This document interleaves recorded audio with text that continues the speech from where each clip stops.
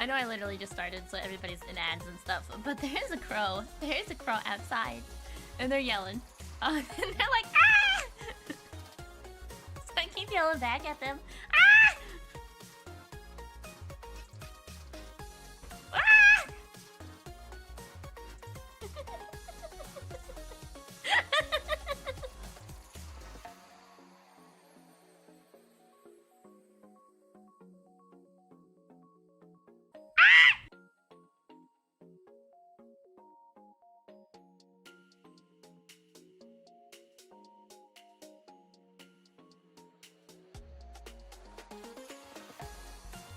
I'm a crow! Ah!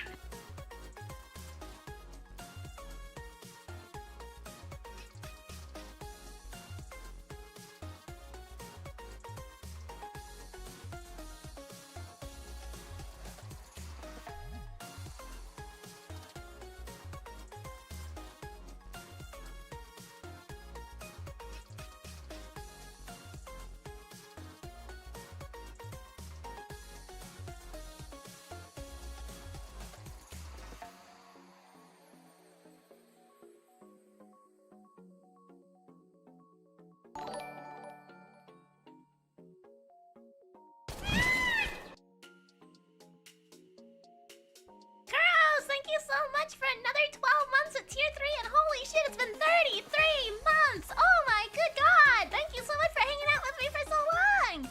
Oh, just another 80.5 more years to get to 999 months. Oh my god, could you imagine if I was streaming for 80 years? Jesus Christ.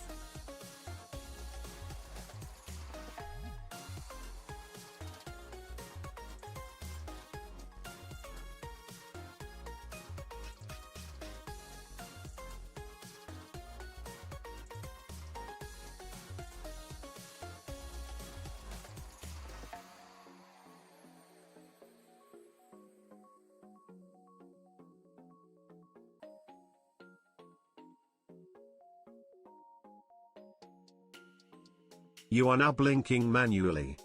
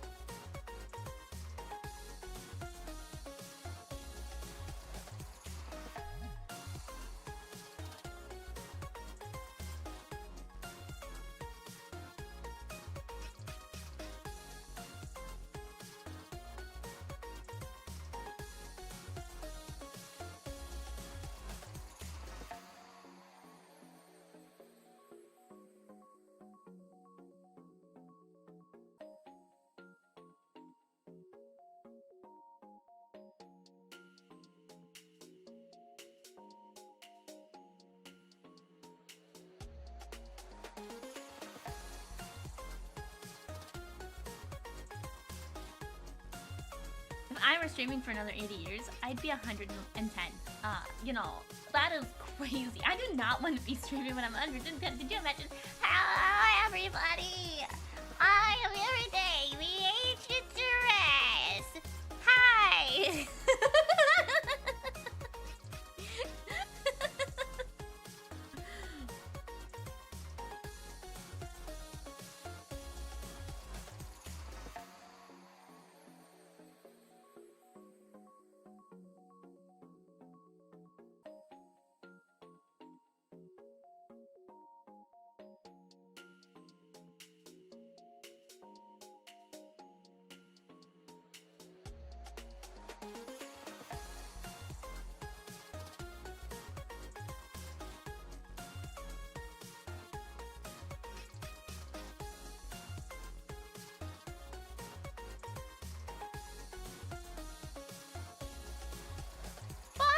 Thank you so much for the 155 stream streak! I appreciate it so much! Thank you! Jesus Christ! I'm not sure if you're saying Jesus Christ because of the amount of streams or because of my old grandma voice. And Arm, thank you for the 85 stream streak. I appreciate it. For some reason, I heard I am Miridae the Ancient Giraffe. I might be an asshole when I'm 80, okay? I might be a little bit of a dick. Who knows?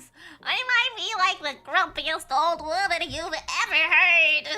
I'll yell at clouds. in my yard. What? I do not. No, I have a youthful voice, okay? Everybody's always thought that I'm way younger than I am because of my voice, okay? I don't have an old lady voice. Hi, Bucky. Clover. You can't paw at stuff inside my computer case, okay? I see you trying.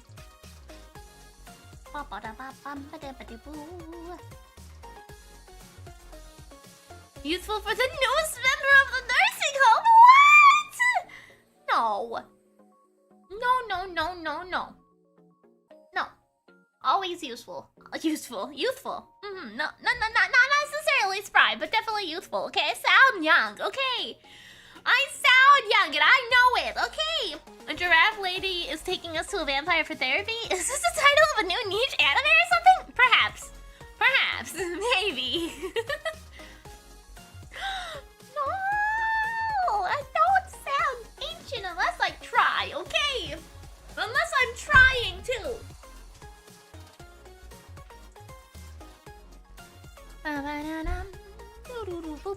Ow.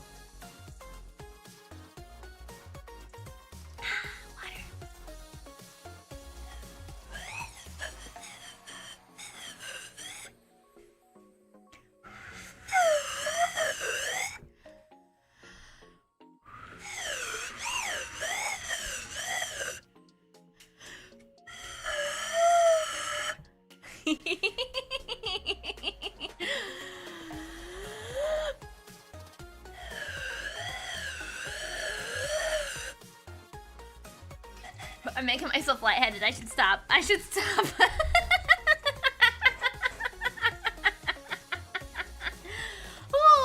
made myself a little lightheaded. Do you do it to the magpies? No, I don't imitate the magpies. You know, I don't want to make them harass me more than they already do, you know. Crows are fine. They just squawk in the distance. It's no big deal, you know. A puckish fiend? What do you mean?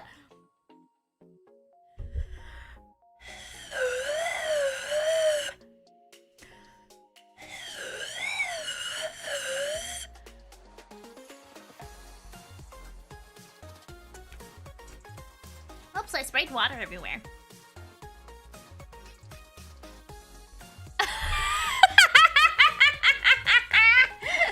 What's that about adding the $25? Well, you know, you bought out the last gift card, so I added an additional one. Okay. He's calling you flat as a puck, something you could relate to for being a French Canadian, but I'm not. My air quality is clean. Okay, I don't have the Canadian air right now. All right, it's nice and clear here. All right.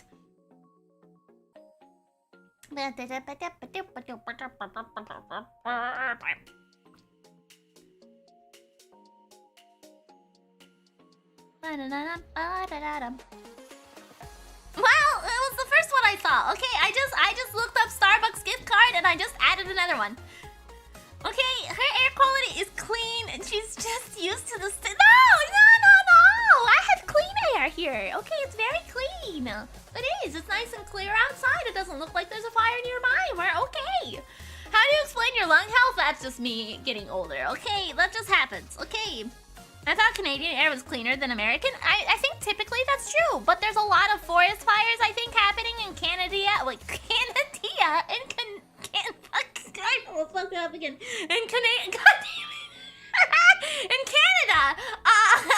And so, you know, there's a lot of fires there, so the air is very smoky currently. But I'm not the chronic smoker. My mother was. Well, I think she picked up smoking again after her traumatic brain injury. So there's that. Between you had said something. You had asked me a question. Don't mind me zooming into my boobs. It's not intentional. Okay, you had asked me a question. Miri, by the way, the oxpecker follows the giraffe and eats bugs off of them. Does that mean every stream you're taking a shower? No.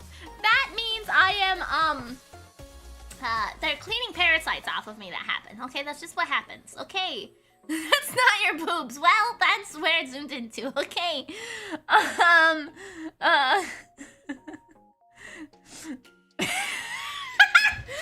just scrolling while scrolling through the chat. Okay. God damn. Okay. You're resting your face on Miri's tum while you take a nap. No.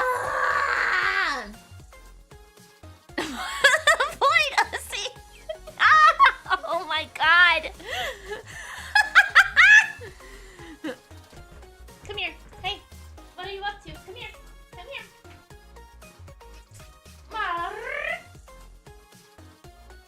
Okay, alright.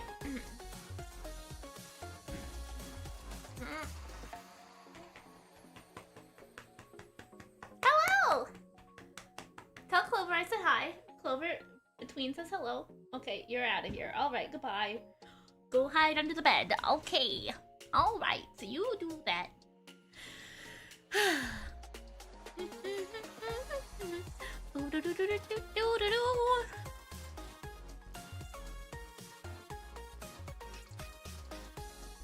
I'm having some very impressive and intense violin in my ear. From the game.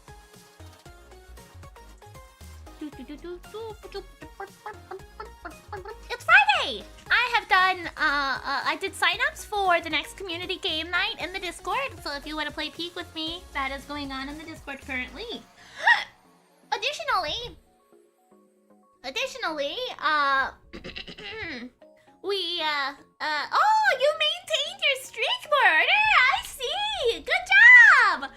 Additionally, tomorrow, after stream, we, will be, watching a movie. We'll be watching Spirited Away in the Discord, so, you know, make sure you guys, if you want to watch a movie, too, be mindful of that after stream tomorrow. Yeah, that's all the important stuff I have right now. Hi, Clover, I can't look at my screen. Just do it! Make your dreams come true! Jesus Christ. Jesus Christ, party, you got me that time. It wasn't easy, but yes, yeah, I see that. I'm surprised. I thought you were going to slip on your streak, but you got it. I forgot. I mean, I didn't really have signups for the movie. Everybody could just join in the movie channel when we get the movie, when it gets set up. But you definitely need to sign up for Peek, okay? You gotta sign up for Peek. So when I was putting on movies to the list, I contemplated heavily putting the Hot Wheels movies on there for you, but I was like, I don't know if More Order will be back in time, so probably not this poll. But I did think about it, okay? It was a thought that crossed my mind. You were there, but I was not sure when you would return, so I wanted to play safe. You are the purriest cat ever. If I just look at you, you start purring. No, stop wiggling and purring. You're purring because that means you're happy, right? I know that's not why all cats purr, but you know. Now you're bouncing, huh?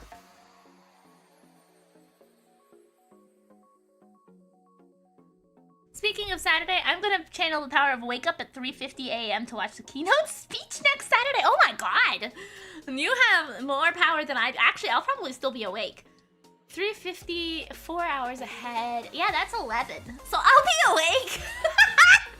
I'll be there. I'll be listening. You can update it. Yeah. I was gonna say I'll be awake. You can talk to me.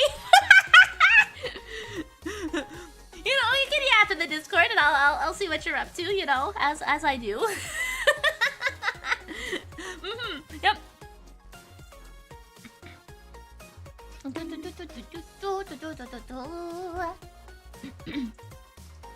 This is for yesterday. What did I do yesterday? Talked about my balls. You didn't like me talking about my balls.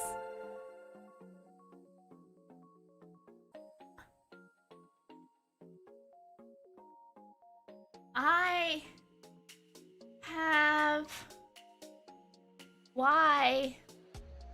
Spiro. Thank you for the follow. I'm trying to read. I'm not very good with Spanish. So I don't know exactly what your name says. I see I think I have something. I I don't know. I can't read. Not sure if I could join on peak, maybe one game. I mean, if you can at least play one game, I feel like it's always good to sign up instead, because it's better to have, you know, I like people to sign up just in case, and if they can't make it, that's fine. Then I have people show up and be like, "Hey, I'm here," and not and surprise me. You know, I like to have a good head count ahead of time instead of being questioning more people. You know, I'd rather have too many than not enough. Yeah.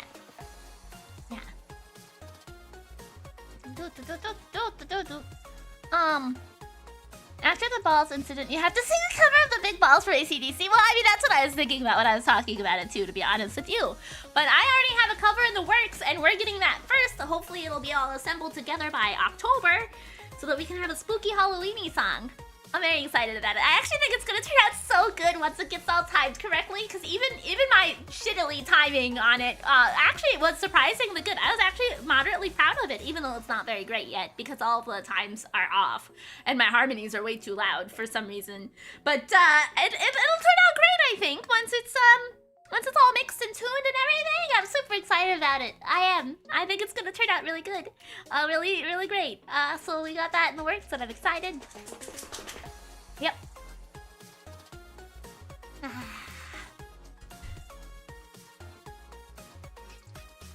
I have a lot of songs that I want to do eventually covers of, but covers are so expensive. And that's the worst part. It's like I'm excited. I'm excited for all the songs I want to cover. Like, I'd love to do Melodies of Life from Final Fantasy IX, specifically if we start to play that on stream. I'd love to do I'm Living 'Cause My Breathing. Oh, maybe. Yeah, that would make sense. Okay, yeah, I see it. Okay. Yeah. I'd love to do Melodies of Life from Final Fantasy IX. There's a couple other songs I'd like to do that aren't from video games. And then there's also, like, doing a cover of Big Balls from AC/DC would be hilarious and a great time, I think. And then there's, like, some Vocaloid songs I'd like to cover someday. I have a lot of songs that I'd like to do at some point, but the list is never ending, it feels. And it's so expensive. And then I also feel like I have to come up with parodies too for songs too, so that I can relive the high from the success of Chocobo. I have too many tasks, too many things I need to accomplish in my limited small lifetime. Vampire therapist. Take a look at my enormous penis. Do do do do do do do do do.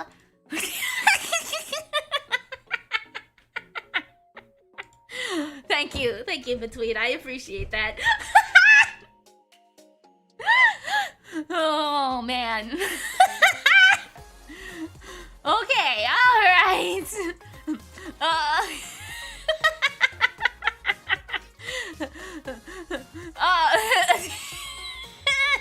I would pay for that. I would 100% send it to my ringtone. Thank you. This makes a great sound bite. Excellent.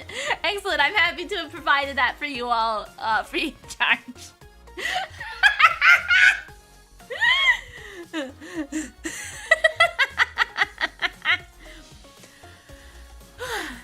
Mary, start doing a GTA 6 song. Oh God, I can't. God, the only experience I really have in Grand Theft Auto is playing as a child. The first couple of ones, which were like the bird eye view, and you're the little pixel man walking through town. I played a couple of those, and then I learned you can pick up prostitutes and you can stop in an alley and you spend money and it makes you happy. And I did that a couple of times. My brothers were like, "Where the fuck did you learn that from?" And I was like, "I learned it from you." And they were like, "We're terrible role models."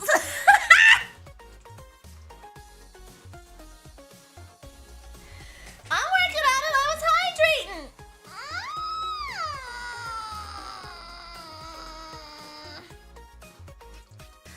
Oh, stretch too hard. Vision's turning black. Yeah. Okay. We'll do another little stretch now that I've recovered. Ooh, okay.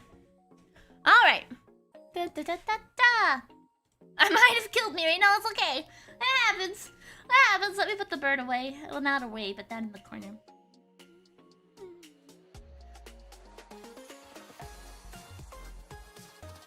I was gonna say I finally get notifications from Discord when you're streaming. Why? Because I had none of the Discord roles. Well, that'll do it.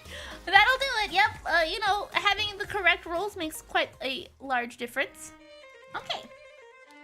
All right, vampire therapist. Here we are. I remember putting this game on my wish list, but I don't remember anything beyond that. Now I have it. Let's see. Vampire therapist explores or touched on sensitive subjects such as war, abuse, addiction, sexual oppression, suicidal ideation, religion, and of course death. These may be uncomfortable or upsetting for some readers. We recommend that readers with a history of trauma related to any of these topics approach this game with caution. Naturally, a game about vampires will also involve blood and sexual themes. Strong language is also present. Vampire Therapist was developed in consultation with licensed therapists, but should not be considered a substitute for therapy, unless you're a vampire.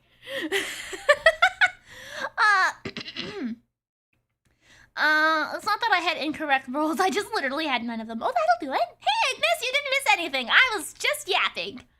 Strong language for president, yeah!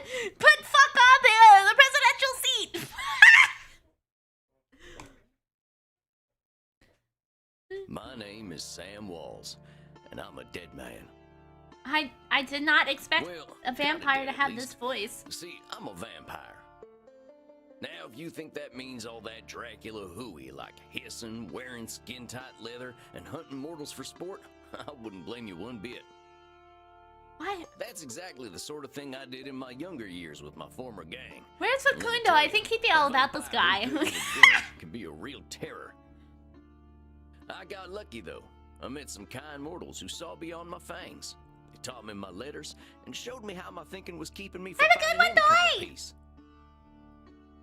After they passed on, I roamed America's majestic wilderness for nigh on 90 years, figuring out myself and what it means to be a vampire. And I found revelation. What I realized was, it ain't fangs that make us monsters. It's the self-defeating ways we think. Anywho, as the world started getting smaller, my old vampire gang tracked me down. Them being my kin, I wanted to help them see the world like I did, but they still have the same monster mindset I used to have. Good thing I'm a quick draw. But I got hooked up with this newfangled internet thing and found a vampire who's helping my kin find their way. A fella named Andromachos, supposed to be 3,000 years old. He invited me to come out to Europe to learn from him. I figure someone older than time has got to have the answers. I'm going on a trip, I guess. This feels like my opportunity to do some good in the world. I've been looking, and now it's time to give back. Transatlantic Idol. Vampires ain't monsters. Or at least, they don't have to be. And come hell or high water, I'm gonna prove it to them. Vampire therapist. Dracula.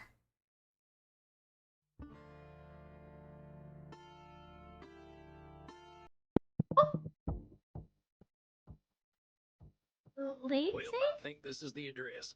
Number 27, Clean Flitter Mouse Stream. That's exactly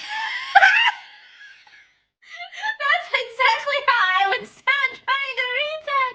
Thanks, Sam. I appreciate it. Good try. Like, what the fuck is this word? Sure is a hell of a lot of ruckus for this time of night. People stay up late here. Wait a minute. These folk are vampires. Better watch myself. Guten Abend, folks. Sprechen Sie English?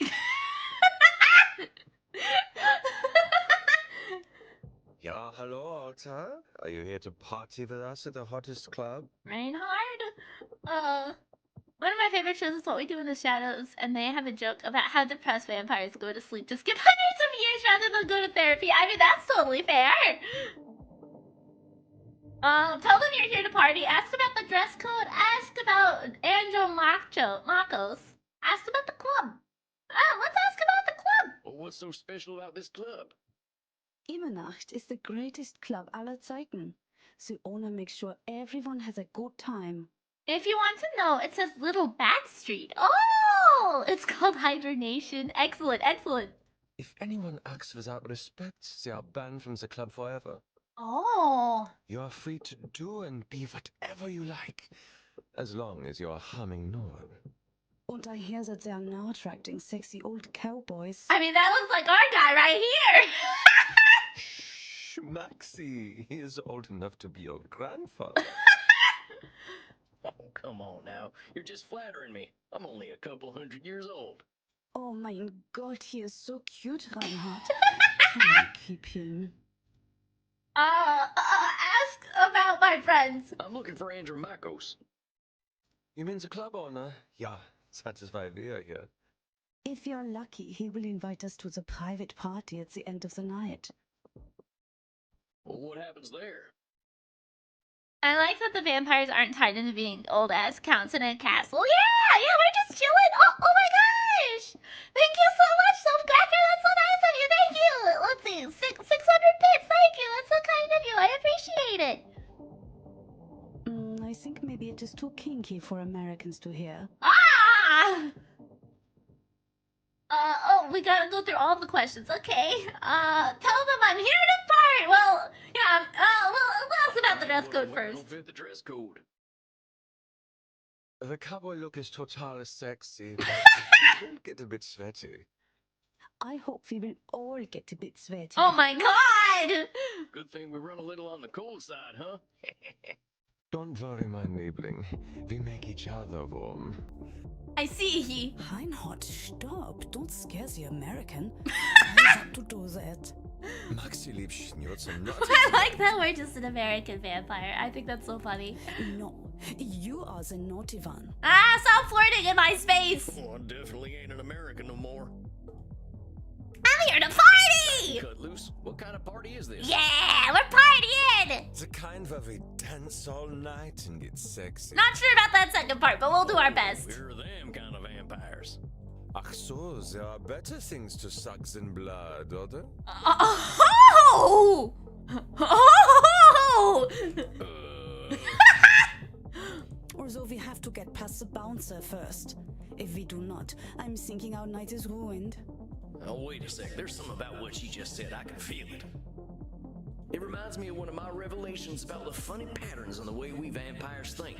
Yes, there is German man. Well, let's see. One type of thinking I noticed I called hot branding. That's when we brand ourselves with names we can't get rid of. There's high noon mind. That's when we treat a situation like it's a do or die showdown. There is an unfortunate stereotype about Germans that we have secret sex dungeons. Oh no! And there's saloon thinking. That's when we act either helpless or invincible, like we've just drunk a pint of moonshine. I can always check my journal if I need examples. I kept all my notes about the funny ways we vampires think in there. I think I know which one of them funny ways they're thinking in, though. Hold on, compadres. You seem like the kind who can make their own fun. I don't want to have my own fun. Immernacht is the only place to be on Friday night. Oh, do I need to choose one? What do we got? Whoa. Oh, cowboy bloodsucker. My brain way misread that for a second. Okay, I did not read that as cowboy bloodsucker at vmail.com. Oh, I wanted to flip the pages. I found this old notebook and figured I'd take it with me to Europe. I figure it'll help me organize my thoughts. I'll separate it into sections so I can jump to them right quick. That way, when I need to get to a particular section of my notes, all I gotta do is hop over to that section. Easy as falling off a horse. And falling off a horse is real easy. I dropped the cowboy part, kind of, except for the C. And then, you know, I saw cock instead of blood, somehow.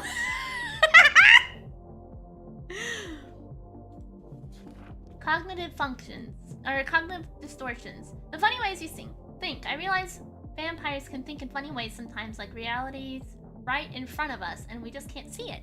Heck, pretty sure it's all humans who do that, not just vampires. We do think funny thinking in particular ways, so I figured I'd write them down so I don't forget them. I'll exclude examples so I remember how they work. High noon mind. Sometimes things can seem black and white. Okay, so this is black and white thinking. Win or lose, famine or feast. Live or die like everything's a big showdown. It can feel like we've only got two options, win in the day or ending with a stake in the heart. The high noon mind is thinking extremes and ignoring all the in-between. We stress ourselves out when the stakes are high. Examples, if I can't get the best saddle, my butt's gonna take a break, ain't no doubt. Either I show up ready to win the rodeo or I better not show up at all. The fate of the Wild West is hanging on this gunfight. Saloon thinking. A lot of us bloodsuckers have a habit of either feeling responsibility or soul control, or of feeling completely hopeless. It sounds like these are all different brands of black and white thinking. The thing is, usually neither are true. Feeling hopeless doesn't mean we're powerless, and feeling untouchable doesn't mean we're invincible. That's saloon thinking. Either way, the real capabilities are somewhere in between. With my dark powers, vampires shall dominate the mortal world. If a mortal discovers our secret, it's entirely my responsibility to deal with it. I can't deal with the bureaucracy of international travel with my coffin. I'm stuck in the USA forever. We vampires sometimes call ourselves awful names. I'm a failure, I'm unlikable. It's like burning ourselves with a big old branding iron. Every time we look at ourselves, we'll keep seeing these names. Hot branding is just calling ourselves names that do no good. Okay, so that's, okay. I see. I missed that shot. I'm such a butterfingers crying over a horse. You're sappy as hell. That fella don't like wearing leather. He's only a vampire wannabe. Okay.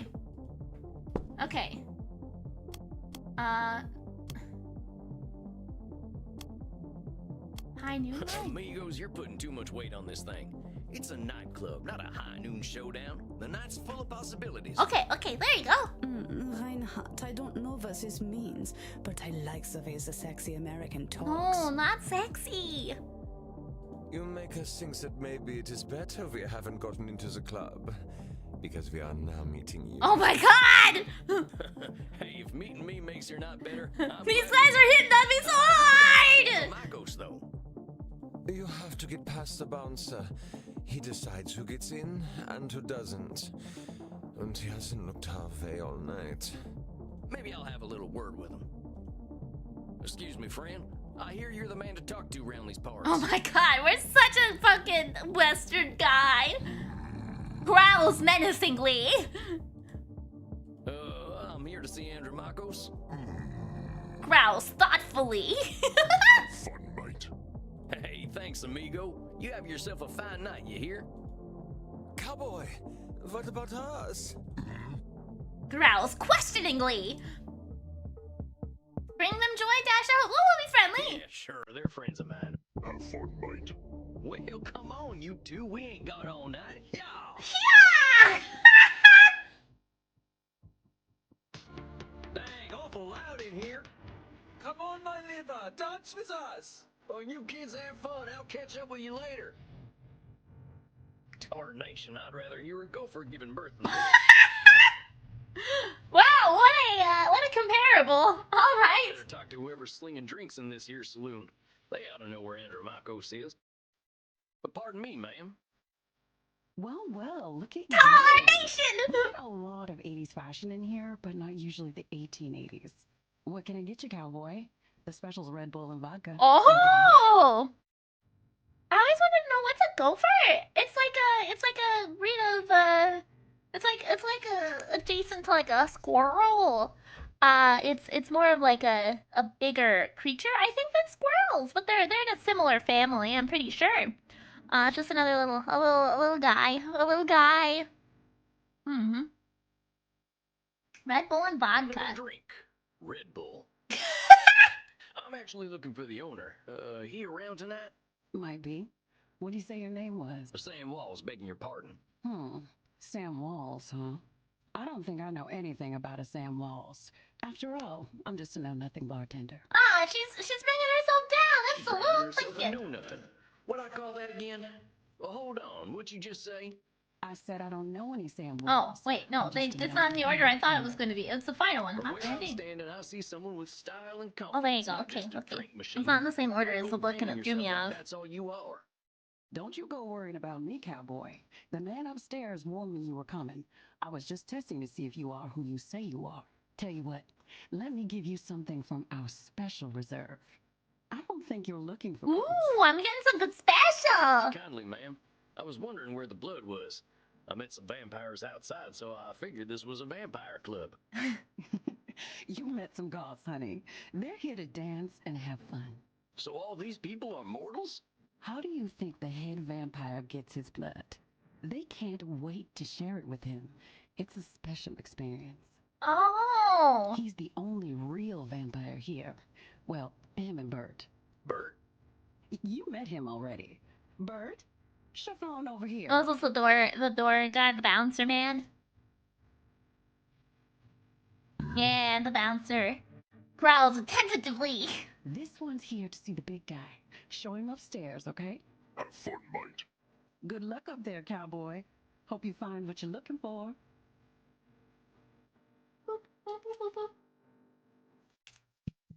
I mean, Facundo hasn't said anything, so I don't think that they're there, but I do think he would smash on most of the guys so far. Females! Yes. Oh. I know who you are, Samuel Walls. You have He's in a hot man coma. kin. Oh, this is more what I was expecting when you know, I started this game. Not Mr. Sam Walls here. The question is, are you first able to help yourself? I can help I've been myself. fixing myself for more than a century now. I don't think I need help. On the theme of vampires, have you considered playing Vampire the Masquerade? I think I watched Kana play Vampire the Masquerade, and it looked really funky. So I'm not too confident about trying it myself. Then you must prepare to learn a most difficult lesson. We all need help. Oh, hey, this is the guy that I saw on the Please title let me come screen. to receive mine. Dang, you scared This the is who heck I out of thought me. I was going to be, not Mr. Cowboy Man. You must allow an ancient vampire his games. He will play them regardless. You saw Kana play the Sit old down. one. Oh! What an absolute pleasure it is to meet you at last. I found your messages most intriguing. Afraid there ain't much here in the way of intrigue. I'm just a lonesome cowboy looking for answers. You know, I receive emails every day from vampires seeking my help. You are the very first to seek my aid in helping others. This alone makes you intriguing. Thank you, Clover. Nice to meet you. Well, dang. I think you're gonna be sorely disappointed when you get to talking to me. I'm just honored you're giving me the time of night. What a nice guy. I have unlimited time, Samuel. I am pleased to share some of it with you. Our kind can be rather set in their ways. It is inspiring to see someone Running in has finally arrived to the stream. Huff puff. Alright, you can start. I'm here. Welcome here! Why is it giving me Baldur's Gate 3 Gale vibes? Who? Andromachos? I don't know. I mean, I can kind of see the comparables, sure. Even the old one can be interesting and funny. It's not all combat, but how you approach problems. Although, to be honest, you can't always be a smooth-talking vampire. Oh, I see. Yeah, he has a look like Gale. I can see it.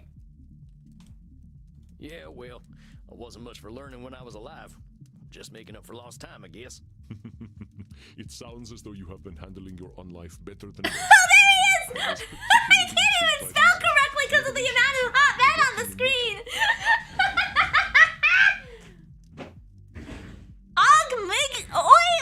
God. Oh, yeah, them.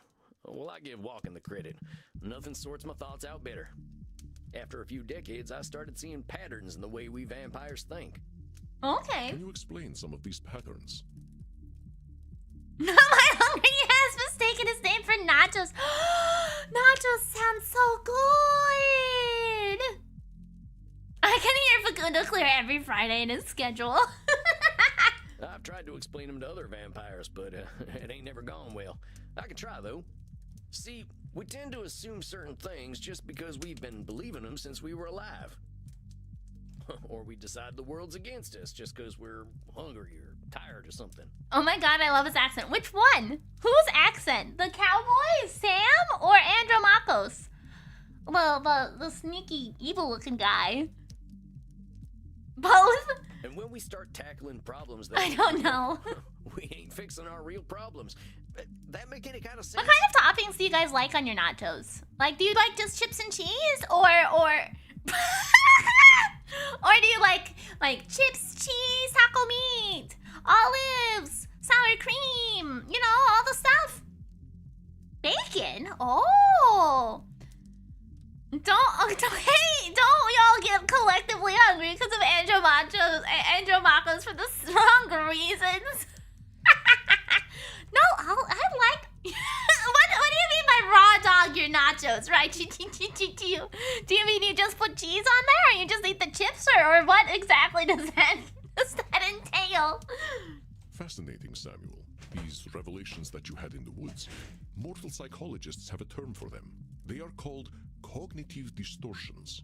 Cognitive whoozy what now? Cognitive whoozy what now? Cognitive distortions. They are exactly as you described them. Just the chips. Oh, I Tell me see. about these specific revelations you had. Raichuchu opens the bag and leaves them until they get stale. I don't think that's the case. I imagine with Raichuchu dogging his chips by putting hot dogs on his nachos. What? Just the chip and everything rhymes with chip? Oh, so chips and dip? Yeah? Chip dip?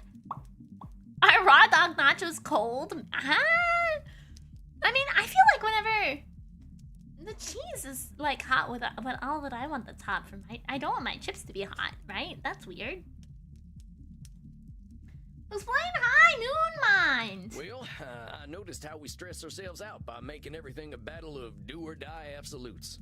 High Noon Mind, I call it. Like that feeling you get right before a big shootout. I must confess I have no experience with this feeling. I engaged in Mortal Kombat long Yeah, I before feel like the Mortal Kombat. toppings of your nachos should warm up, like, be the warm part, not necessarily the chips, right? But the sentiment you describe mirrors the words of my old friend Marcus Aurelius. He used to say that the magnitude of life's challenges often turn us into our worst selves. You mean Marcus Aurelius, the Roman emperor? Of course, his name was Marcus.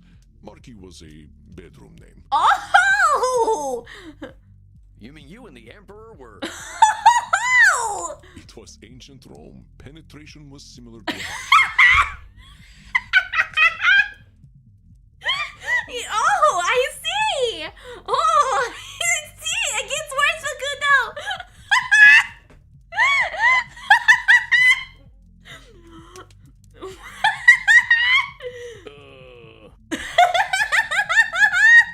This game is very gay. Okay, all right. Let's discuss this High Noon Mine. I somehow forgot you were American. I believe we can broaden your definition.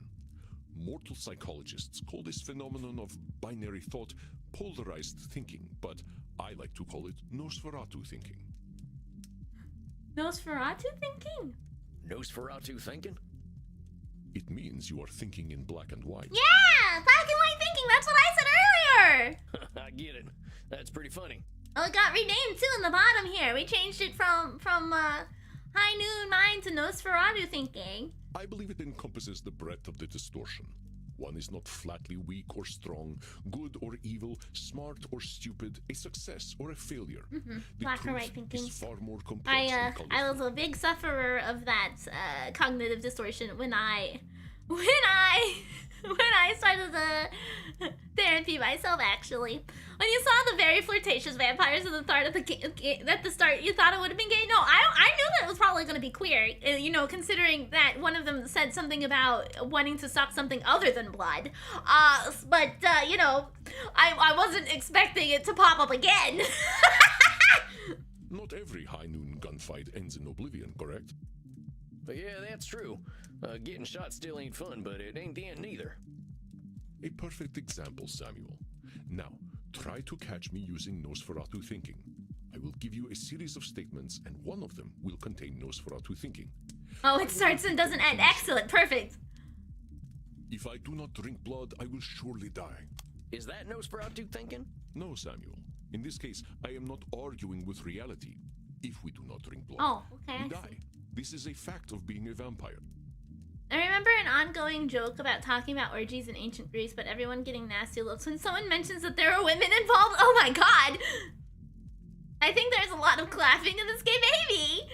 Let us continue. Death eventually comes for us all. Mortals will always fear our kind. That's Nosferatu thinking right there. I've met mortals who knew who I was and weren't scared. Very good, Samuel. Yeah! And even if you hadn't, to say mortals will always fear us ends any hope that they might not. Always is such a terminal word, is it not? Would you like to I have to discuss remember more that of I'm your dealing with revelations? vampires here. Saloon thinking. I realize that as vampires, we can get the feeling of the power that comes with immortality and strength, but then we get hopeless and aimless over time. It's kind of like the fella you see in the saloon at the bottom of a bottle of whiskey. Either he thinks he can fight everyone, or he's crying into them last drops because he thinks life's hopeless. Yeah, that definitely still sounds like black and white thinking. It's saloon thinking. Two extremes that probably ain't true. What is he gonna say it is? A fascinating observation, Samuel. Your saloon thinking was described in my time as the battle between hubris and nemesis, the twin excesses of arrogance and self-pity. Oh man, it make me wish I'd gotten some schooling. Maybe I would have figured this stuff out earlier. You live forever, my friend. There is no rush. What you have identified is a phenomenon where individuals perceive either an illusion of control or a lack of control. Mortal psychologists call this phenomenon you have described A control fallacy. Okay. Rarely do we have complete power over our situations or no power at all. But we create this illusion that stops us from attempting to change our perceived situations. Gotcha. Yeah, you're right about that. I used to think I'd never get away from my gang. And maybe that's what made me stick with them for so long. Yes, you see how cognitive distortions keep us from facing reality, whatever that reality may be. Of course, I am so old and powerful that I am always in control. You're testing me, ain't you? That's a control fallacy, right? Yeah, we got it! First try! Well done. Cognitive distortion. Yeah, it's a big therapy term. Of course, as you expertly pointed out with your analogy about the man at the bottom of a whiskey bottle, a control fallacy can be positive or negative. Listen to my next few statements and try to find a control fallacy. Simply let me continue if you do not detect one. Okay. The sun will eventually burn out.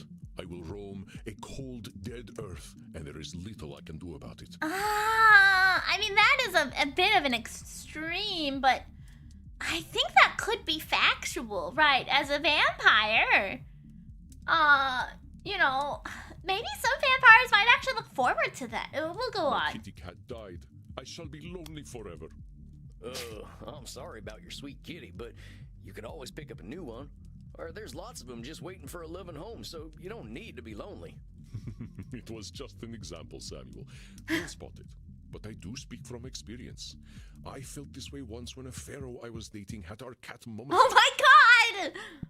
I went into a murderous depression that nearly decimated Murderous? the continent. But I had the power to help myself all along by adopting a new friend in need of a home. Oh, I see. Oh, dang, don't let me get on your bad side.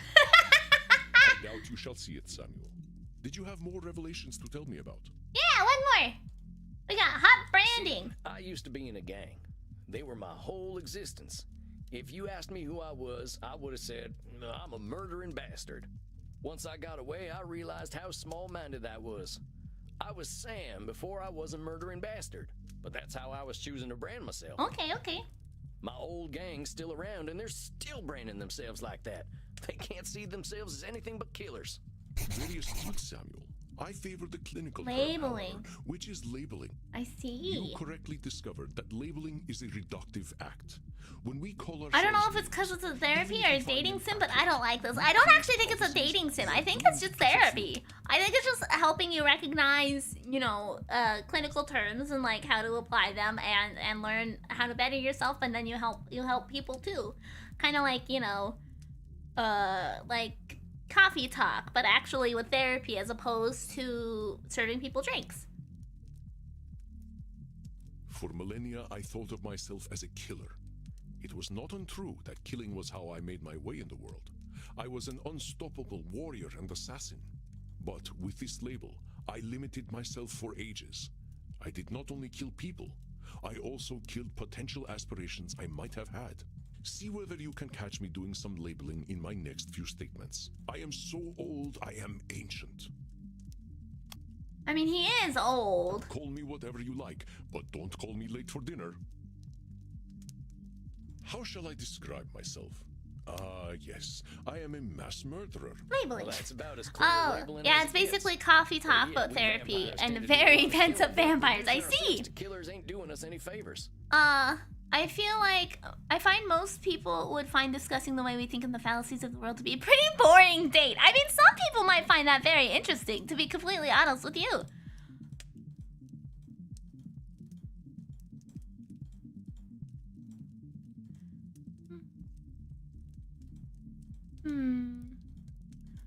My YouTube, there it goes. Okay. Alright. Hey Miri, he stole your sentence. Yeah, I know, right? Calling himself ancient? Dating clients is unethical? Yeah. The main character strikes me as a himbo. That's fair too. Excellent, Samuel. You are correct. Labels can be cages that we lock ourselves in. I was a mere murderer for most of my existence because that is how I labeled myself. I see, I see. Yeah, I did the same thing. Sam Walls, the murderer, reprobate, and good for nothing. I feel like a lot of people probably label themselves and Those make are themselves not feel how would worse. I describe know the I did Sam for a Walls long I've seen time. before me. Do still sometimes, but I'm much better now than I was before. Did you have more revelations to tell me about? I think that's all of them. Or at least the ones that were the most obvious to me. That you recognize the concept of cognitive distortions at all is most impressive, Samuel. What took me nearly 3 millennia to understand took you merely 2 centuries. Oh. Oh, come on, you're just flattering me. I'm just a dope stumbling his way through life. Through unlife, nice. That's good. Now, tell me, Samuel, what kind of cognitive distortion are you exhibiting when you call yourself a dope? Labeling. I'm doing some labeling. I gotta watch myself, huh? As long as we retain any humanity, we will have cognitive distortions. What we are aiming for is not to become perfect beings, but to understand and accept ourselves. And accepting yourself can be a very hard battle, especially if your mind is fighting you. Like, you know, for a long, long time before I started streaming and realized that I was a person that people would like, I thought I wasn't. And it took me a long time to accept and understand that. That's the therapy talk. Alrighty, have a good one, Wolf. Take care of yourself. I actually like the concept of very powerful vampires and then really realizing they cannot beat the collective power of humanity. Oh, I see. As long as we can recognize cognitive distortions, we can address our real challenges. One cannot drink blood from a straw man, after all. Huh. I ain't never heard that one before, but I like it. If it Aw, helps I'm solidify sorry, the I've concept lost a in your lot. mind, then I am well satisfied. I know you came to learn from me, so I will do my best to honor your good intentions.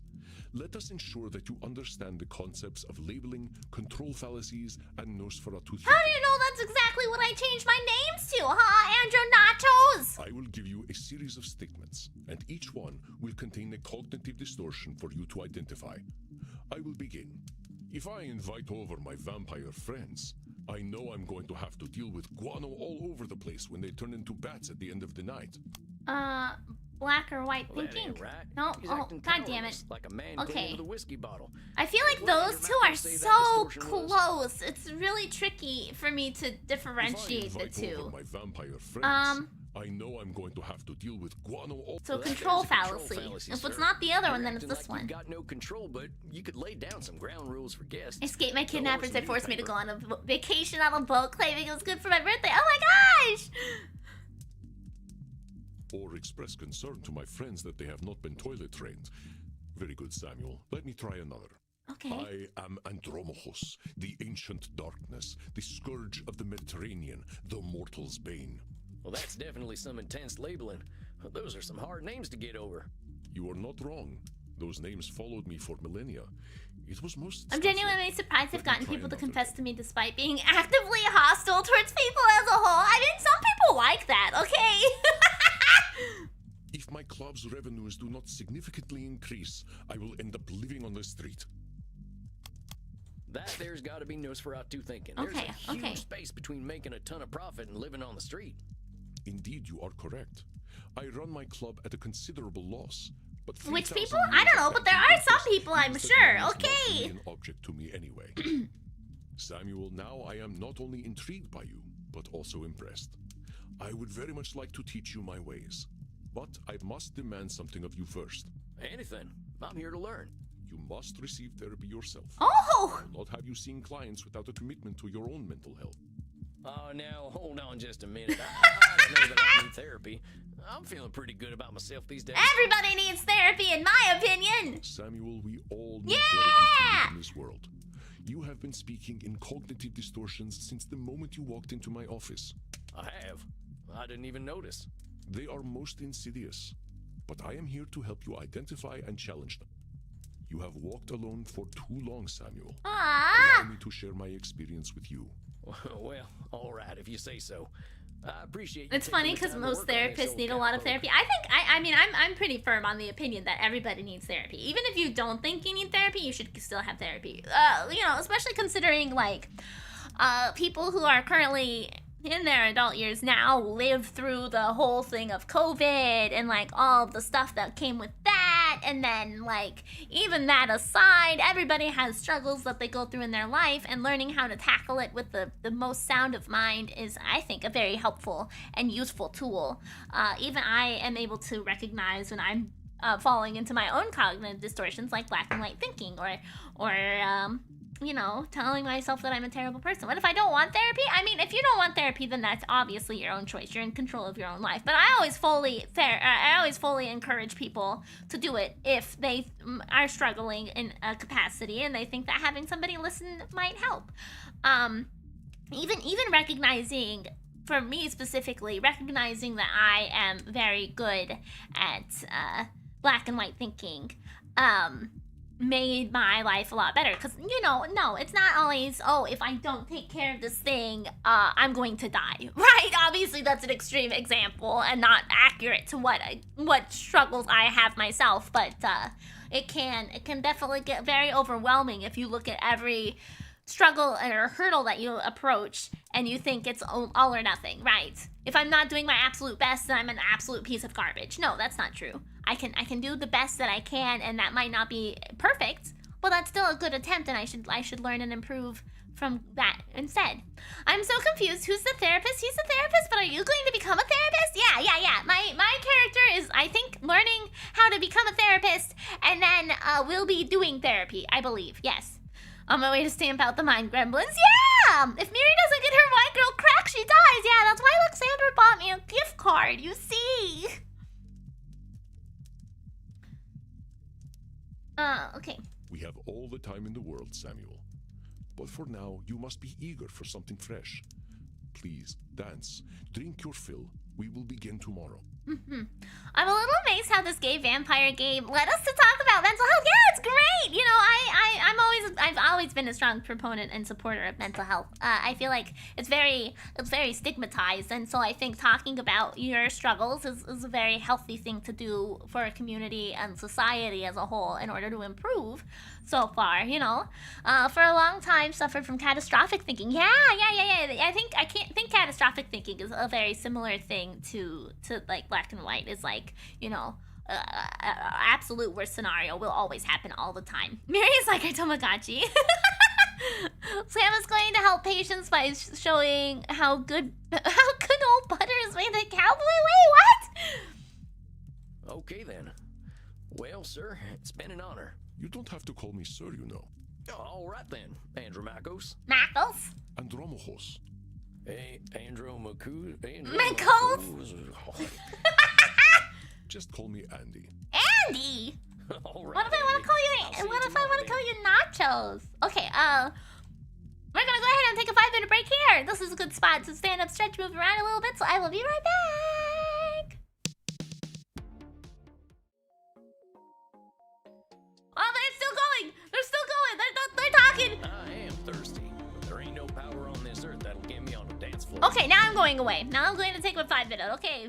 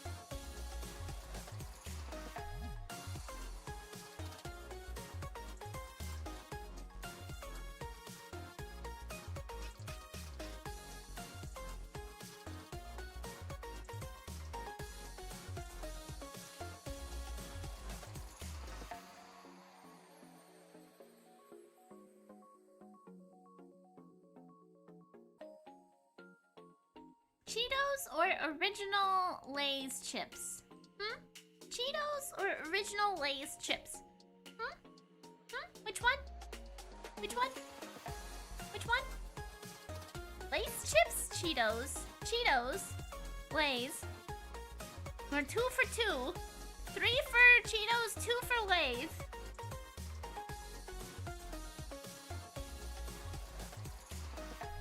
Lay's?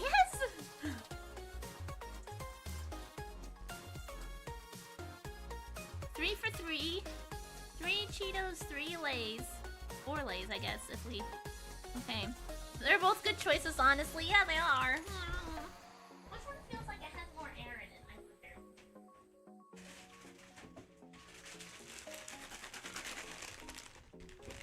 Well, the Cheetos bag is smaller than the Lay's bag.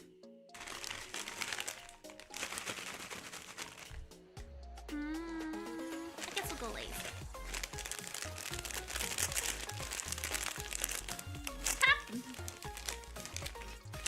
Well, we'll find out together. These smell fresh, I think.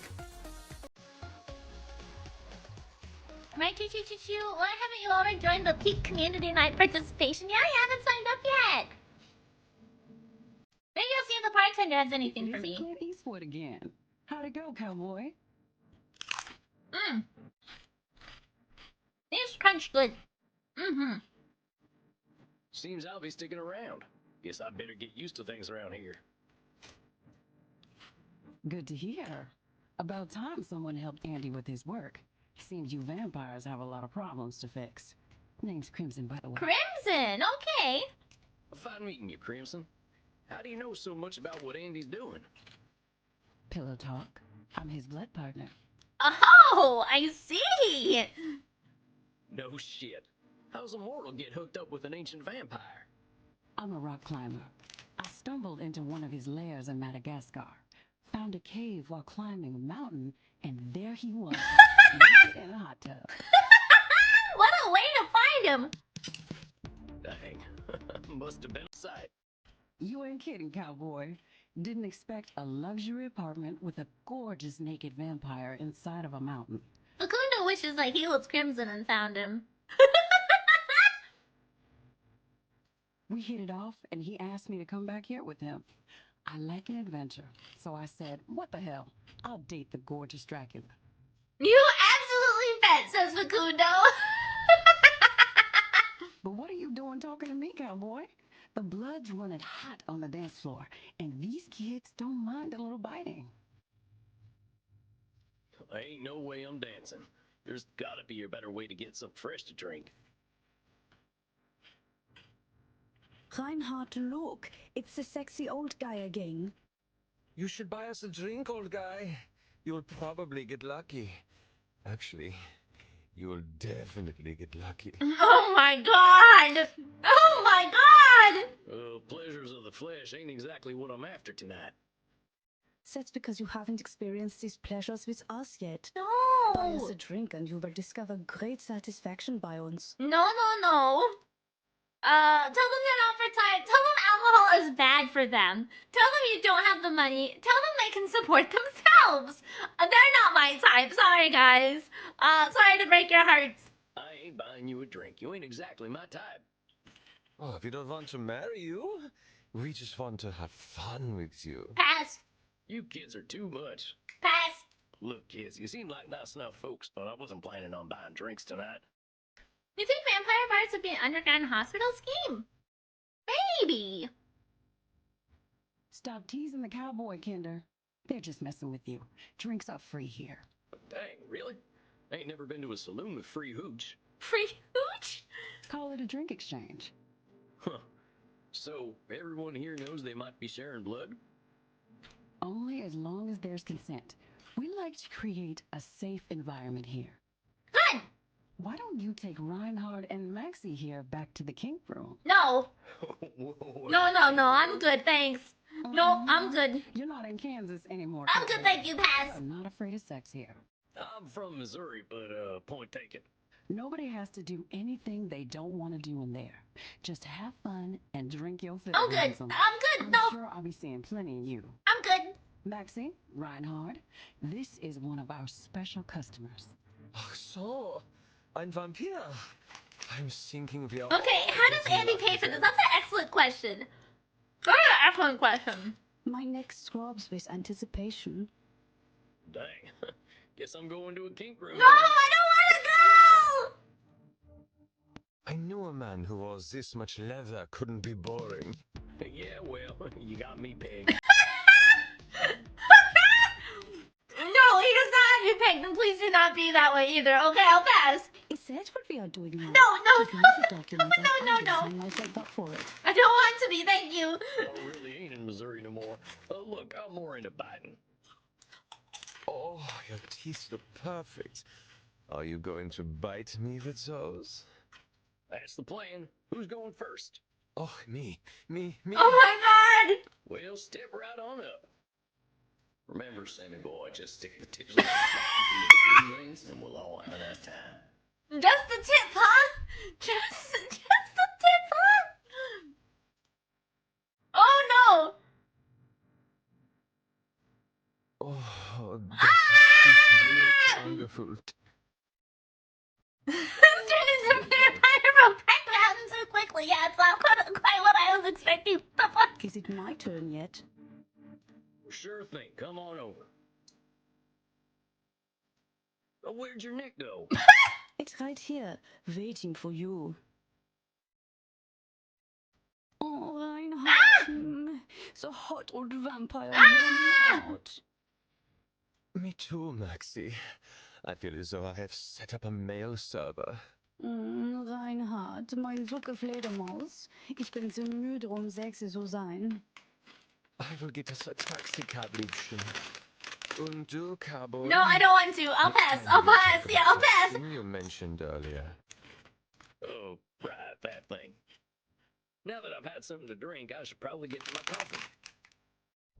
Samuel, wait a moment. I see you got your fill. Are you heading out?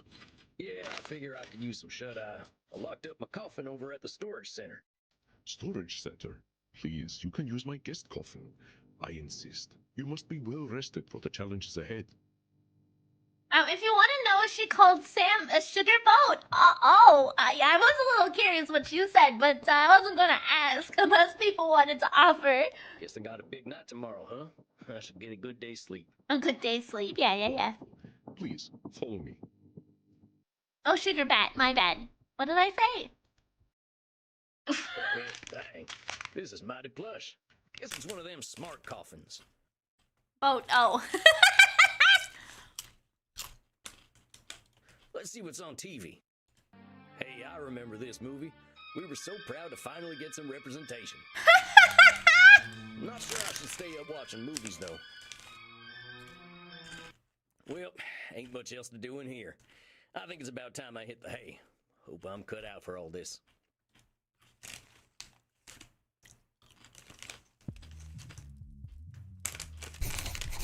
Samuel, good evening. I hope you slept well. Like the dead, as they say.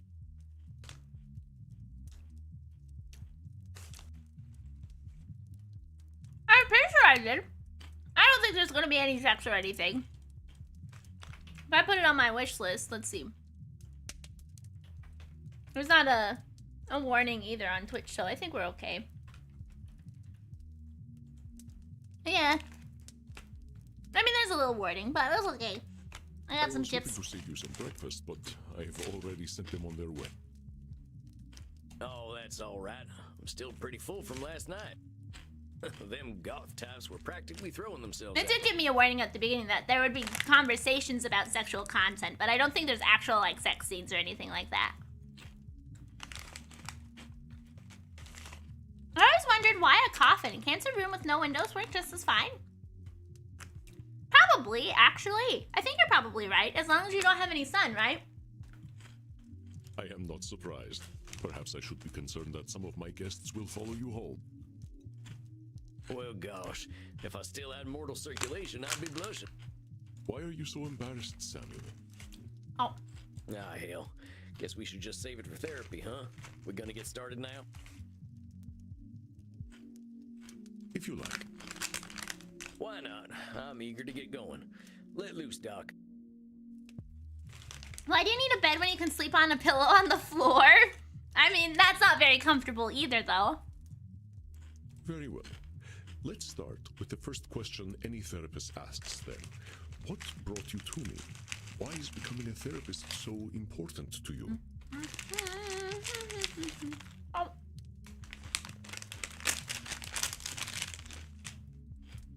Well, gosh, I remember what it was like. Being all angry, hungry, and scared all the time. That ain't no way to live. When I see vampires acting the way I used to, I just need to show them there's more to unlife. And why is that? I like how they call it unlife. I like how they call it unlife. That's so funny. I do like to sleep on the floor, though, at least, well, with a carpet at least, but it's comfy. That's because you're still young, More Order. When you get old, you won't be able to do it anymore. You, of all people, know how lost our kind can be. Preying on the weak, dating mortal high schoolers. I've got to make them see their potential.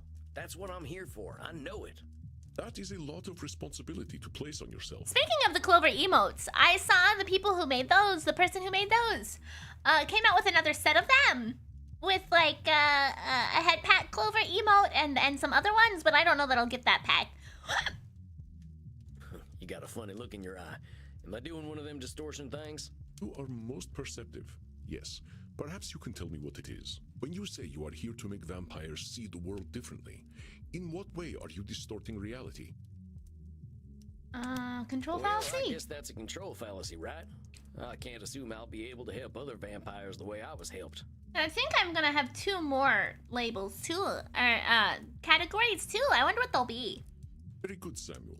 Control fallacies are hard to avoid when one feels strongly about something. Ash, thank you so much for another month. You've been subscribed for 28 months. Holy shit, that's such a long time. Hey. Your fate is not to transform every vampire you ever meet, even those who are your clients. You will do what you can do, and that is enough.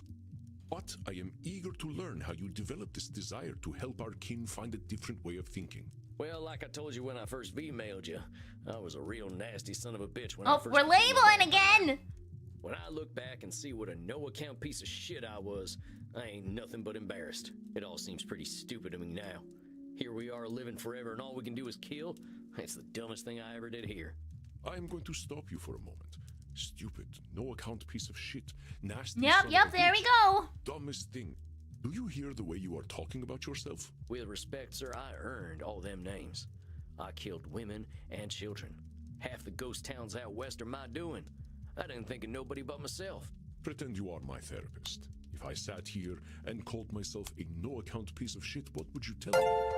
I'd say Labeling. you were doing some Margrave Malachi, thank you so much for the follow. I appreciate A it. little more kindly. Yeah, we're labeling there. Extend the same compassion to yourself then, Sam. Do you have to be a master over your own feelings to be a therapist? Like, I feel like I couldn't stop to do any of the labeling or control fallacies. So the thing from my experience in therapy is that it's not so much that you have perfect control over your emotions or anything, right? Nobody does.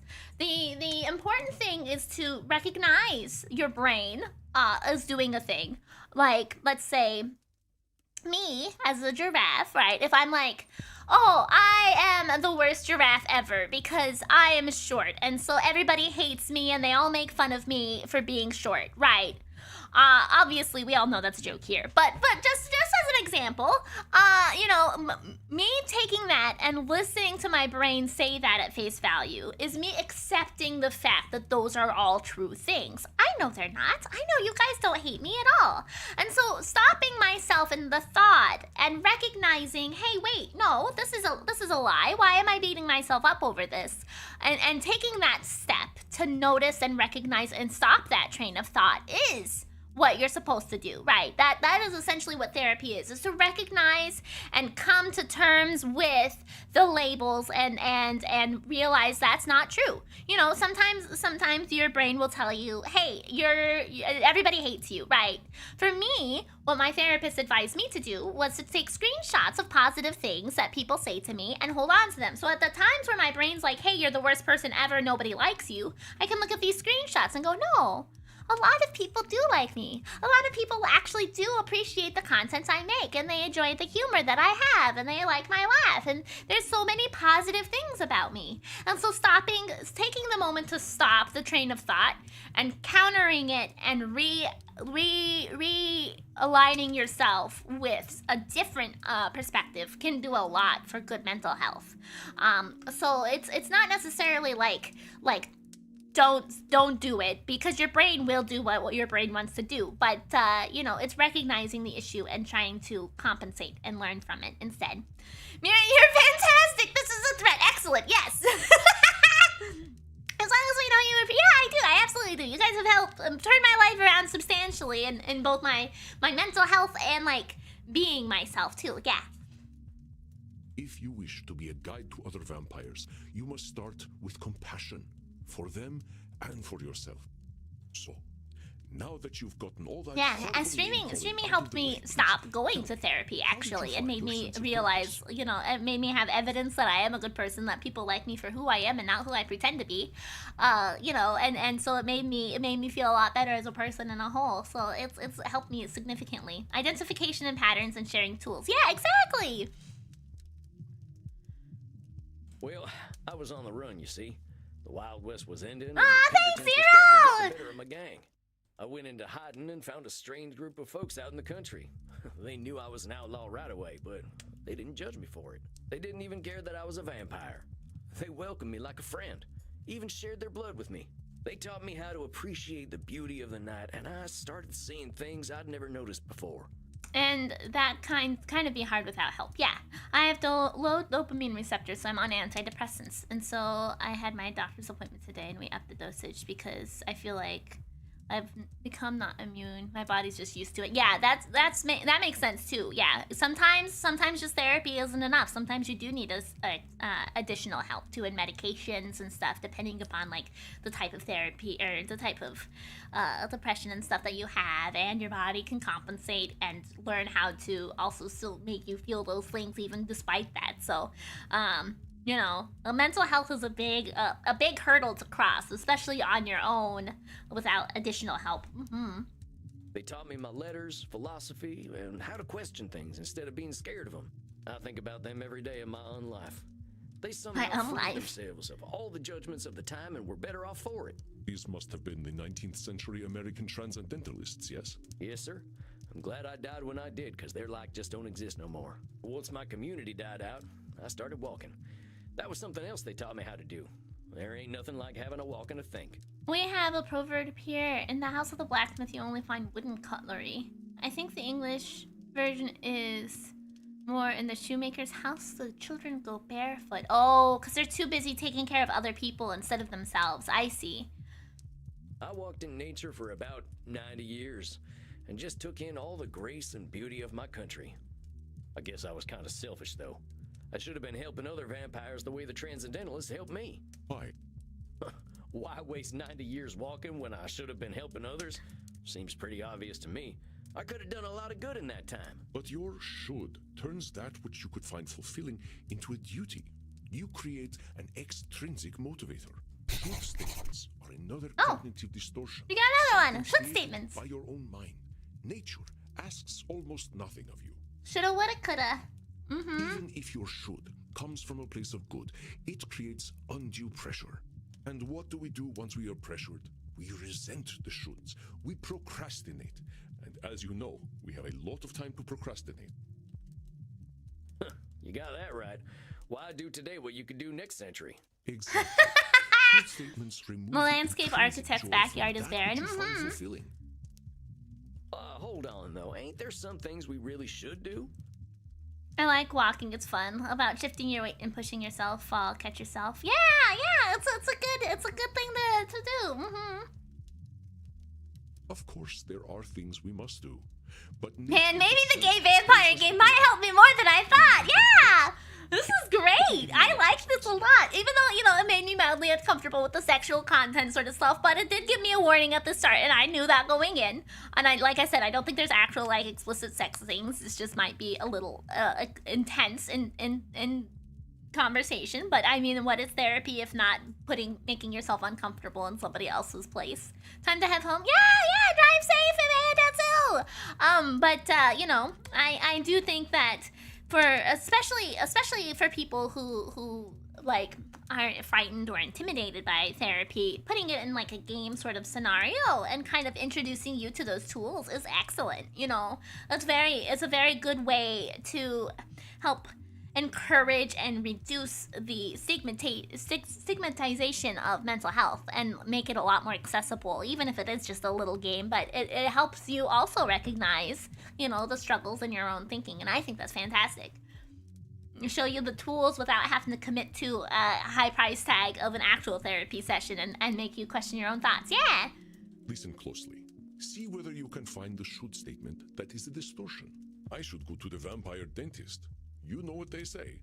If you have bad fangs, you get bad blood. I should drink blood today. I should take my blood partner Crimson out on a date. Saying you should take Crimson out on a date is a should statement. You've turned something you want to do into something you have to do. Alright. But there, don't worry. Gay vampires don't exist, unfortunately. I mean, maybe they do. Maybe we just haven't found them yet. Maybe you could be a gay vampire and we just don't know. Hey, Soren! That's right, Samuel. You know, I couldn't be more pleased with you. Your time in nature was clearly well spent. Well, thanks, I suppose. But if you don't mind my saying so, I hope you're treating that mortal lady right. Thank you. Please, ask her yourself. I imagine she would share her blood with you. You look like her too. Oh my god!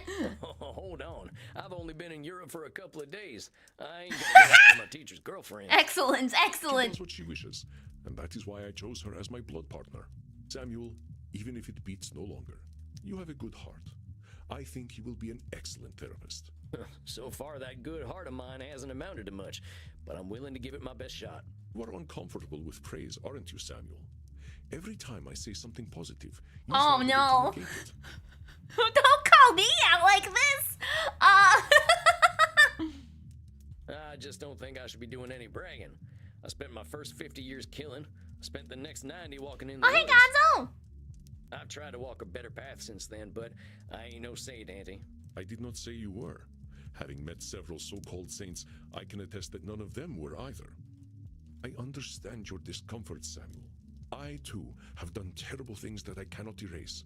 But is erasing the good I have done... Miri and Wolf have been attacked. Yeah, they've been called out just a little bit, okay? Well, I guess when you put it like that, it sounds kind of silly. It's another cognitive distortion. Disqualifying the Psychologists positive. call disqualifying the positive. I That was right, understand there's 5. that the actions of your past are difficult to bear.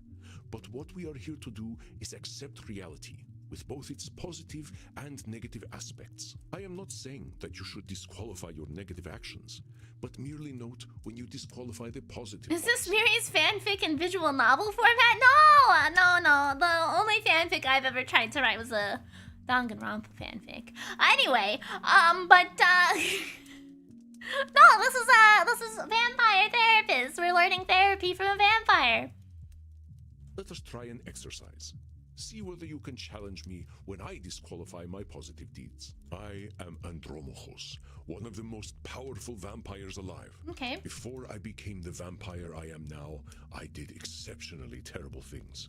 I'm planning to do my master's in counseling this year. Maybe I will get to do therapy for a vampire. Oh, that's amazing, Cataclysm! I hope you get your master's. That's so awesome.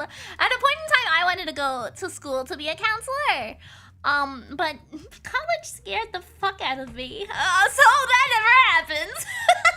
But congratulations on working so hard on it to get almost a master's this year. That's so exciting. I'm proud of you. I have defiled the innocent. I have killed countless people.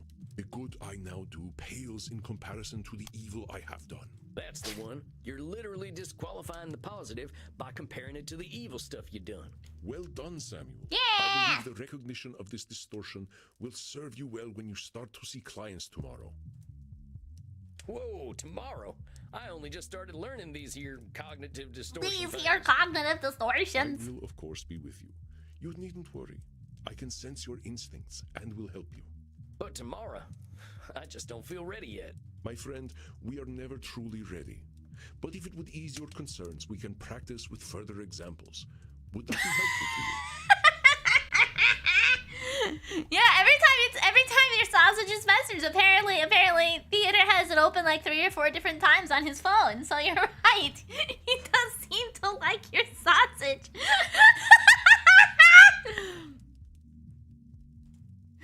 Oh. Yeah. I think I'll use a little more help. Usually help. Very well, Samuel. Let's try some examples. I will give you a statement, and you find the cognitive distortion in it. I am far sexier than movie vampires. Therefore, I should be a movie star. Oh, that could be should statement or also, Nosferatu thinking. This should be an easy one, Samuel. Oh. The distortion I am displaying is right. Okay, so then it's a Try should once more. statement. Okay, I see. I am. Oh yeah, that's an easy one. That's a should statement right there. But you're not insecure enough to be an actor anyway. That's a correct statement. No, it's not. Excellent, Samuel. Would you like another exercise? Yes. If I cannot consume high-quality blood, I might as well drink blood from Florida. From Florida? What's wrong with Florida's blood? That's Nosferatu thinking, ain't it? No. Right, Samuel. Oh, okay. That being said, I am sure there is still decent blood to drink in Florida. But I would bring a test kit anyway. Wow, this game is just hating on Florida. Would you like another exercise? Yeah, let's do one more. I'm an antediluvian old fart. Well, that sounds like labeling to me. You ain't just an old fart. Are you actually older than the flood, though? Miri, we don't talk about Florida men. Do not drink blood from Florida. Do I look that old? Oh, not at all. I was just... I am joking, Samuel. Don't worry. Imagine the amount of drugs a vampire can get from a Florida man, right? I guess that's fair. Would you like another exercise? Let's do one more. With my terrifying powers, I know I shall never be destroyed. Listen carefully, Sam. Fucking I am goddamn it. making a definitive statement, but do I truly have indomitable power? With my terrifying... I think that's a control fallacy. Fuck. Unless you know something I don't. That's correct, Samuel. Though my powers are indeed I phenomenal. keep thinking, okay, when I get 2 in a row right, we'll move on. But I keep fucking up on the second one. Would you like another exercise? Yes! I may hold vast knowledge, but acquiring it was inevitable thanks to my immortality. Black or white thinking? Try once God, more, Sam. I think they're all It's Nosferatu what I'm thinking and saying they never straight are! I may hold vast knowledge, but acquiring it was inevitable thanks to my immortality. I know that one. That's God damn it. disqualifying the positive for sure. God damn it. I knew you would catch. Would you like another exercise? Yes! I am lazy and useless because I slept the night away in my coffin. Well, that's just labeling, Chief. Okay, we got Nothing that wrong one. with having a Okay, one sleep in more. Once in a while. Well done, Samuel. Would you like another exercise? Yes, this is the final one, if I get it right. Blood all over me the last time I drank. I am always so messy. I am making quite a judgment based on a single incident. What kind of distortion is that? I got blood. Well, that sounds like Nosferatu Fucking thinking to me. god damn it. Everyone has a messy feed from time to time. That's absolutely God right. damn it. The dry cleaning bill is punishment enough without the self-judgment. Would you like another exercise? I Yes! should speak at least 300 languages, including Java. I do live forever after all. I should. That's Well, a should one of them statement. Should statements, ain't Yeah, it? yeah. Nobody's making you learn Java. Thank goodness for that. Would you like another exercise? Yes, one more. Whenever I meet a crypto vampire, I cannot control myself. I must destroy them. Black or white thinking.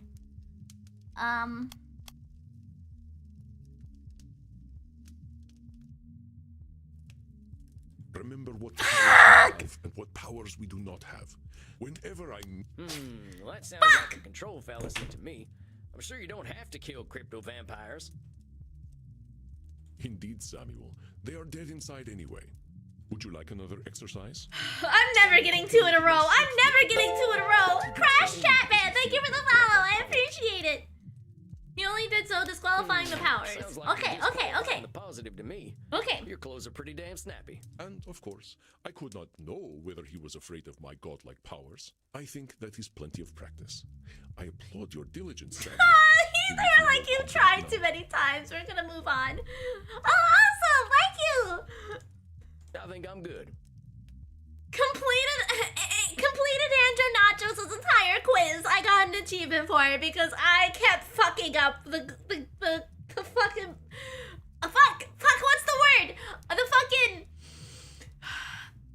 criteria. I kept messing up my criteria, so I never succeeded. All right, Samuel. You must be hungry now. No. I suggest you get a liter inside you. We have a big night tomorrow. How much is a I liter? don't want to drink more blood.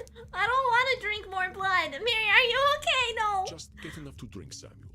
We will not be able to work if you are hungry or I tired. don't want to drink more blood. Now, please excuse me. I do have a date with Crimson tonight. I suspect I shall not return until nearly I don't morning. want to drink more blood. Yeah, of course. I hope you have a nice night out, Mr. Andy. Andy. You as well, Samuel. Rest in peace. I don't want to drink blood. I don't want to drink blood. Ah, Samuel. Glad to see you. Oh, good. awake. Oh, Your first ah, client whew. is on Okay, his we're way. good. No blood drinking this time.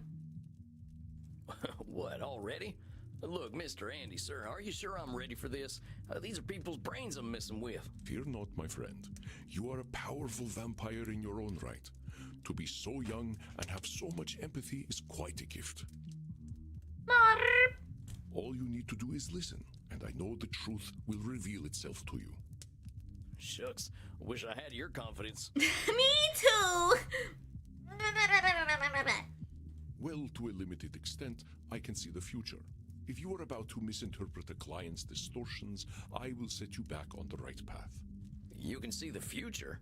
It's not that impressive, really. You start to see the patterns after 1,000 years or so. Disqualifying the If positives. seeing the future ain't impressive, that's gotta be a distortion. Disqualifying No. the positive, it's gotta be. You don't get a bag of chips. You barely require my aid as it is.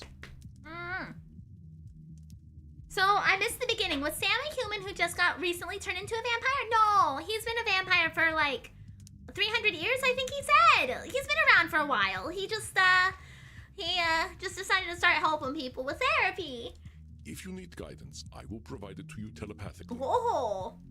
Don't think about it too much. When you are 3,000, such things will cease to impress you. Can we get a bag of chips? You can have my Cheetos. Let us look at your first client's case file. Ooh, we got a case file.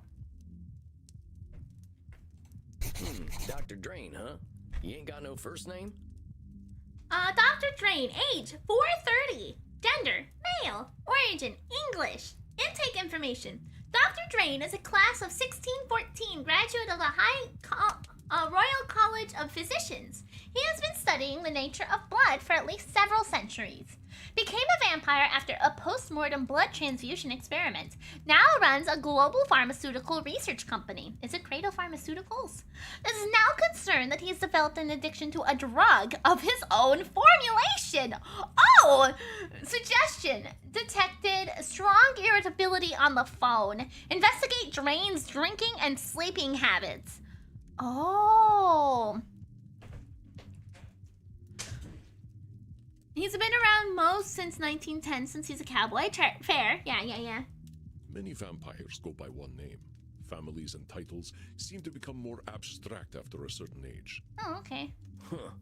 So is it funny that he kept the title? Dr. Drain. Indeed. You catch on quickly, despite your habit of disqualifying the A positive. victim of his own creation. Yeah, started taking his own drugs and got addicted to it. I will let you work now. I shall be meditating in my coffin, but I will sense when you need my help. Oh, okay. Samuel, I know you can You handle leave it. me all by Be myself on my yourself first and only do patient. well. Oh! Satan bless it all, I hate flying. Hey there. God's blood, what on earth are you? Wow! This guy is an asshole! The poor doctor sounds like if Miri got addicted to watching her own streams. My name's Sam. I'm the new therapist. Make yourself comfortable, Dr. Drain. And American as well? Good God. It's not enough for you lot to take over the world of the living. Even the halls of the dead aren't safe from you. God damn! Oh well, I suppose your lot are all into this touchy-feely stuff, aren't you? And ignorance, even American ignorance, is bliss, I suppose. Oh, sweet ignorance, how I do wish I knew thee. Wow! Damn it, how am I gonna work with this fella? I gotta ask Annie. Are you all right, Samuel? Oh! You gave me this fella as my first client? Why not? He is clearly hiding very little about his state of mind.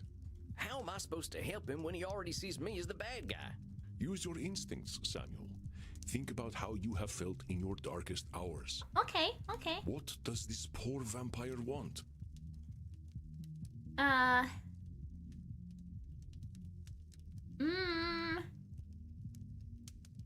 He wants to complain. I think he just wants to complain. Perceptive, Samuel. He can hardly stop himself, can he? So, what? I just let him complain? Of course. Just give him a starting point to let it all out. It will make him feel better. Okay, okay. Well, if you say so.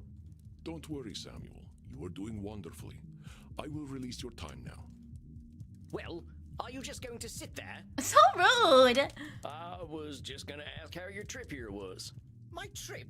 My trip was bloody wonderful. Until my familiar got a flat tire. Familiar got a flat tire? Yeah, as a bat. Your familiar got a flat tire? What does that mean? Is your familiar a car? I hate being a bat and I hate flying. Do you know an owl tried to eat me? Me, a creature that has lived for centuries, treated like common prey.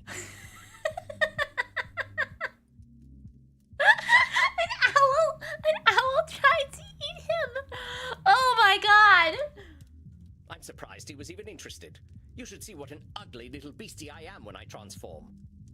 All I could do was screech and squeak until he went away. Well, I suppose I'm alive, in a manner of speaking anyway. You all right there, pal? What if his familiar is a demon engine? Oh, maybe. I assume the familiar was driving. Oh, that would make more sense, I suppose. Yes, I'm fine. Well, I'm not, of course. I wouldn't be here otherwise. But for the sake of conversational integrity, fine. Okay, alright. I take it you read my case file and know why I'm here? He was going through a breakup. His horse died. He has an addiction. You're here for an addiction problem. Yeah. Yes. Embarrassing, isn't it? What's to be embarrassed about? I remember when Ulysses S. Grant was president. Didn't seem to bother him. Oh, well, of course. How wonderful it is that I share the mental failings of people who only live a single lifetime. God, he's so salty! Hey, come on now. There's a part of us that's still mortal. Can't help that, just like we can't help being dead. So I'm discovering. Look, I just need some tips and I'll be on my way. Just give me all the tricks. Whatever one does to make addictions go away. Yeah, just make it go away. It's fine. It's easy as that. You know, just snap it and it goes away. Absolutely. Tips. Let me think. Suggest a milder addiction. Suggest something tasty. Suggest a hug. Suggest there are no easy solutions.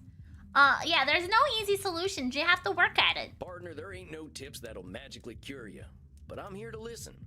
You know, I never in my life thought anyone would ever call me partner. Like partner, but not with a T. And I know how you English love your tea. You know, that's actually, I actually really appreciate the writing in this game. You know, that was very clever. That was very good. I like that a lot. Partner, but with the T, without the T. And I know how you English love your T's. The dialogue is so great. It is. Thank goodness we can still process tea. We cannot live on blood alone. I appreciate the concern, though. I must admit, I rather saw myself above this whole addiction thing. I tell you what, let's not worry about being above or below anything. You're here now, so let's see what we can do. What exactly are you addicted to? It's a form of plasma, a catalytic compound of my own design, a necessary component of my own scientific goals. Okay. You're losing me. Well, let me try to make it simple. I have been able to replicate and even alter the molecular patterns that vampiric erythrocyte surface receptors receive. Oh. Our unique physiology gives us an increased ligand affinity, which is how we are able to process blood the way that we do. Okay. I can extend this receptivity and thus achieve my true goal: synthetic blood, freedom from the hunger that plagues us, and hope for all humanity. Okay, okay. Well, dang, that sounds pretty impressive, Doc. Well, it doesn't work without a vampiric catalyst, and that is the plasma I am addicted to. Oh. Pathetic, isn't it? I have spent 400 years trying to steal the secret of blood, only to be engulfed by it, like Prometheus walking into a fireplace. Pathetic? Doc, where the heck would you get a word like that? You've come up with a synthetic blood. Man, I can barely get my spurs on some mornings. Maybe you've had a setback or two, but give yourself a little credit, compadre. Credit? For wasting 400 years? Practically speaking, I am in the same place as I was back when King James was in power. Only now I have a drug problem. Perhaps I must face facts. My professor was right.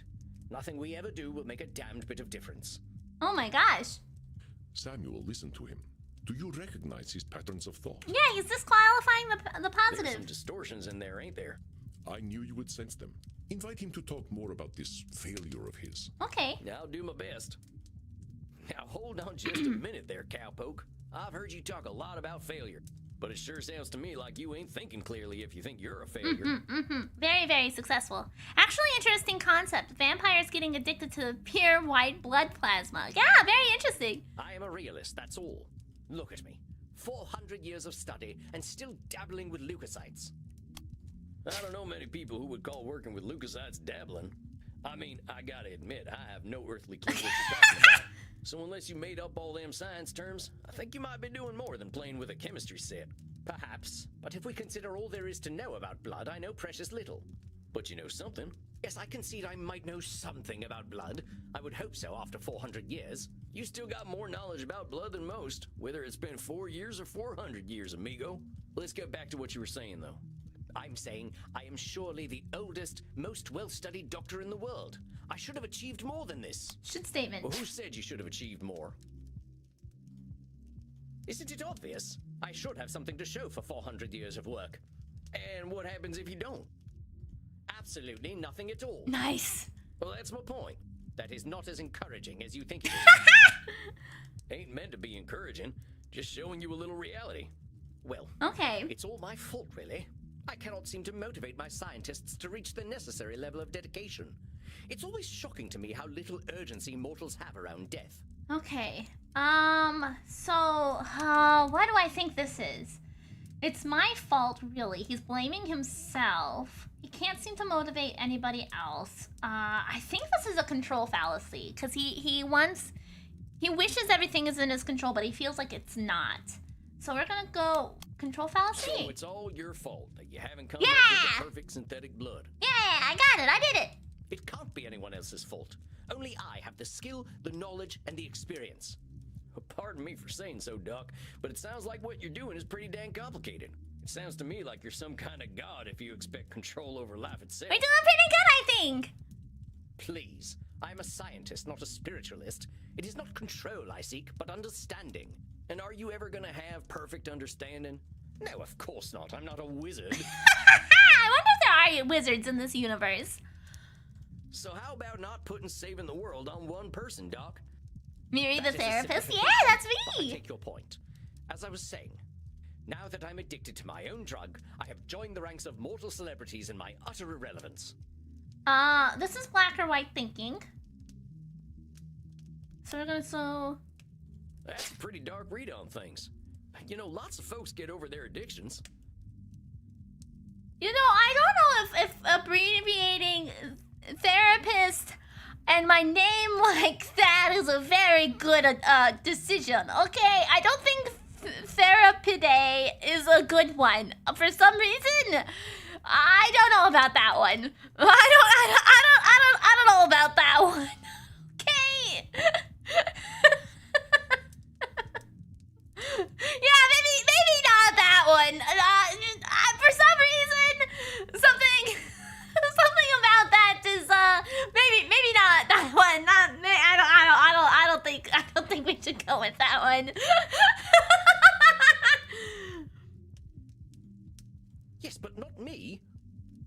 I'm trying to tell you that even if you are addicted, that ain't the end, hermano. You got a lot of life and opportunity. What's so wrong about therapy day? I mean, it's kind of maybe sounds a little tiny itty tiny little bit like you know, the rape day. You know, maybe. So probably not that one. So probably not that one. Just saying. Yeah, exactly. If you can call this life. Now hold on there. That's what I call Nosferatu thinking, straight from the coffin. Life ain't all black and white. It's got its shades of gray too, you know.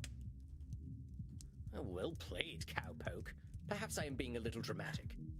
Yes, I'm aware that in reality progress has been made, enough to get to this point. But I didn't come here to ask for a pat on the back and to be told I'm a good boy. I thought it was sounding maybe like pee. Oh, no. Yeah. Therapist. I mean, therapist is a good word on its own, right? But manslaughter being man's laughter. Yeah, you know, you can't spell slaughter without laughter. That's why I laugh maniacally every time I...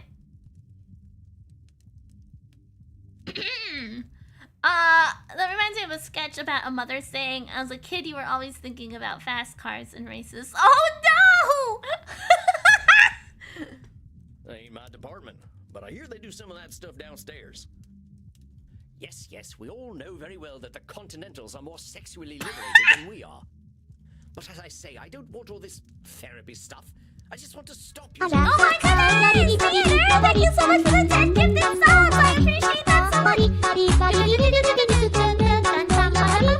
Oh, between got one!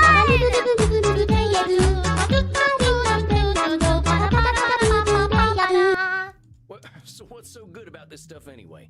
Why do you like it? I'm not certain.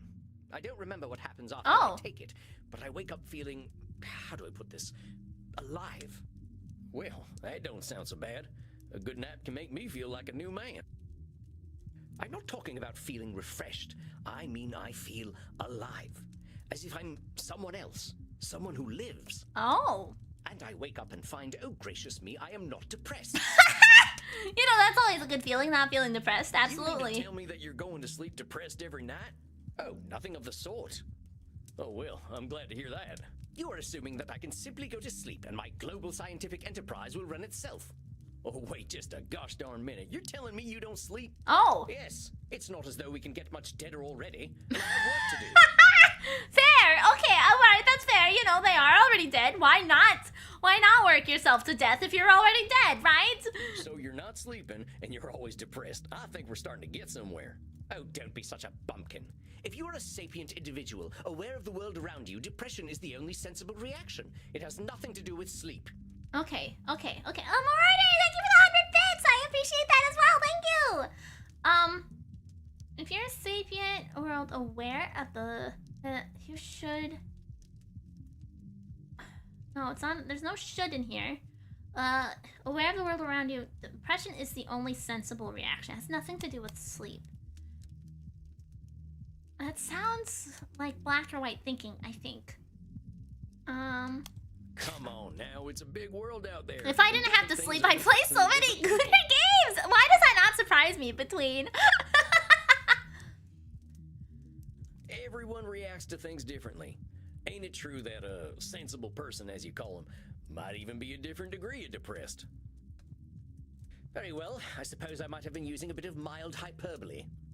Mild is putting it mildly, buckaroo. Depression has everything to do with sleep. That's very true. Yeah, when I'm up too late, my mental demons like to start crawling at the corners of my mind to try to bring me down into depression zone before bed. And then I'm like, you know, when I'm up too late, I learned that I need to go to sleep because my brain tells me I'm a terrible person, and that's not true. So I need to sleep. Buckaroo? Now I'm even more. Regardless, I didn't come here to be a whiner. Oh, boo-hoo, life is hard. Yes, we all know it's hard. Now, why'd you say coming and talking to me makes you a whiner? Is that not what I currently am? Sounds to me like you're expressing yourself. Whiner is the word you used. Yeah, if you want to call it whining, that's up to you. But that's entirely your label. Oh, very well, call it moaning or whinging if you prefer. Whinging? Moaning, whinging, bellyaching, still all just labels. I don't believe I shall be using the term bellyaching in any case. But as I was saying, in the moments I wake up, I feel free. I suppose it must be what being an ignoramus feels like. God, he's all about black and white thinking here, buddy.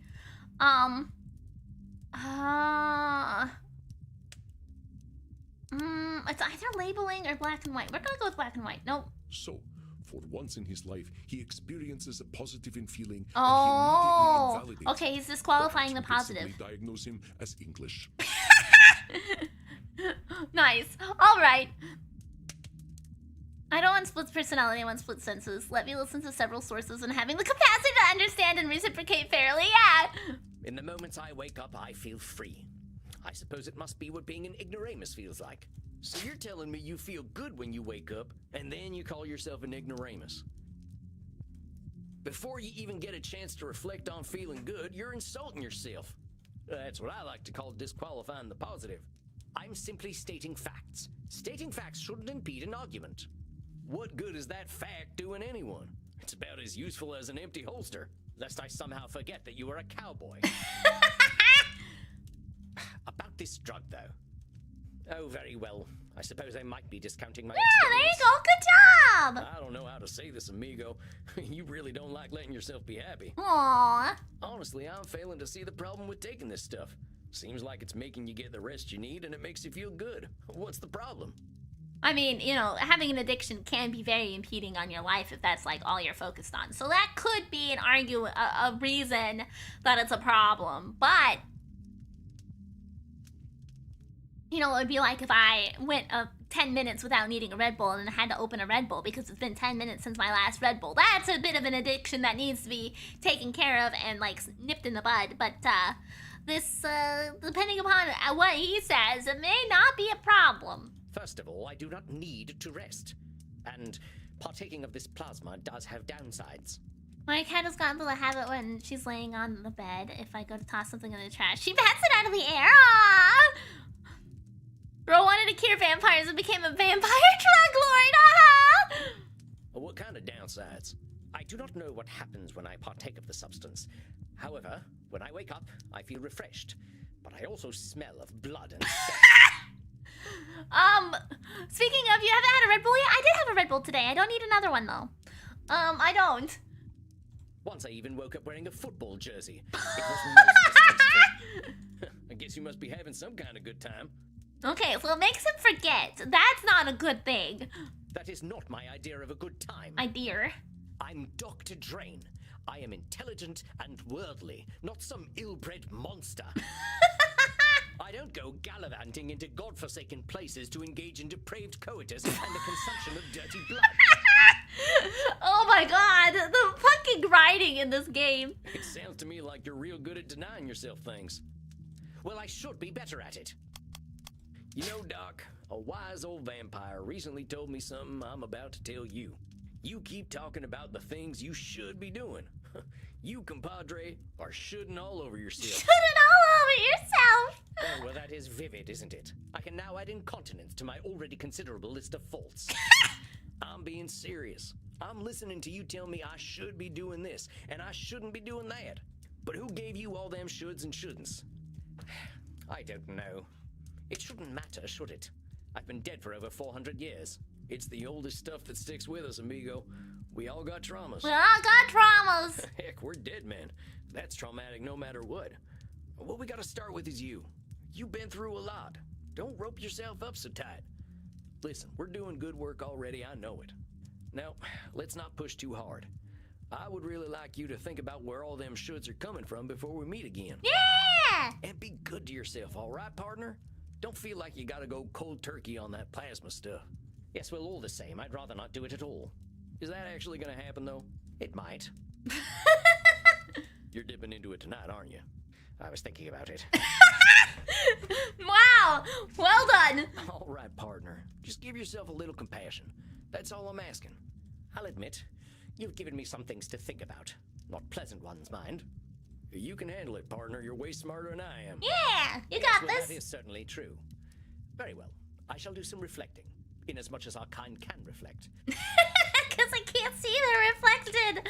Oh, the writing in this is so good. I love it. It's so good. Precisely 4 weeks, then. Farewell, Sam. 4 weeks. Oh, that's pretty infrequently for therapy appointments. Masterfully done, Samuel.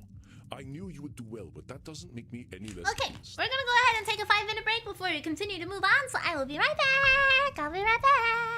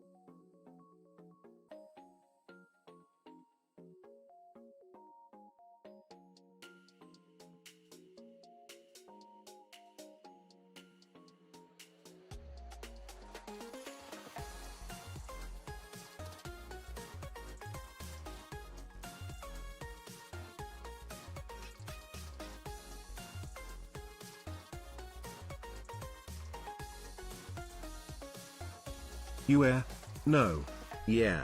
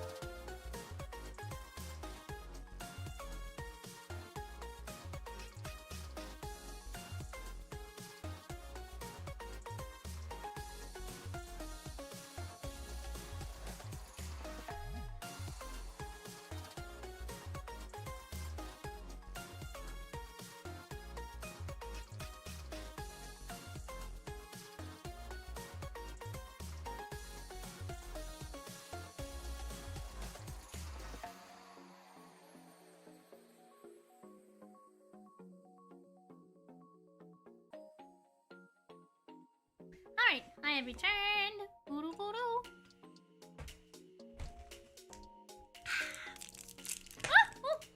Oh. Alright, let's keep going. Thank you, glad to be back. Well, that was a hell of a rush. That fella's holding on tighter than a holster to a gunslinger's hip. Thank you, glad to be back. It felt real good to help him look at himself a little more kindly. Yeah! Good, Samuel. Treasure this feeling. But also rest. Go downstairs, get something to drink, relax in your coffin. Do I only get one patient a day? Don't tell me. No, it didn't drop on the floor. It fell on my desk. Next week you shall see a new client. I think they will be an interesting challenge for you. I bid you good evening, Samuel. Rest in peace. You too, Andy. Well, I guess it's time to Well. get me some grub. No, I don't want to bite people. I don't want to bite people. I don't want to bite people. I don't want to bite people. Ah, fuck. Well, that's it, I guess. My first client. Can't believe I'm doing this therapy stuff already. Sure could use a drink. I'll check in with Crimson. Well, if it isn't Yosemite Sam, how you doing tonight, partner? Better already, hearing from someone from the States who knows the lingo. I'm not from any states, cowpoke. District of Columbia girl here. I figured you must have been coastal. You sound a little more, polished than I do. You should hear my German. Oh, maybe some other time. My brain's full tonight. I had my first therapy session with a real client. Oh, yeah? How do you think it went? Oh, great. I reckon it was a bullseye on my end. Yeah, we did good. You should have seen me. Labeling, blam, disqualifying the positive, kapow. I'm glad to hear it. Someone has got to sort these vamps out. They know how to hold on to their problems. You ain't kidding. Living or dead, once people hit 70, they get pretty dang set in their ways. You know Andy still uses a typewriter? I can't get that gorgeous man to see the light. Keep it up, cowboy. You're a breath of fresh air for these ancient ones. Anyone ever tell you you're wise beyond your years, Crimson? You must have had some life. Afraid I'm exactly as wise as my years. How old do Ooh. you think I am, cowboy? Don't fall for the trap. That's a good option.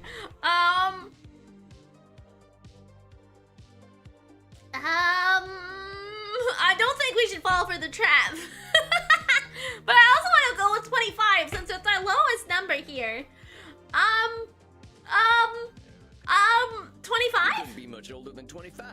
Aren't you a sweetheart? Yeah! I'm 50 years young. Oh, fuck! 50? I died around that age and I looked like shit. But you ain't a vampire.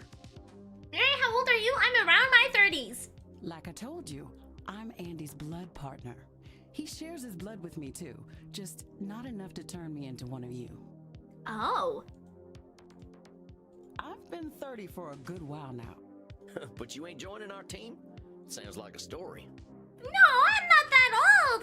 Have a good night, Zero. Hope nice vampires fight. You know, I don't want to be bitten by a vampire. I don't want to be eternally young. Not for tonight, buckaroo. I bet you're thirsty after a big night. Andy told me to give this to you. Yeah. Oh yeah? What is it? We had a group of Americans come in last week who donated their blood.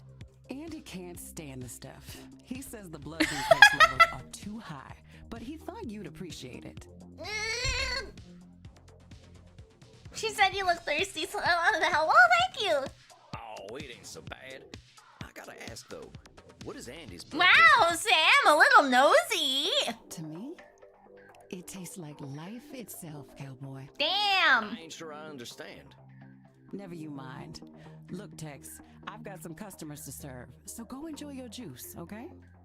Oh, of course. I'm keen to get some rest anyway. You have yourself a fine night, Crimson. Okay, good. No biting.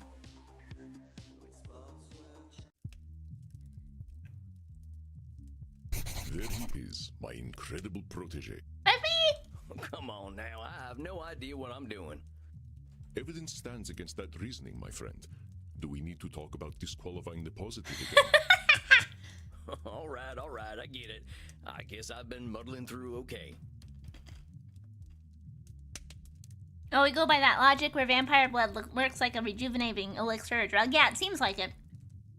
I'd enjoy eternal youth, but the social logistics requiring blood to drink sounds like a pain. No. I don't really want to live forever. I feel like I've talked about this a few times, but I feel like living forever is like a terrible thing, because like I have chronic pain, so I'd have to be in chronic pain the rest of my life. I'd have to see the people I love die. I have to see all the animals I love die. I'd have to see everything die but me. That sounds really lonely and awful. Like, you know, I really like where my life is right now, and I don't want to think about like living through every single one of you guys dying. That'd be really sad. I'd be really sad, and that'd be depressing. So, you know, even thinking about one of you guys dying would be heartbreaking, right?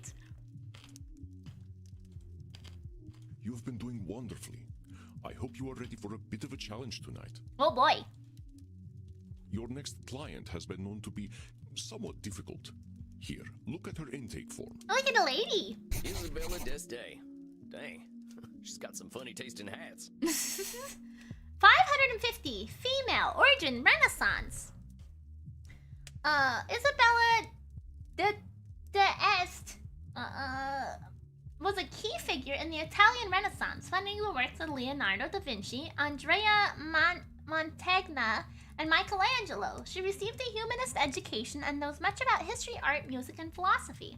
She comes from a highly aristocratic background, but has endured considerable family issues through the generations.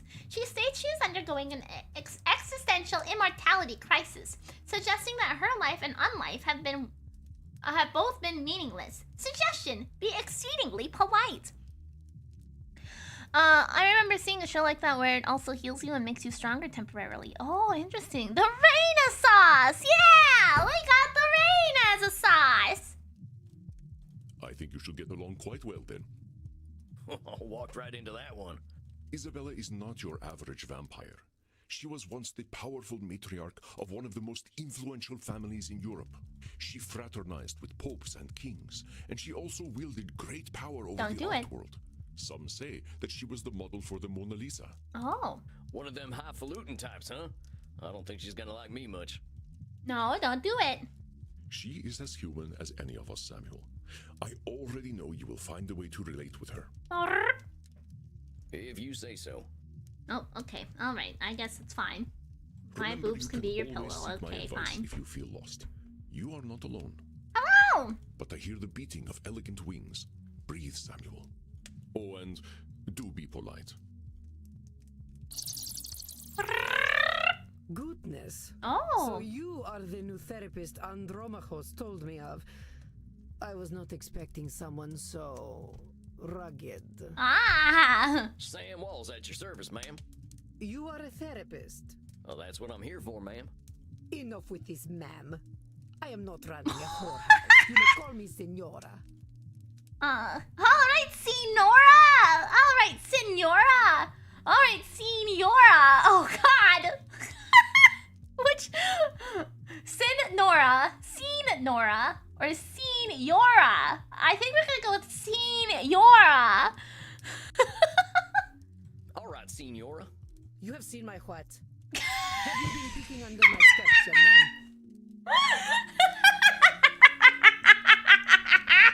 Oh my God! Huh? What are you talking about, lady? Signora. Say it. Signora. Signora! Signora. Signora. Signora! Signora? Yeah! Porca miseria. This is not going to be easy, is it? Therapy ain't never easy, Signora. There you go! So, therapy is always easy then. I said it ain't never easy, Signora. Yeah, two negatives make a positive, Sam. Come on. Is therapy easy or is it not? Not, I guess. I think the top one might have been the safest. Not that any was correct. Yeah, they were all pretty bad. I wasn't sure.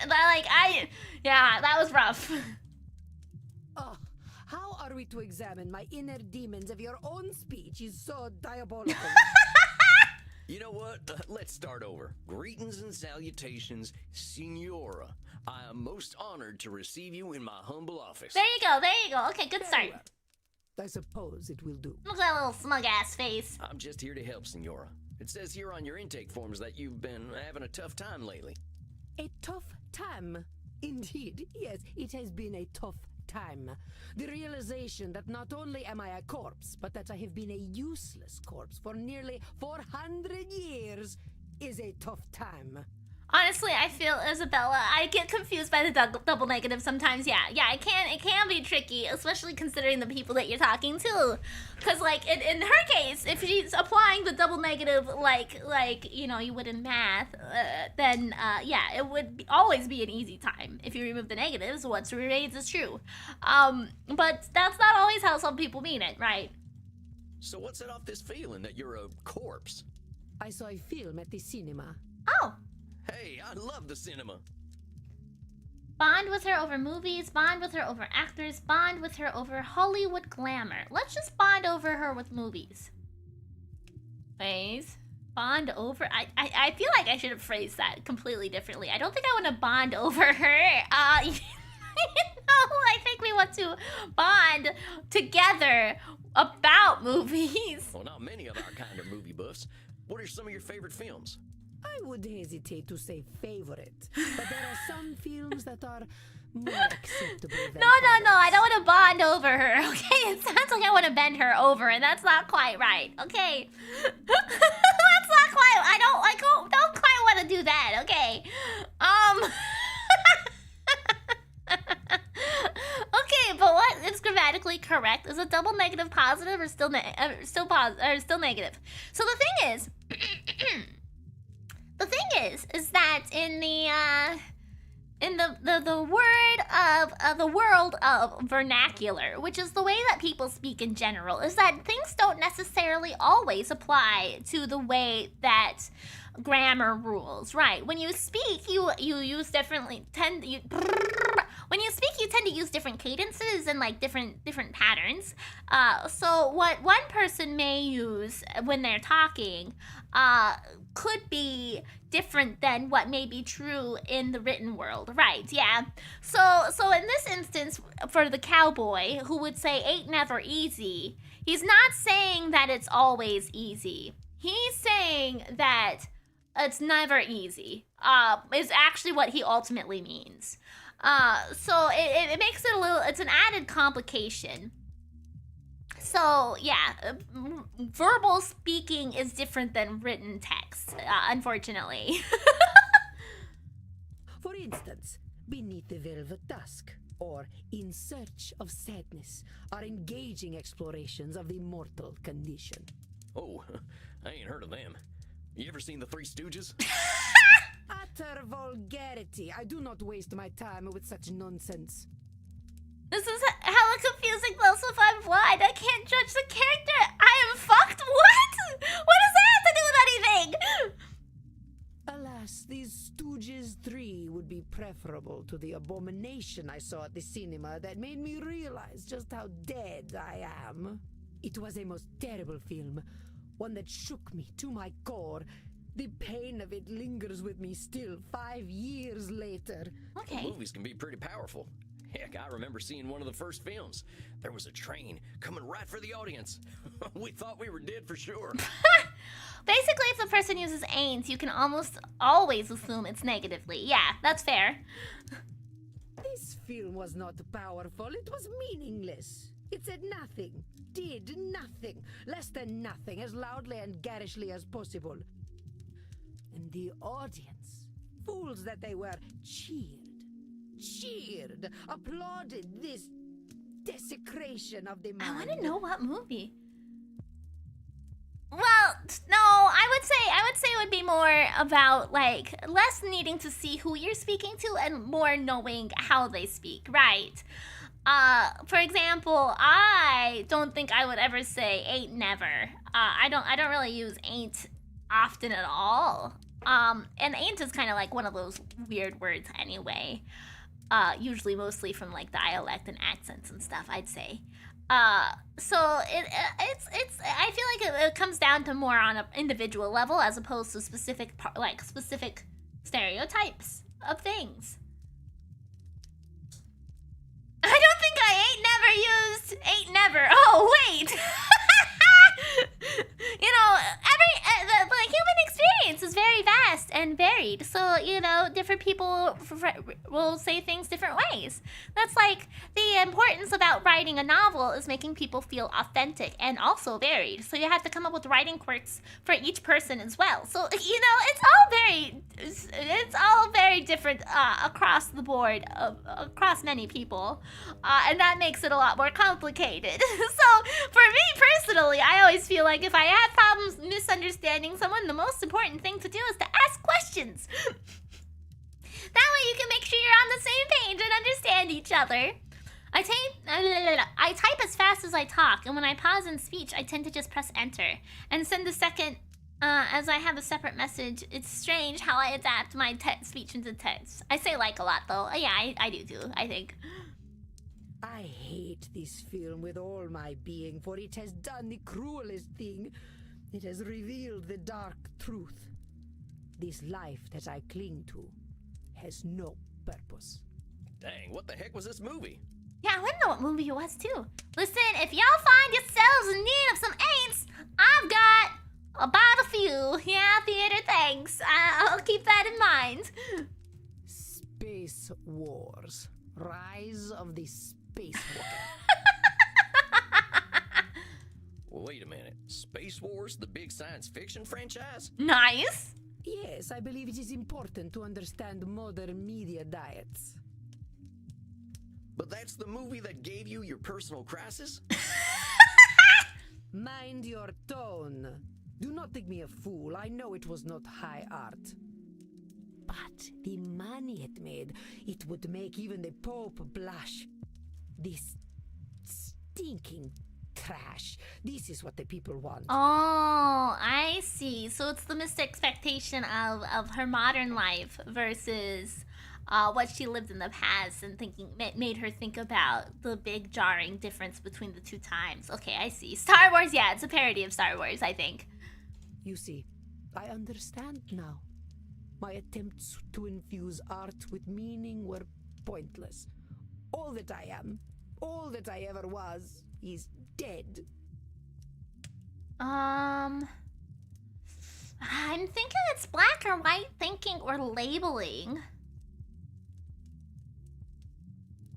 All that I ever was is dead. Her... You don't seem that dead to me. Okay. We're having this conversation, ain't we? You ain't just lying there decomposing. It is no different. I might as well be rotting in the ground. I think you might get pretty bored.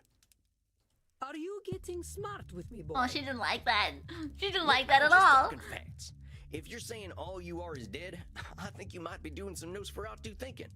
It ain't black and white. Yeah! But let's go back to what you were saying. Once, I elevated art, and all the world benefited. Why have I lost my power to elevate art now? I'm thinking it's either disqualifying the positive or control fallacy. Let's go with control fallacy. All the world benefited? Yeah! There's a lot of people, and they got a lot of different preferences. You can't get them all, can you? But I could, once upon a time. You can't reach everybody, Senora. Senora! I haven't even heard of the Mona Lisa until about 1911. Did you have any schooling whatsoever? No, I didn't. But I don't think anyone in my time knew about the Mona Lisa either. Oh, how wonderful. You add to my despair. Oh no! That was a bad dialogue option there, Sam! I'm saying you can't reach everyone, even in your own time. That is true. I doubt the rabble had much of an opinion about the so-called great masters. We only know what we know. But you were saying... It was all for nothing. What good was guiding Da Vinci when they sell the Mona Lisa on beer coasters?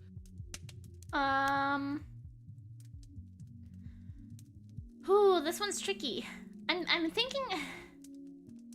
labeling... or disqualifying the positive. Either one of these I think could apply. I'm gonna go with my gut and say disqualifying the positive. Now. Yeah! Just because the Mona Lisa's been on a coaster doesn't mean that's all it's ever been for. To be fair, actually the Mona Lisa only got relatively recently famous. The most famous art piece, only because someone tried to steal it. Before then, it was barely known. Oh, interesting. I hadn't heard of that, Marauder.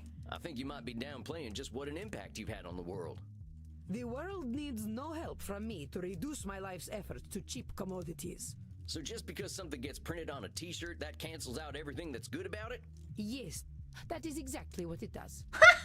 And I thought I was good at disqualifying the positive. It should not be so. Art should have meaning. Should statements. Purpose. Beauty should expose truth. You're saying art should have meaning and Easy. purpose. But does all art need those things? What is the purpose of creation otherwise? How about if I just like doodling? Ain't that a good enough reason to draw? Yeah. It is a pointless reason. No, it's not. Well, maybe I want to do something pointless. All I'm saying is that I don't have the same shoulds you do. Perhaps you should. But I don't. I'm gonna do what I'm gonna do. Which is speak like a peasant. Heck, that's what I am, Senora. Ain't nothing gonna change that reality. Let's get back to what you were saying. But it seems I am just a dead woman. A walking corpse who is not worth listening to. I should walk into the sun. That is very dramatic. That is definitely black and white thinking. But I think the one here is should statement You're again. saying you should walk into the sun. Well, why should you? That was so black and white. I'm not good enough. I should just die. Because clearly my work has had no purpose. All right, let's go ahead and say that's true. Why should you walk into the sun?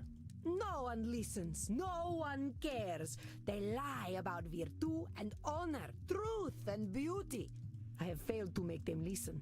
So what has my purpose been? Actually, funny enough, Sam mentioned the correct year. It was stolen in 1911. Props to the writers. Yeah, the writers of this have been really good. I have been very pleasantly surprised by it. So is burning up supposed to be your purpose then? You ain't a cigarette. You are being too literal. So you're not supposed to burn up after all. That's what I'm hearing. Damn! Your rhetoric is beastly. Cicero would weep. Good thing he ain't here then, huh? You know, you make me sound rather mad. Like an old woman, railing at the world, screaming into the void, all to no purpose. Look, Senora, all I'm trying to do is show you where you're a little rigid in your thinking is all. You're expecting a lot from the world and a lot from yourself. It ain't no surprise that you're gonna be disappointed over and over again. I suppose that is some insight. Indeed, I have been in a state of disappointment from the moment I was 16. Since she was 16 and she's over 500 years now. Oh, now she's been disappointed for over 530 years. What happened when you were 16? I got married. I think I get it. You absolutely do not get it. You are a man. Damn! Well then, help me understand. Frankie. Frankie? My husband. He taught me the meaning of disappointment. Oh, yeah, she's from the Renaissance and she said she helped Da Vinci. Haha. And Michelangelo. He taught me the world was built upon lies. These things men proclaim as values. Truth, beauty, the spiritual. They were all fiction. But if men did not live according to principle, I would. I would set the example and shame them all. Yet, what a fool I have been to think humanity had greater aims. So, what's this greater aim you're talking about? I received a humanist education as a child. I was taught that the pathway to God was through rationality and a questioning mind, Okay. not slavish devotion to tradition. I remember a scene from a movie about a writer who made a mediocre book, but everybody loved it but him. And he was getting depressed because now he should only do mediocre books. His editor got 3 whiskey bottles, all made by the same brand but different prices, saying that the cheap one is available for all and quenches the thirst. The expensive one is for a special occasion. And being able to make the expensive one doesn't mean you can't make the other 2. Oh, very interesting! This world is not Eden, but it could be. Or so I thought. So you're talking about a literal pathway to God? No, fool. A pathway to godliness. To live according to our natures. Our true natures. I see. You mean being nudists? You mean being vampires? You mean being Italian? What kind of options are these?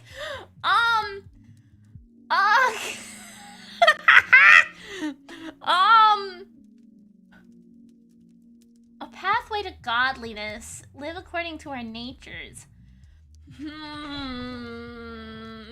I I feel like it might be nudist, but I don't think that's the right choice either. Like, I feel like in my gut that's the right choice because, like, what else could it be out of these three options? But I also really want to click Italian. I really want to click Italian, yeah. So, you know, it might be the wrong one, but we're gonna click Italian. Oh, you mean being Italian? Madre de Dio, what are you talking about? What is an Italian? I care nothing of nations and their petty squabbles. Like mortals, they die and are forgotten. That was a difference in dialogue versus spoken. Oh, sorry. I just figured on account of the accent and all. What accent? Never mind. Well, talk to me about this pathway to God. How do you reckon we find this path? I reckon nothing. I've always known that we can find our way back to God by fulfilling our human potential to be the greatest souls possible.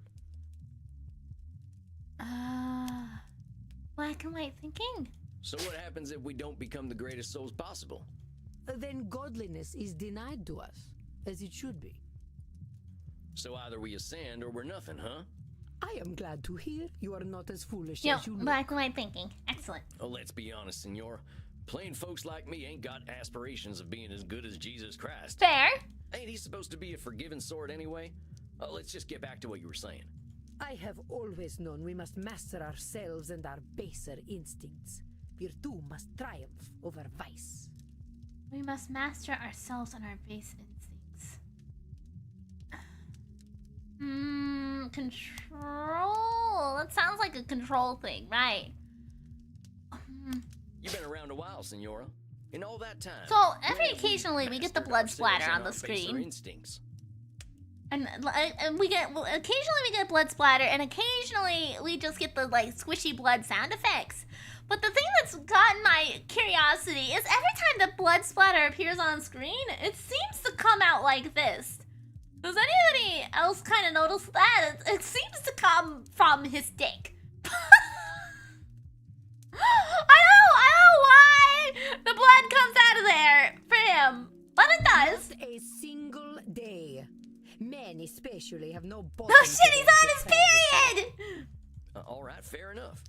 So us fellas have disappointed you every day for a few hundred years, right? P.S. Red Gay? I don't think it is. I don't think it is. Ain't that proof that nothing you do is gonna change that? An evil thought, Mr. Sam Walls, but true, I concede. We're in agreement then. It's a little bit of a control fallacy. I was Think that's thinking gonna a change cut, because of you. maybe. Well, let's keep going. I have always known that the earthly lives we lead are disgusting, and only war and death can come of them. I have always known that the lives we lead are disgusting, and that only war and death can come from them. Black and white? Hold up just a sec there, Cal. Yeah, it it definitely looks like it's coming from between his legs. Okay, I don't know. I think maybe it's supposed to be looking like it's coming from the book, but you know. I do not put cows. Do I look like a farmer? Come on, Senora. You've been alive to see what? 15, 20 billion people live and die? You really saying death and destruction is all each and every one of them ever amounted to? Well, perhaps not individually, but as an immortal, I look at the greater arc of history. Well, most of us ain't looking to contribute to the greater arc of history, but that don't mean life's pointless.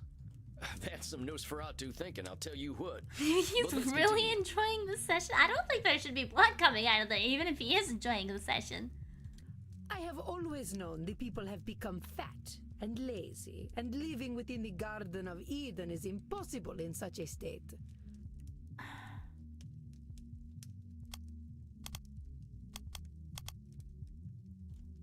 No. Our esteemed client is very good at coming up with names for others, isn't she? Perhaps you can call her out on this labeling. behavior. Sounds to me like you're coming up with labels for kicking people out of the Garden of Eden. Is that all we amount to? Fat and lazy? Look around your own country, boy. Look at me. See my disgusting rolls and Oh my gosh, don't speak so meanly about yourself, Isabella! Would you let me into the Garden of Eden? I'm amazed at how this developed from her missing the times when Art had meeting to wherever we are now. I'm a little lost. So what it sounds to me is that she feels like in the past she had helped create art and things were wonderful and great because she had a purpose in creating art. But in the more modern times, there's not really much of people aren't feeling like connected to the art that she helped participate in creation of. So she is demeaning everybody around her because they're inferior to the life that she used to have. And so she's very disgruntled and unhappy with her current situation because it's not what she used to have. So it's mostly just a direct contrast between the past and present and trying to see, how her life has evolved since then, as opposed to it being black and white of what she once had versus what she has now. Well, sure, why the heck not? I am glad you are not the gatekeeper then. You rather have a gatekeeper who wouldn't let you in? Listen, Senora, you gotta go easy on yourself with them labels. Well, let's keep talking, though. I have always known we should act with dignity if we would take our place at God's side once more. I think this here's the meat of it, Senora. The filet mignon. Filet mignon! Oh, that's because of Star Wars. Yeah, very interesting how it evolved, huh? Off-topic reminder that National Take Your Houseplant for a Walk Day is in 10 days on July 7th. That's a holiday. How's the game going? We're enjoying it. It's fun. I fear your French is even worse than your Italian. Here's the thing, Senora. Who came up with all them shoulds that'll take you to God? Why, the greatest thinkers of history that I studied in my youth. Plato, Aristotle, Cicero, Aquinas. Sounds like a bunch of dead guys to me. They really had it all figured out way back when, huh? Well, of course not. How foolish do you think me? Not at all, Senora. Just questioning where all them shoulds are coming from. But let's keep going. So you think you are so very clever, do you, boy? That by pointing out my distortions, you have won? That is where you are truly the fool. I already know how wrong I have been, that I have been chasing an impossible fiction all my life. Okay. Indeed, I now believe that even if we did follow the pathway to God, once we reach the end, we would discover that he, too... Watch from now on, July 17th is Appreciate Your Giraffe Day, baby! I know that June 21st, I think, was International Giraffe Day. When I say God, I mean goodness, propriety, intelligence. God himself is a lie. I see. So you've lost your faith? Yes. It has crumbled to dust, much like myself in this fat, wretched old Oh, body. oh, she hates the way she looks. Beauty and truth are lies. Ideas developed by ugly men to justify their existence. Oh. While we occupy ourselves chasing those ideals, they create space wars to leech our money and our vitality. And to think they call me judgmental while they created the false ideal to judge against. You don't think I'm judgmental, do you, boy? Yes, absolutely. You're doing nothing but judging. I've never seen anyone judge more than you. This one sounds a bit accusatory. We're not going to do that one. We're gonna just agree. We're gonna say yes, we do think you are a bit judgmental. I wouldn't put it that way exactly. Besides, I ain't gonna call you names. In fact, that's where I think I want to challenge you. Senora, I think the person you're judging more than anyone is yourself. I know you got raised with all them high ideals, so of course you're getting disappointed when nobody can reach them. That's some heavy pressure, not just on them, but on yourself. I'd ask yourself what all that pressure's doing for you. Is it bringing you any satisfaction? We can't always control what things are gonna be. This is not acceptable. Okay. Why is it not acceptable? Control fallacy. Good news for you, Senora. None of us really has the power to change the world on our own. Not even a clever lady like yourself. I suggest we start working on ways of helping you find a way to accept. I have a the world for succulent. what it His is. name is Sir Succulent. In a poticulus. Excellent. But the world is base and unworthy. Remember that term I told you about? Nosferatu thinking? You're gonna strip all the color out of the world if you keep Good doing old that. black and white thinking. The world's a lot more than just base and unworthy. Nosferatu thinking. I am not used to having my own thoughts thrown back at Oh, me. good stretch. Spread out your toesies. Well, that's why you're here, ain't it? I ain't gonna help you change the world, Senora. All I can do is help you find some other perspectives. I suppose there is a certain simpleton's wisdom in the way you speak. Thanks, I guess. Very well, boy. I will consider what you have said. We will meet again in exactly 4 weeks. Do we have an understanding? Yes, indeedy, Senora. Ugh. Please learn to speak properly by then. I'm gonna go make some eggs. Alright, enjoy your eggs! Well done, Samuel. So I really want to say, I like the idea that the chairs they sit on seem to appear when they fly into the screen. So does that mean they're hauling around a chair with them while they're in bat form everywhere, and then they just drop it when they untransform? You kidding? That lady straight up hates my guts. Samuel, if Isabella d'Este hated your guts, she would not be shy about telling you so. That I believe. The older we get, the harder it is to gain a different perspective. Have patience. We are not all as wise as Samuel Walls. Guess it's just that simpleton's wisdom, as the Senora called it. Do not adopt her labels, Samuel. I will not stand for it. I know she was a challenge, but you rose to it as I knew you would. We did it! I think you deserve a night of hard drinking. No, I don't What do you want say? to. I don't want to drink. You I don't don't want need to to tell me suck twice. blood. Don't make me do it. All right, Andy. I'll see you later then. Indeed, Samuel. Enjoy yourself. Excellent work tonight. Rest in peace. I don't want to suck blood. Don't make me suck blood. Don't make me suck blood. Oh no. Dang, I think that's enough abuse for one night. I could use a drink and a quiet night. Hey, cowboy. Why the long face? I used to say the same thing to my princess. You had a Your princess. daughter. My horse, actually. Oh. She never really understood the joke, but I still like telling it to her. Why the long face to your horse? That's great. I thought that he was gonna have a cute girlfriend or something once upon a time, and it was his fucking horse. You didn't answer my question, Gunslinger. What's got you down? Oh, I just finished up with my second client. She gave me a tongue lashing to remember her by. You ever talk to someone who's so educated and refined that they make you feel like a space alien? Only everyone I ever met in law school. At least until I learned to speak their language. You went to law school?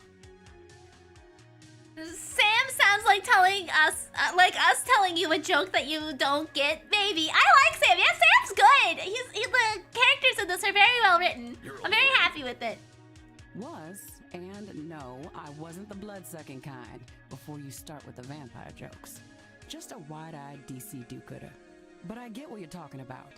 People can use language like a membership card. You don't speak the lingo, you don't get in.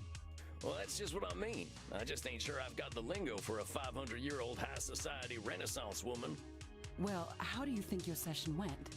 Think she heard you? Wish I had Sam's what mustache? Oh, yeah. So you think she heard you? Yeah, I think so. Well, she did say that I'd given her some stuff to think about. And to tell the truth, she seemed kind of embarrassed about that. So what? If she heard you, I'd take the W, cowboy. Take the W. What, the wagon? What, the wagon? Dude, imagine having her as your lawyer. That's gotta be the coolest thing ever, yeah! The win, Gramps. Maybe she isn't gonna relate to you, but that doesn't mean she can't hear you. Oh, you're probably right. I guess I'll take the W. And while you're at it, I'll take some B2. That's blood, see? He's trying. That's so you. What do you mean? What are you in the mood for? Men? No.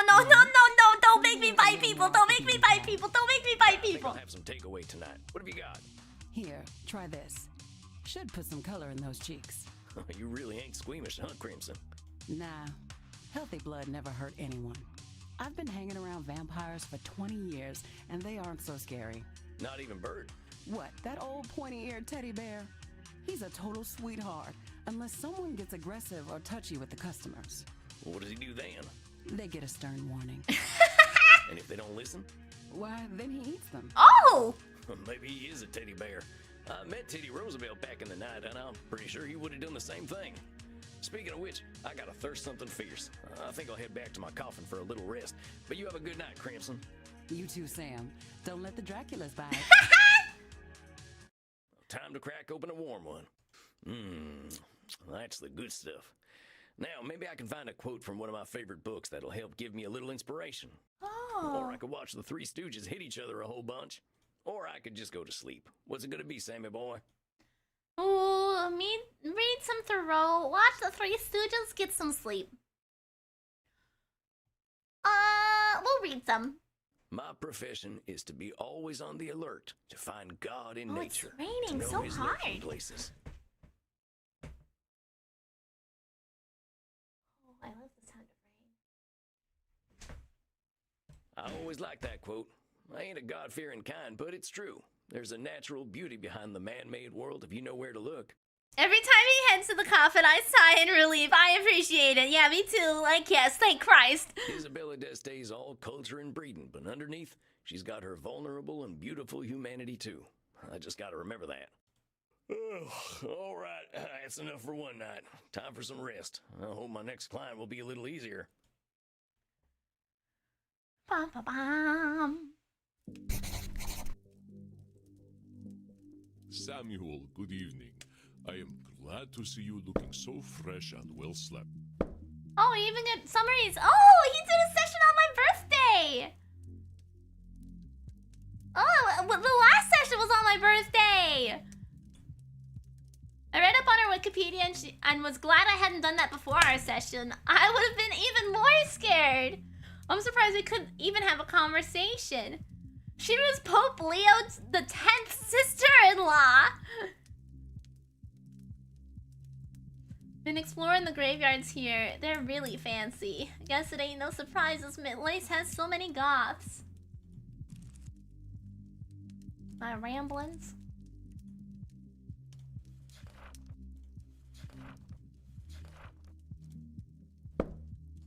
Oh, okay. Uh-oh, something tells me I'm in for it tonight. The truth is seldom unseen by you, my friend. Tonight, you face perhaps one of the most difficult challenges a therapist can face.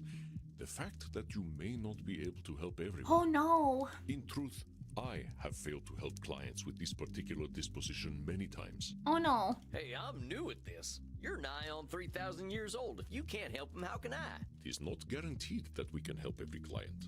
To think we are powerless to help any is a cognitive distortion itself. I believe you know it.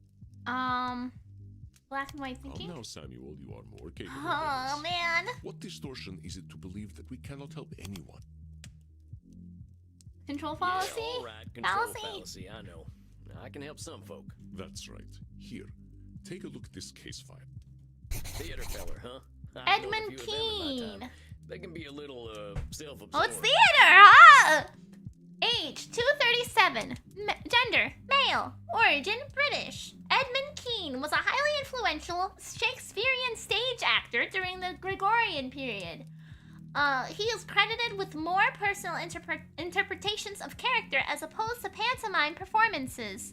He lived a tumultuous life on stage, dealing with alcoholism, sex scandals, and entitled behavior. He wishes to return to the stage, but expresses great anger at critics who might review him poorly. He demands respect as the greatest actor the world has ever seen. Oh no! He's looking for therapy because people don't like him, it says?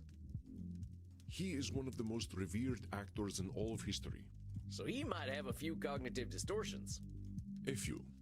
He may not recognize them, Samuel, but all you Wait, no way, that's me! What do you mean? Are you saying no way that's you? Like, no, that's not me? I can't believe this?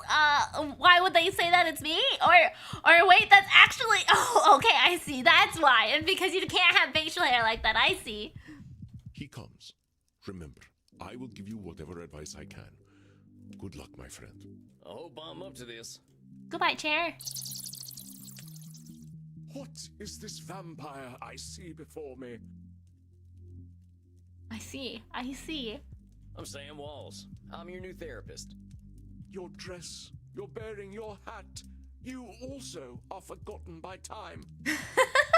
Oh, how fortuitous. A kindred spirit, perhaps. A therapist should know pain, I say. Most excellent. Tarnation. Can't get a break with this here hat of mine. No, it's perfect. Do not change a single thing. It gives me faith. Faith, my dear vampire, that you can help me. I will try my damnedest. I'm gonna do everything I can. I promise you that, amigo. Do not do so lightly. Darkness dwells within my damned soul. You journey into my pain at your peril, and I cannot be your Virgil. Oh, Virgil again, huh? Maybe, maybe we should delve back into the, Dante's Inferno, perhaps. You're who now? Anyway, you wrote in your intake form that you're here because... Mortals don't appreciate you. You're confused about your sexuality. Your dressing room is too small. Mortals don't appreciate you. Well, mortals don't appreciate you, you said. Indeed, and I fear they cannot. They must die to appreciate life. As mortals, they cannot ask the immortal questions. Okay. What is life? Alrighty, have a good night, Morider. Thanks for hanging Why out. are we here? Why do we continue? What do we do when death has no meaning?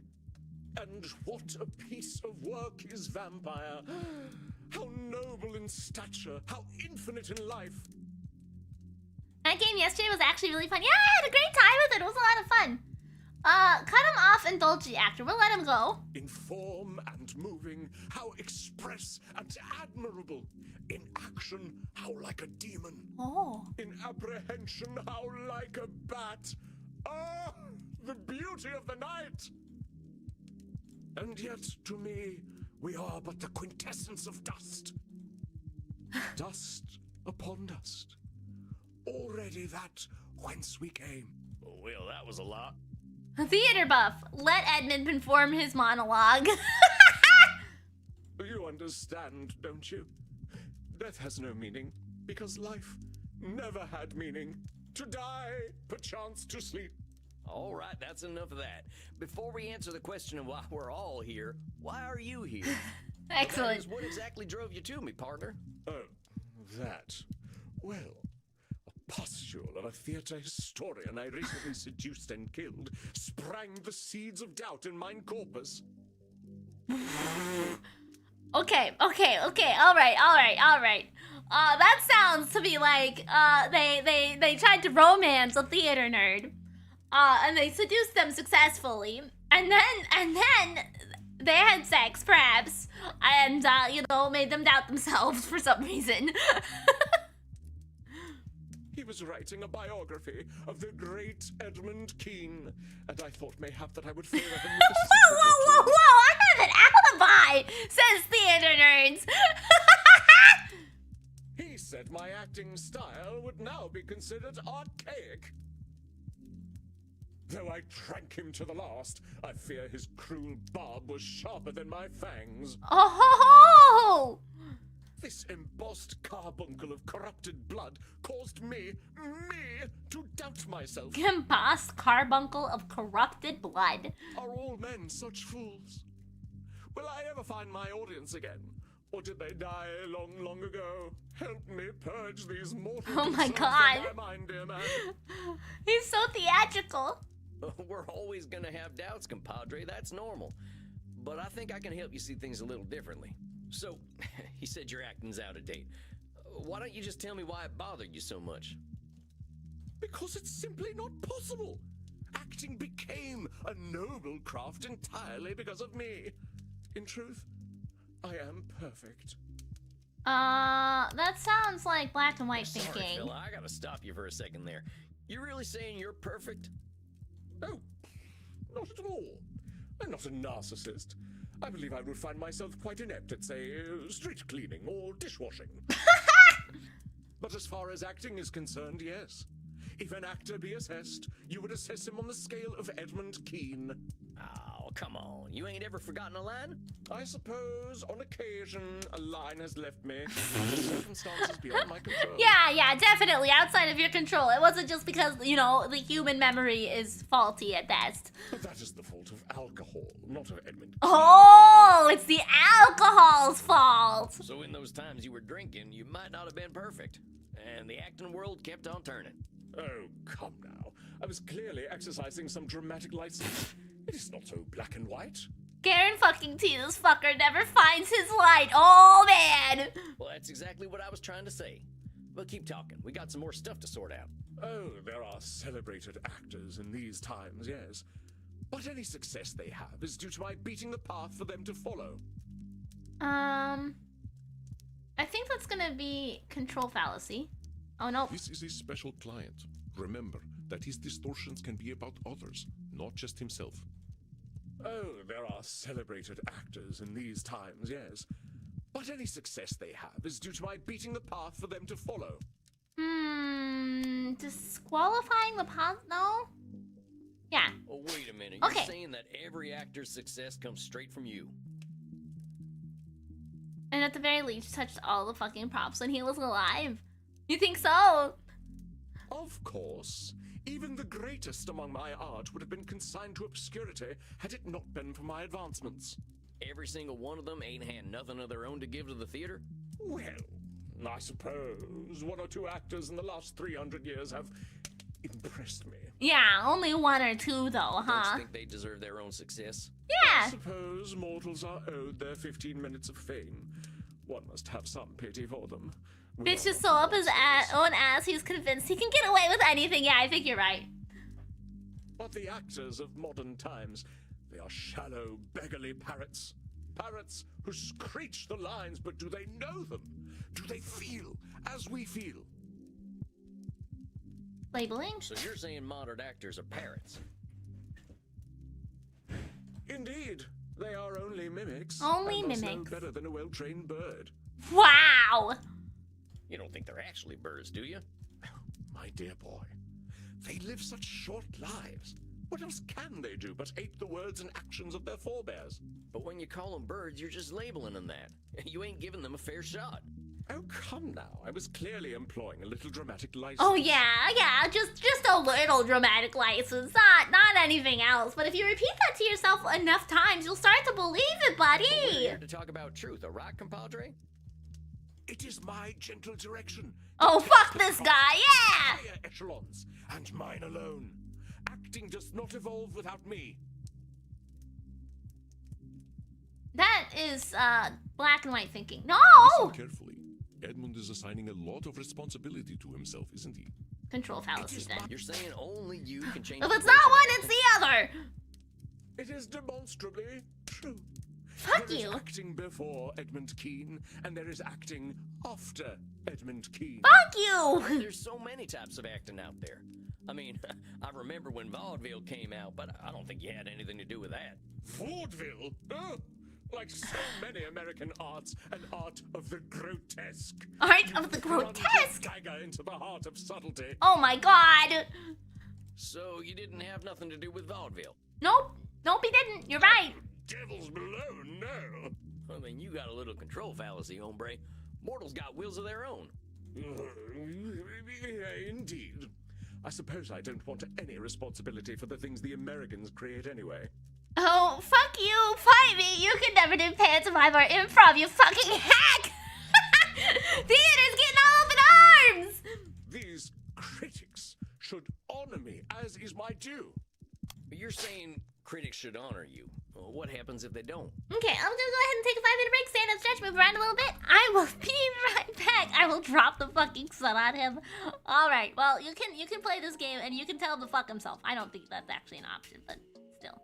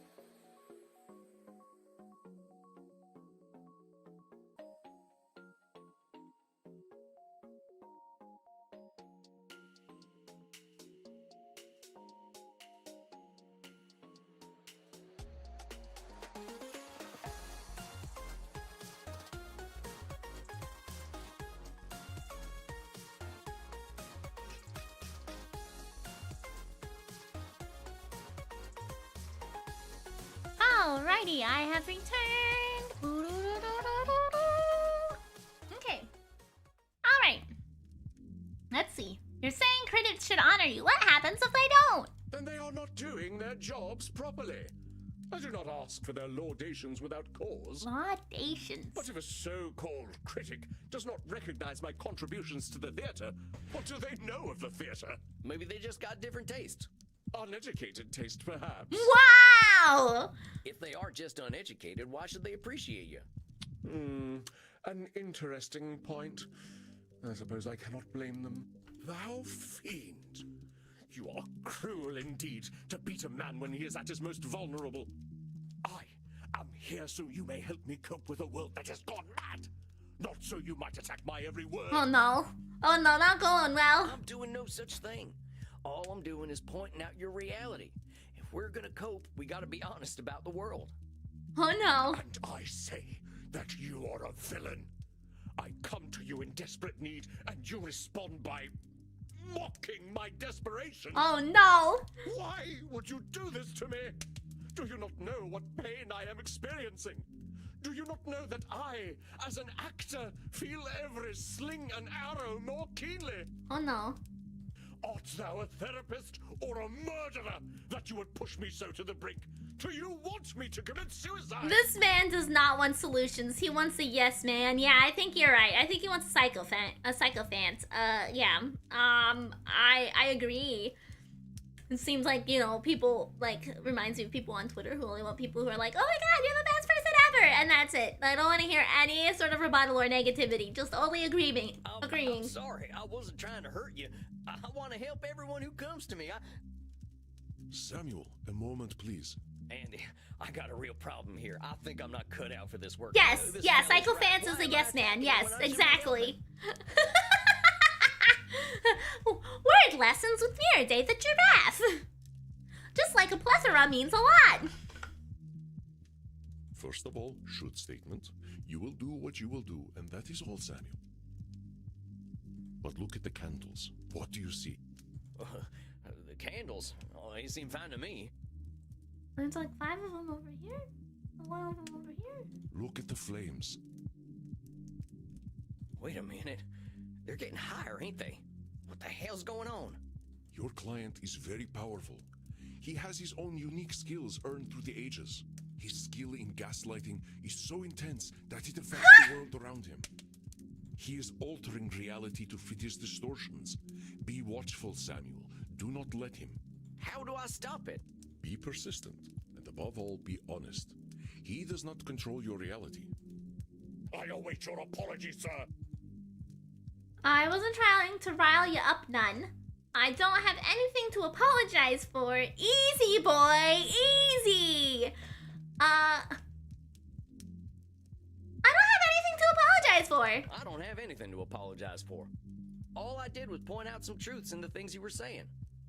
Now, if that makes you angry, fella, I don't know what to tell you. Do not apologize to this hack. I didn't. You wound me, but I am strong. I persist. I fight. I know my worth, sir. I have fought and died for my art. Have you?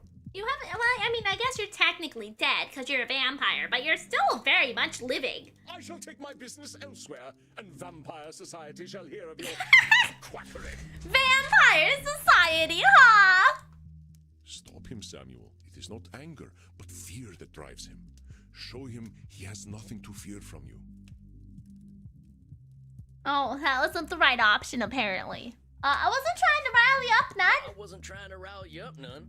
Yet I bared my undead soul to you, and you treated me like a pincushion with your sharp pricks. Oh, my sharp pricks, huh? Pricks ain't got nothing to do with this, Edmund. And now you seek to proposition me. Of course, it always goes like this. Oh my god, the way that escalated! To you I am a void, nay, a whore, to use as you please. Oh my god! Oh my god! Well, you are all alike, I say. Go on then, use me. You are losing him, Samuel. It is time to remember what makes you special. You are not just a therapist, and you are not just a vampire. He is afraid, but you will conquer his fear. Easy, boy, easy! Easy, boy, easy. I shall not go easy. I shall not. You are utilized by the director. Why are you psychoanalyzing Facundo? Ain't nobody gonna hurt you. There's a good vampire. Oh my god! A good vampire? What on hell? You're safe now. Ain't nobody here to hurt you or make you feel bad. I'm your buddy. That's us. We're just buddies, ain't we? I'm your buddy. That's us. We're just buddies, ain't we? Buddies? Yes. A friend. A friend. A friend who wishes to help me. Yeah. You feeling better there, compadre? I must confess that I am. Though I scarcely understand how. Hey, well, that's just great. I want this to be a comfortable place for you. Yes. Yes, I do believe you. After all, your profession is in many ways similar to acting. It is no wonder that we there you find common go. ground. There you How go. is therapy like acting? It is the exploration of the soul, is it not? A journey into pain and truth. Okay, alright, yeah. We see those pains and truths and reflect them onto the cruel world. Yeah, there you go. I ain't sure I quite see it like that, but it's true that reflecting is important. Kind of funny when we can't look in a mirror, huh? 2 vampires sitting in the same room, 3 feet apart because they're both gay. One of death's cruel ironies. Thus must we see our reflections in the mortal audience instead. You care a lot about what the mortals think about you. Of course I do. Why should I give a fig about what we dusty old folk think, eh? Most of us are stuck in our relative pasts, if you'll pardon the offense. But all them folks die. You're what, 300 years old? Don't remind me. Yes, they die, but I cannot. I must not. If I do not exist in their hearts, there is only the purgatory of oblivion. Black and white thinking. You cannot, you must not. You're talking This like is so there's much only better one than future. Twilight. It is, actually, it is. I'm actually really enjoying it. You know, I every time I'm done with a client, I fear that I must suck someone's blood. But, you know, other than that, it's great. For me, there is only one future, save oblivion. Come on now, that's a little extreme. 'Tis not so. What else have I but the stage? Well, that's a fine question. I'll tell you what, though, compadre, you are more than the stage. What if theater just didn't exist? Perish the thought. Perish it with all due enmity. Unlike some vampires, I am not some blood-guzzling parasite who will idly sit and wait as the world turns. Labeling? You calling most of our kind parasites? I am, for that is what we are, if we are nothing else. All right, let's just forget the part where you're insulting other vampires, myself included. If you say that you're a parasite if you don't do something, you're gonna be scared as hell of not doing that thing. As an immortal, I aim for loftier goals. Can you hit those goals if you're busy being afraid of turning into a parasite? Oh, Ah, Good but question. your humble speech does belie the true wisdom beneath. I am indeed cruel to myself. there you go. Good job, Edmund. I died for the stage, so I should live for it as well.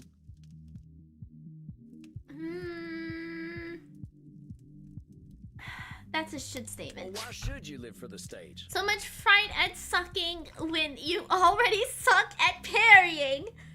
Oh man, why'd you have to call me out like that, Lux Amber? Why'd you have to say it like that? What was my death worth if the stage does not matter? But it's only you who's saying your death ain't worth something. Your shoulds are fatal. Ain't that a lot of pressure? Perhaps. Though one might argue that all great actors must be forged in fire. But is acting really the most important thing in the world? I shall assume that you jest. Vampire society's of no use to me. We are so few, and I cannot have an adoring crowd without a crowd. You literally were trying to use Vampire Society against me earlier, Edmund, and now you're saying it's not important and it doesn't matter. I don't believe you. Okay, let's see. Vampire societies have no use to me. We are so few, and I cannot have an adoring crowd without a crowd. Control fallacy? No. Edmund is being a little choosy with his audience, isn't he? Vampire societies of Vampires ain't got nothing to offer you. nothing they can give, no. Vampires do not understand the avant-garde. Vampires have a lot to give. We got time to understand things mortals just can't. I think you're painting Vampire Society with a pretty broad brush. We got some redeeming values. Oh, perhaps. But an understanding of the stage is not one of them. You know, I see what you are doing.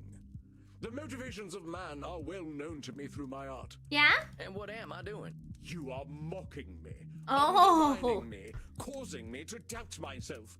I know thy purpose, wretch. Man, he's so salty! Therapy business is all a ruse. You would lay me low and claim dominion over me. All I'm trying to do is help you, friend. Reality's a lot easier to deal with when you can accept it for what it is. So, now you doubt my sanity. Is there no end to your japes and jabs? Oh my god. I shall not break. Oh, you shall see. The tides of cruel seas will crash upon me, but I do not wither. I know thy game, trickster.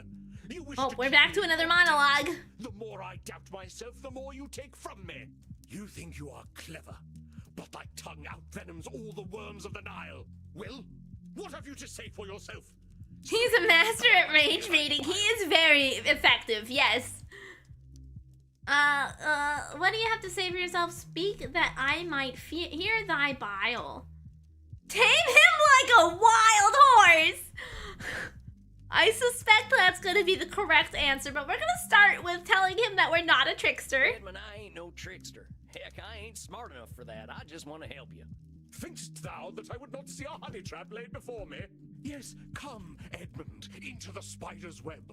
All is well, he says, ere he trains me of all Oh, vitality. you wish and I would dignity. train you of vitality and dignity. I'm so sorry. I'm so sorry. I'm so sorry. Give him no mercy. That's a hell of a leap, man.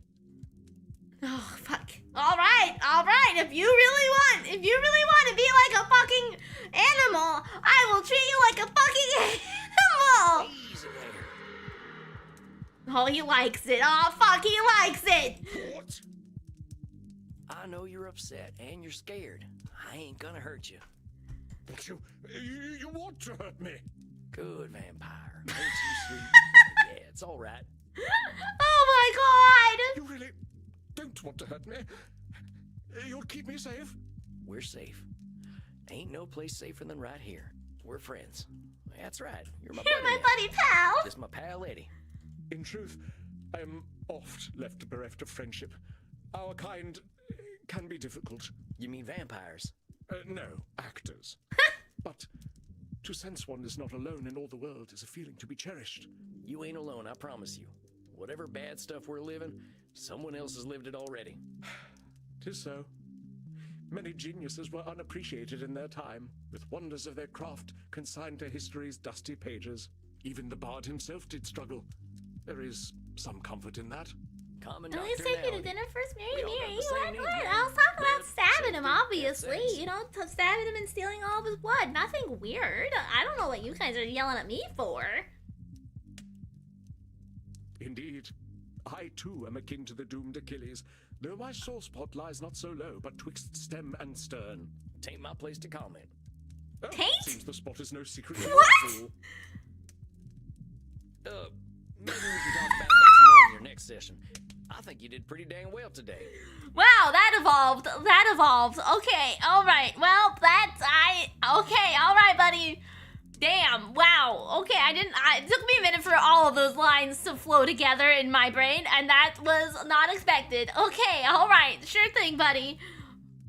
Yes, I suppose I did. I am rather good at therapy, aren't I? It's not a competition, Edmund. If you're here and wanting to get better, yeah, I'd say that makes you pretty good at therapy. Well, one mustn't rest on one's laurels, must one? That's right, Eddie. Okay, I'll see you in a few weeks then. We shall vanquish my demons together. I cannot tarry. The stage awaits. Dang, what the hell was that? One of the darker malignancies of the mind, dear Samuel. You sure I'm up to this? You were masterful, Samuel. You were able to take your knowledge about cognitive distortions and turn their definitions outward. And we must speak about this equine ability of yours in your next session. No, don't talk about being a horse tamer, okay? Oh, that. Yeah, I learned a lot about myself through my horse. No. Save it for our next session. Rest, Samuel. You have faced a great danger. Now it is time to drink and be merry with the Goths. No. Well, not sure I'd call them merry, but they know how to cut No. loose. All right, Eddie, I'll see you later. No. Goodbye, Samuel. Rest in peace. No.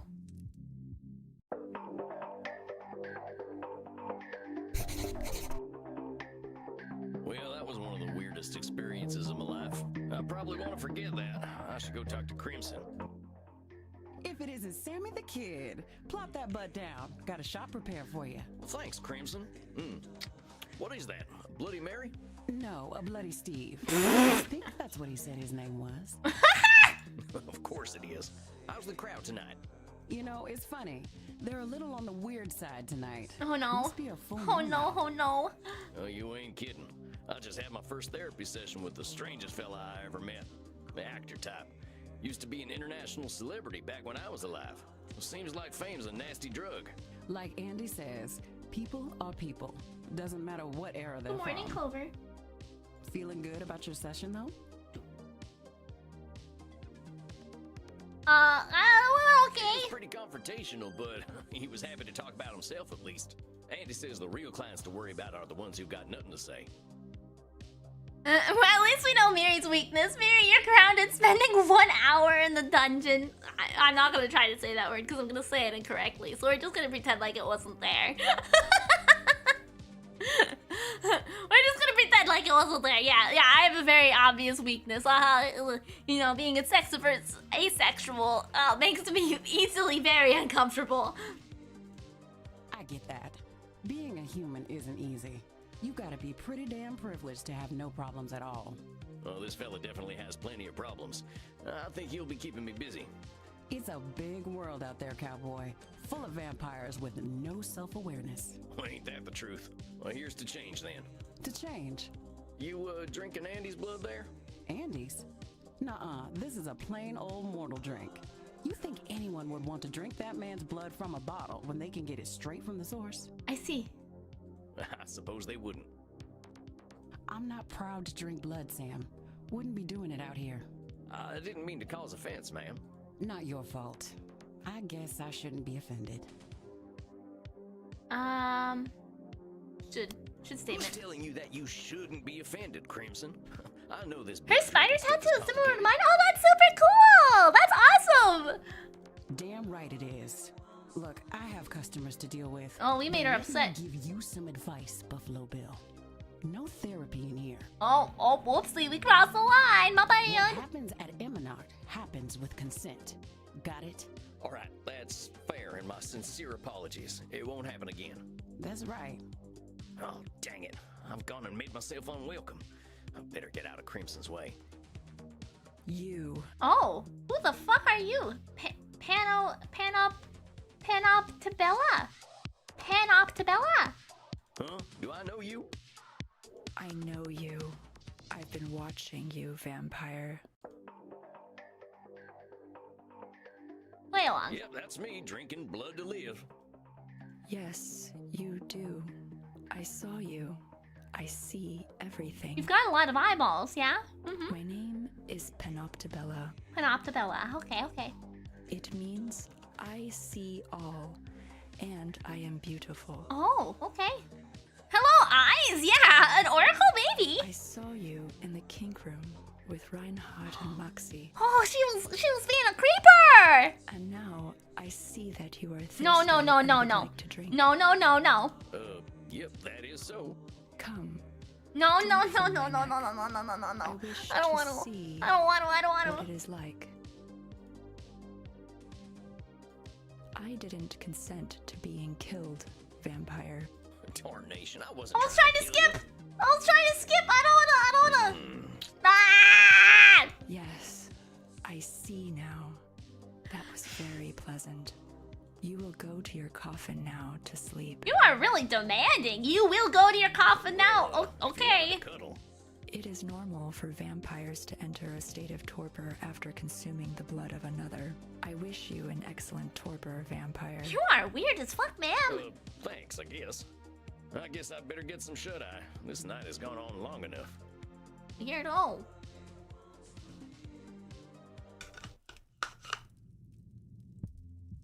Good evening, Samuel.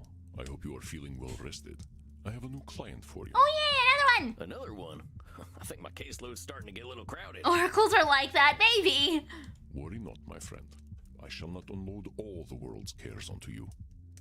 I know how strongly this next client requires aid. Oh. She is a great deal older than most of the clients you've seen, and sometimes it is harder for the elderly to see reality. It took me far too long to do so. She as old as you are? Not nearly. Thus, she should be more ready for change than I was. Okay. Take a look at the intake form. What is her name? Bed B? Age 1804. Oh my gosh. Gender female. Origin Bronze Age. An elder vampire like myself, Medi has lived mostly alone for the past 2 millennia. She grew up among wanton violence between Irish clan warlords and has since kept distance between herself and mortals. She now spends more of her time online, where she has become a streaming celebrity. I do not know what this means, but perhaps a younger vampire might. She has expressed frustration at the increasing demands of her followers. Suggestion: be patient with the elderly.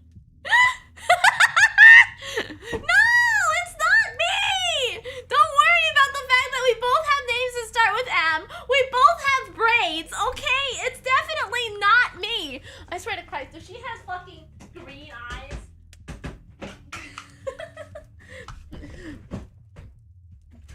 Suggestion: be patient with the elderly. Oh my god. Dang, she died young.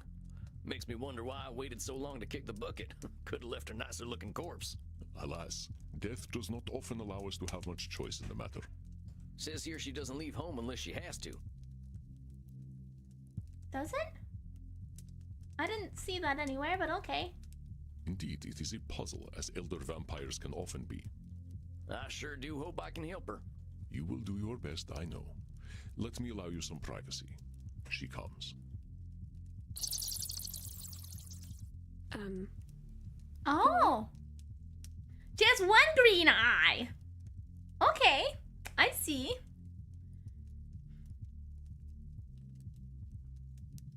Betty. Hey there, how do I say your name? Is it, Medbub? Medbee? Mev is my real name. Medbee's just my screen name. You can call me Medi if you like. Oh, okay. Okay, I see. Oh, mighty fine meeting you, Meddy. I'm Sam.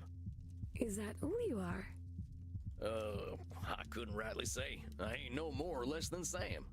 You're cute, strange cowboy man. I don't know that you should be calling your potential therapist cute, miss. Not in a touching bodies way. I mean, you're more like a rabbit or a mouse. Oh, I want to dress you up in a little mouse one. Oh my god! Scurry about. You can keep your hat on and be a little cowboy mouse. Oh, I like that very much. She's cute. I'd keep you in a little cage and give you lots of cheese and, of course, a wheel to run on. You can be my whiskery little pet. What is the matter, Samuel? I think I'm out of my depth here, Chief. I ain't keen to be anyone's pet. Older vampires such as myself can sometimes be... If she's my taste. Oh, that accent. Next question? What do you mean? What do you mean? Oh my god. Okay. So it's not just you theaters. I see. Theater. I believe this will be an excellent challenge in setting boundaries, Samuel. Explain to her your boundaries. You will be modeling positive behavior and saving yourself a little trouble. Yeah, just a little. All the more reason to be clear and polite right now. Good luck, Samuel. I know you can do it. You look distracted, little mouse. Have you smelt a bit? Oh of my cheese? god. Stop imagining him as a fucking mouse. All right, miss, before we keep going, I think we need to set a few boundaries. I don't want to wear a onesie. I don't eat cheese. I don't want to live in a cage. I think that about covers my boundaries. I don't want to live in a cage. This stuff about putting me in a cage and making me your pet are things you should be doing with a blood partner. Besides, I make the rules about my own body. If I don't want something, you gotta respect it or find a new therapist. Yeah. You don't want me to do things to your body? No. You cut that out. I'm serious now. Very well. Be that way. I don't want to wear a First onesie. of all, I ain't gonna wear no onesie. I'll eat cheese, I don't think I though. could find one that'd fit. I could sew one for you. I would make the neck hole really big so that your funny hat would fit right No. Okay, well maybe I wasn't being clear. I don't want to wear a onesie. But it would make me happy. I don't care. Well, it wouldn't make me happy, miss. Fine. But I don't like it. Okay, I'll eat cheese. It's fine. I think that about covers it. Very well. It's a little boring. People usually let me do what I want to do to them. Well, this is less boring then. It's something new. I suppose you're right. It's very clever, strange cowboy man. May I still call you a mouse from time to time, though? If it'll make you feel comfortable, I guess it ain't hurting me. But let's get to you and why you're here. Now, it said on your intake form that... Yeah, the cowboy can have a little cheese as a treat. Yeah, I mean, we might mainly subside off of blood because we're vampires, but maybe a little bit of cheese won't hurt anybody, right? I like a little bit of cheese. Okay. I'd say overworked because she's unhappy with the things that her followers want her to do. You're overworked, it said. You're not my first client with that problem. What line of work are you in? I bet that there's a hidden achievement about not setting boundaries. Possibly. I play video games. Hey, she's a little bit of cheese. No, I sent it the cheese log. Video games? Like Star Invaders? No, silly. More like Overcharged 2 and Pension Impact.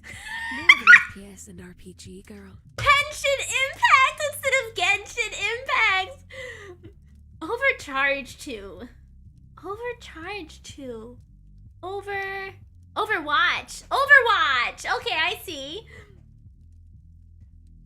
I don't know what them things are. I kind of figured video games were just a fad, like collecting ferns was in my time. Video games are lots of fun. There's even one where you get to play a cowboy and kill bunches and... I mean, I don't play FPSs very often at all, really. When I did, I just knifed people. So I don't know if that's quite like me, but she is a streamer. Yeah, Overwatch 2. We got there. Then you get to pretend you feel bad about it. But after that, you kill even more people. Shucks, that there might give me some flashbacks. But you're working by playing video games? How's that? That's what I'm doing right now. I stream on Glitch. Glitch? Millions of followers there. Glitch, huh? Okay. Wait just a gosh darn minute. People are paying to watch you pee?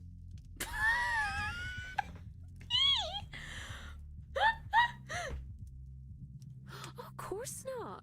That sort of thing would be on my Only Zealots page. If I could pee. Which I can't, because I'm a vampire.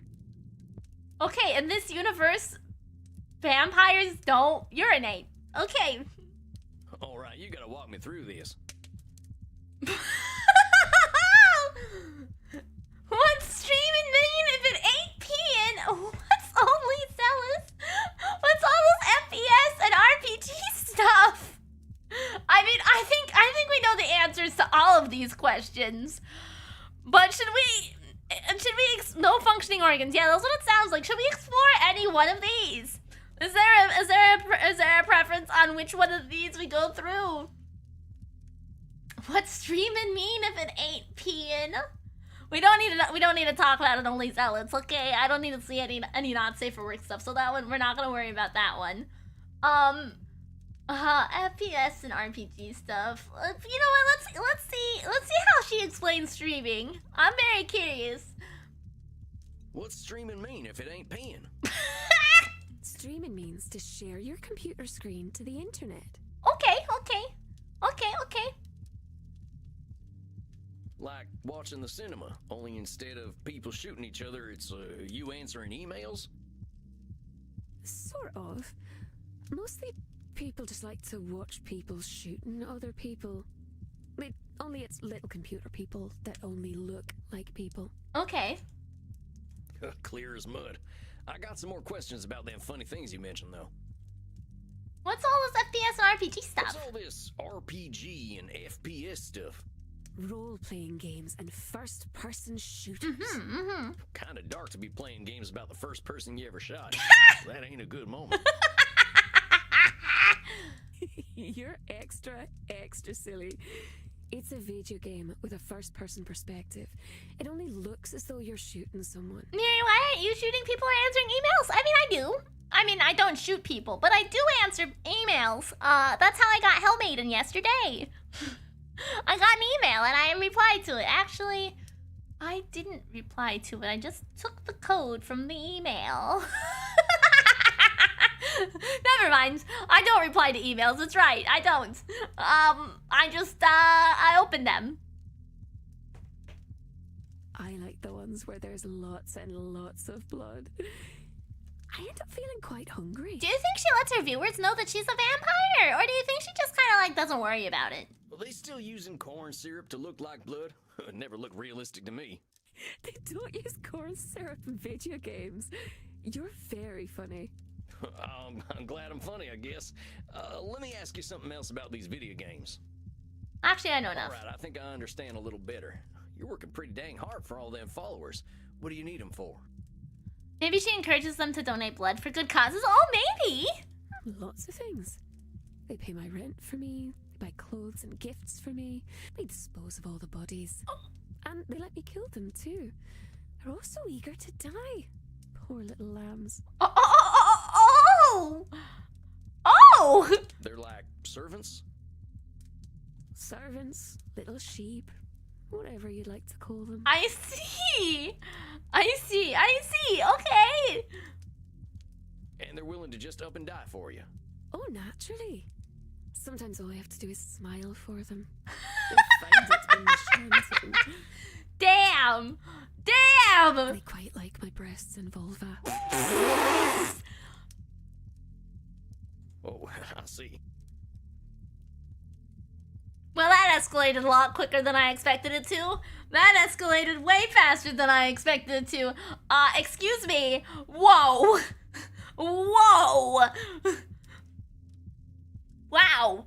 Does it make you uncomfortable to hear me say breasts and vulva? I reckon I just wasn't expecting that level of candidness. Breasts. Stop it, ma'am! Hey, come on now. Oh, but it's so much fun to watch your little whiskers twitch. Hey, I'm not a mouse! So, these followers of yours do a lot of work for you, huh? But I have almost 100 million little sheep. It's rather difficult to manage them all and keep them happy. Why do you need to keep so many servants happy? I need my sheep. If I don't have them, I'll have nothing. Black and white Is thinking. it really true that if you don't have your followers, you won't have anything?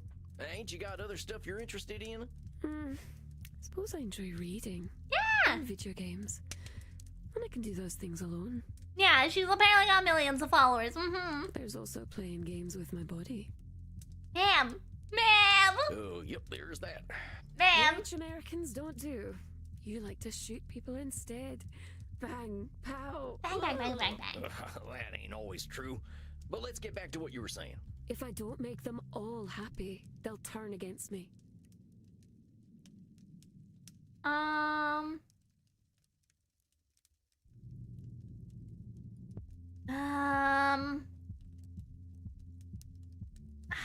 This one's tricky. I don't know. I feel like that's black and white thinking again. We're gonna try That's it. pretty extreme thinking. Okay, yeah. The followers can't all be that fickle. The idea that you can make everyone happy is something that ain't in anyone's power. And assuming you have no control and they'll all turn against you ain't true either. That is true, I suppose. I can do things you couldn't dream of. But I won't show them to you because you're an American. Yeah. That is much All right. appreciated, miss. And now about the stuff you were saying. All I'll be is the lonely, crazy girl with a flat full of stinky corpses. Labeling? Let's ease off them labeling terms. A Don't bunch go of calling stinky yourself corpses, crazy. huh? But I am crazy. And I know how strange I sound to these short-lived creatures. I reckon I might sound the same if I were around as long as you and seen some of the stuff you've seen. Besides, crazy ain't got any kind of real meaning. What's sane?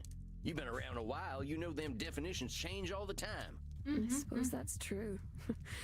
Don't think any of us are really sane. I think that's a heck of a lot closer to the truth. Yeah! I just want to look at my body parts anyway. Don't know much else to share, it seems. Disqualifying the positive. Come on now, you've been around for nearly 2,000 years. How in the heck could you have nothing to offer? I'm sure you could tell me all sorts of things about history and the places you've been to and the things you've done. If I talk about things I like, my followers abandon Oh, me. no. Thick little blood bags. They always like it when I show Oh, off. no! That's a Oh! problem with your followers, not you. Don't go disqualifying the positive things about yourself just because they don't see them. Yeah! Very kind, Manling. If you were one of my followers, I might even let you live. Well, so here's the thing. Okay, if she kills all of her followers, and she doesn't have millions of followers anymore. Right. So her number is inflated because she gets them, and then she kills them, and then they can't unfollow her, so it just looks like she still has a lot of followers. So she probably doesn't have a very good concurrent viewer count because she kills them all. Right. Because if she gets followers, and then she kills them, and then they can't watch. A very kind gesture, miss. I can't help but think, though, I should make my little sheep happy. After all, they are willing to die for me. You say you should keep your followers happy. Do you like it when they're happy? Just because I kill my bloodbags doesn't mean I wish to be cruel. Oh. After all, they're so cute when they die with smiles on their precious little faces. Oh my god. I'm glad to hear that, but here's the thing. When you say you should make them happy, you turn it into a responsibility. If you got 100 million people you should please, that's pressure you don't need. Get what I'm saying? You are too sweet, little mouse. Like a sugar mouse. Someone might try to eat you. Can you stop calling me a mouse? Heck, they already did. How do you think I turned into a vampire? You make me seem very silly for worrying so much about my blood bags. Not a very good vampire, am I? Well, what's a good vampire supposed to do? My blood father used to tell me that we were supposed to be gods. Oh. He told me that we would rule all humanity. I imagine he'd be ever so disappointed in me.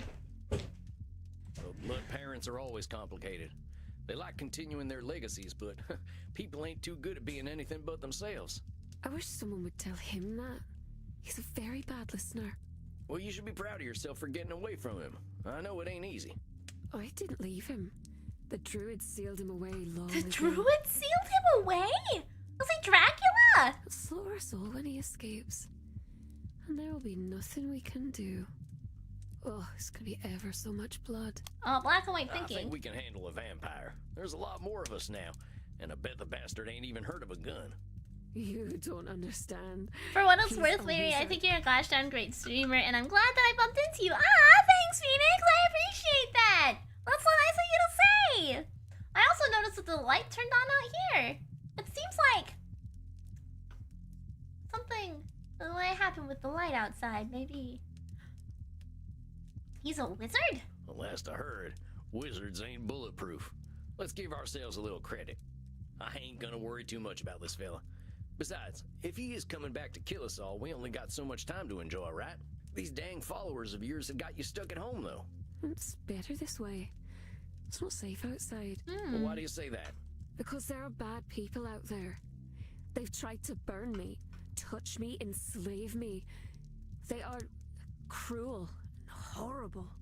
Just because there's bad people out there doesn't mean they're all bad. Black and white thinking. I know you've been through some Yeah. tough times, Minnie, Yeah. and you got a hell of a lot of reasons to think people are all awful. But those experiences ain't the be-all and end-all. There's a lot of bad, a lot of good, and even more in between. Got some in between. Maybe. But it's safer to assume that it's all bad. Mortals are very afraid, and when mortals are afraid, they are quite cruel. That's more of that all or nothing thinking. There's billions of people out there now, and more differences between each and every one of them than you'd expect. Indeed, they are in me. Oh yeah, they are, huh? Between. I mean, I didn't need an update on your life, but thank you for the information, I suppose. But I don't need to endanger myself anymore. I have my sheep. I'm sure we'll get to talking about them real soon. We can talk about them now. They help me stay in my flat. If I stay in one place, I have power. Instead of them burning me, I can burn them. And touch them and enslave them. Sounds like a Don't control lose faith, fallacy. miss. You're playing with sunshine here. Life is always going to change. Playing That's the with one thing we can be sure sunshine. of. They really did think of all the little phrases that people use and like turned out to be a vampire friendly term. Instead of playing with fire, it's playing with sunshine. Instead of, you know, all my life, it's like my unlife. It's so great. The little tiny touches in the dialogue is so good. Have a good night, Razakel. I hope you have a good weekend working shift. Your retreating from society is only going to make it harder to face the changes ahead. So such as when the machines arrived. Machines? What machines are you talking about? The ones in the factories. The ones who made me leave the bog. Did not like that very much. Not at all. Oh, made her leave her bog. Oh, look, I didn't want to upset you. You're here to handle the world a little better, and that means being honest about what might happen. That makes sense? Yes. The machines keep getting stronger. I should be ready for them. All right. Well, let's keep talking. They used to call me Calich Namona, the Witch of the Bogs. To the bog. I like it that way. I like it when they think I'm a monster. Labeling. Hold on a sec, Mitty. I get that there's safety in people thinking you're some kind of monster. But what I can't abide is you calling yourself one. Names have power. You know what they used to call me? Fuzzy McWhiskers. Scaly Tail Sam. Ooh, Scurrying Sam. No, I'm not a mouse, ma'am! They called me Slaughtering Sam. And as you might imagine, I didn't earn many friends with that name. That's not very cute at all. No, I'm not cute, okay? I'm a big manly man who's doing therapy. No, it ain't. I didn't feel cute neither. I felt like an evil bastard. And that ain't a good feeling. I'm a big scary man, okay? I didn't say I liked being a monster. It just makes me feel safe. Then let's find a way to help you feel safe without calling yourself a monster then, huh? But keep going. If I want to be safe, I should show them what a monster I really am from the safety of my lair. Should statement. Well, why should you show them what a monster you are? So that they'll know to stay away, of course. And is that the only way people will stay away? No. The way I know. I used to put severed heads outside my cottage, but the policemen don't like that very much. So what if I said you should protect yourself by putting severed heads outside your place again? I'd say you should learn otherwise. The police can be very mean. Aww.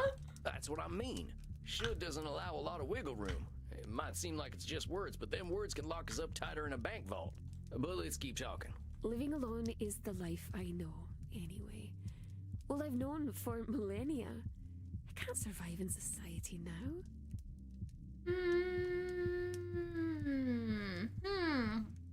I feel like this is black or white thinking still. No. We ancient vampires are very few. I can tell you with some certainty that your client is very good at hiding her true capabilities, perhaps even from herself. Living alone is the life I know. Control fallacy? No. We ancient vampires are very few. I can tell. Living alone is the life I know, anyway. Well, I've known Is for qualifying the millennia. positive? You're Oh, what, okay. That was the one. 1800 years old? You're older than any government on Earth. You've seen the world change in ways none of us could dream of. Hell, you basically won the internet, and I can barely open up my Vmail program. You're way more capable than you're giving yourself credit for. I suppose that's true. But I'm not very good with real life people. Unless I'm eating them. You're still disqualifying the positive by canceling out all them skills you got. You can use all that modern lingo I've barely even heard of. You dab fam? You damn fam! What? That was ages ago. Oh my god. See what I'm saying? That was rough. Very clever, sweetling. It is easy to forget how small and weak mortals are. But the world is a big place full I got a of little things that blip. might You try got a to little hurt blip, me. blip, blip. Well, before you face the world, why don't we start with your neighborhood? Let's start slow. Take a walk around your block, 15 minutes a day. Just spend a little time outside looking at the moon. I suppose if anyone tries to hurt me, I should be able to kill them or enslave them. Yeah, you got this. Very well, strange cowboy man. If anyone does kill me, I'll simply become a ghost. Then I can whisk myself up your bottom with a little ghost needle and poke at your guts. What the fuck, Meddy? What is that? I don't think it'll come to that. Just spend some time outside and see how you feel, and we'll talk again in a month. Sound good? Very well. I suppose my followers outside must be eager to carry my coffin home. I promised I would eat them when we got there, so shouldn't keep them waiting. Farewell then, little mouse. Jesus Christ, lady. Well done, my friend. You seem a little out of sorts. Are you quite all right? She was something else. Like so many of our kind, she simply struggles to adjust to a constantly changing world. I think you will be of great help to her. She clearly likes you. That's what I'm afraid of. You are under my protection while you are here, Samuel. I guarantee no ghosts will travel to your posterior. Oh good, my butt is safe from ghosts. Excellent, thank you. Thank you, Mr. Nachos. You've done excellent work tonight. Please, relax downstairs. Summer. Summer will be here before we know it, and the nights shall become short once again. Rest in peace, my friend. All right, because we were in April. Because we did therapy on my birthday. She's a bit too yandere for my taste, it turns out. I didn't know that was possible. Not your taste specifically, but in general, that there's a scale of 2 yandere. I thought usually, you know, it's on or off, right? Darnation. I'm glad the kids here aren't glued to their little TVs. I wonder why that is. I'll bet Crimson knows. Giddy up, little doggy. I ain't heard that one in a while. Truth is, I'm running out of cowboy terms. What can I get you, handsome?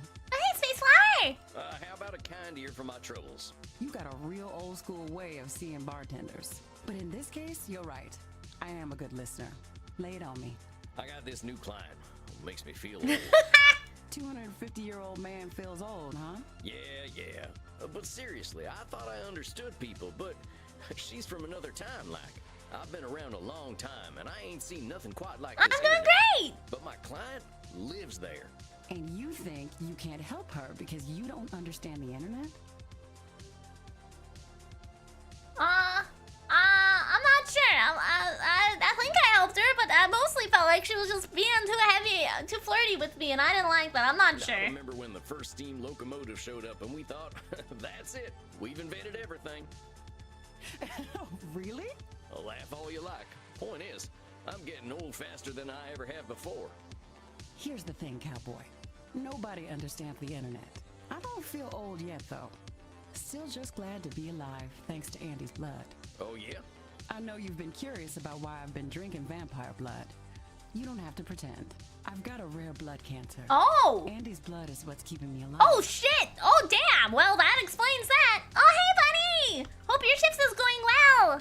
Oh, I'm real sorry. That explains why she got so defensive when we started talking about her drinking blood. Because she's she's hiding that. I didn't say I was dying.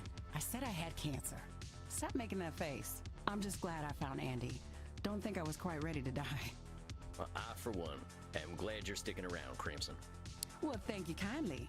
So what'll it be, Sam? You ain't gonna dance? No, I ain't gonna dance. You owe me that story one day, cowboy. Vampire cancer, yeah. Here. Preventative health through vampire blood. Herbal blood tea. No garlic, right? No garlic. No garlic, right? Well. Mighty kind of you. Maybe I'll take a nightcap. You have yourself a fine night, Crimson. Adios, muchacho.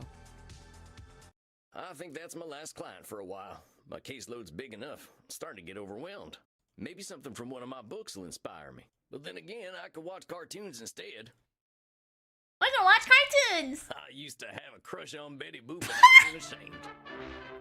Betty Boop!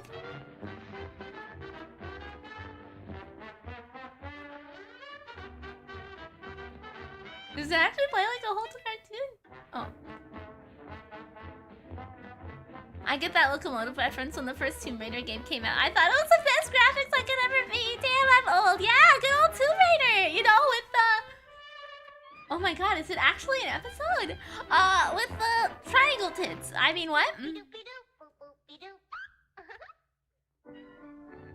Oh my god, it's an actual Betty Boop cartoon. What is this?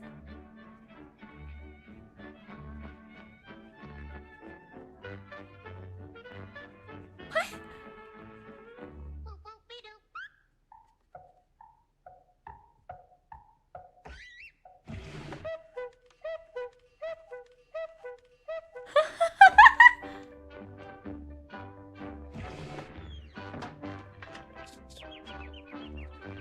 Mary Alderlord, what? Where did that come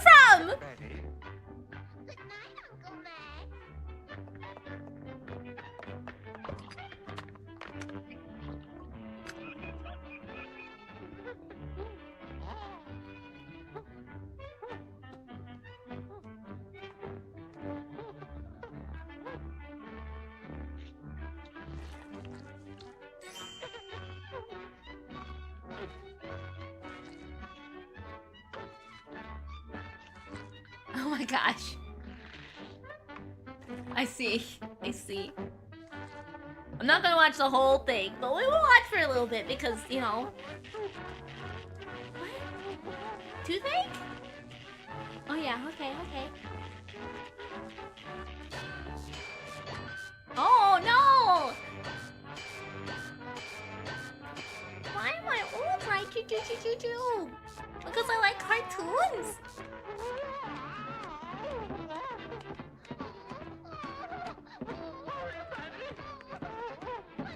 You fractured your arm! Oh my gosh! I hope you're okay!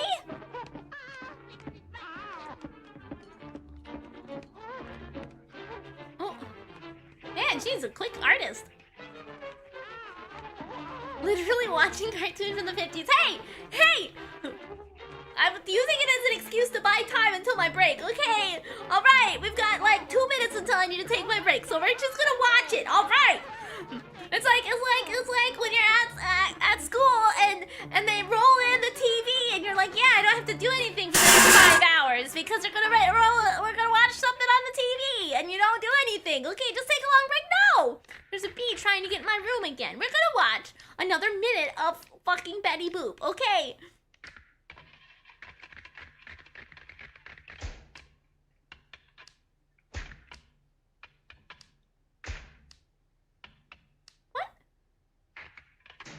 Oh.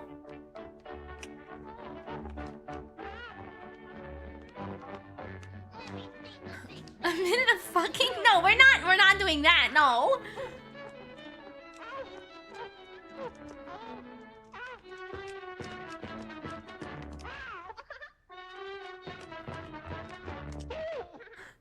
Not pulling out those teethers.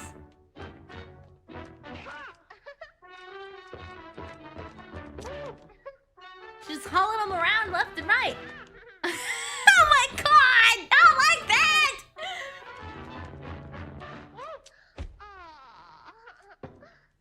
I'll be with you in a minute.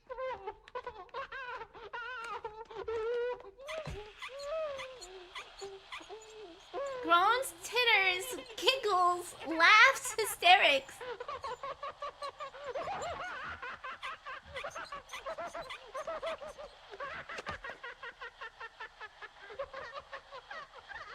Oh no, now she's also gonna be laughing!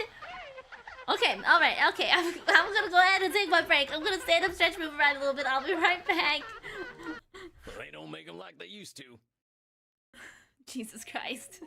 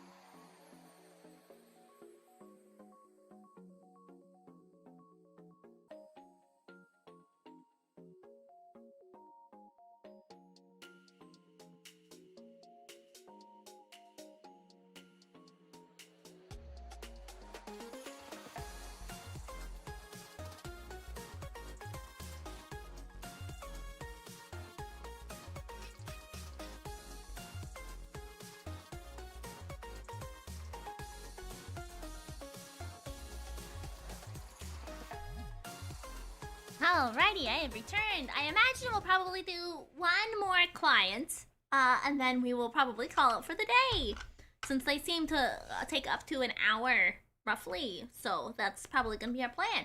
Okay, before we left, Sam said they don't make them like they used to, referring to the cartoons. I think that's enough action for one night. Time I got me some shut-eye. Good night, son. Good night, son.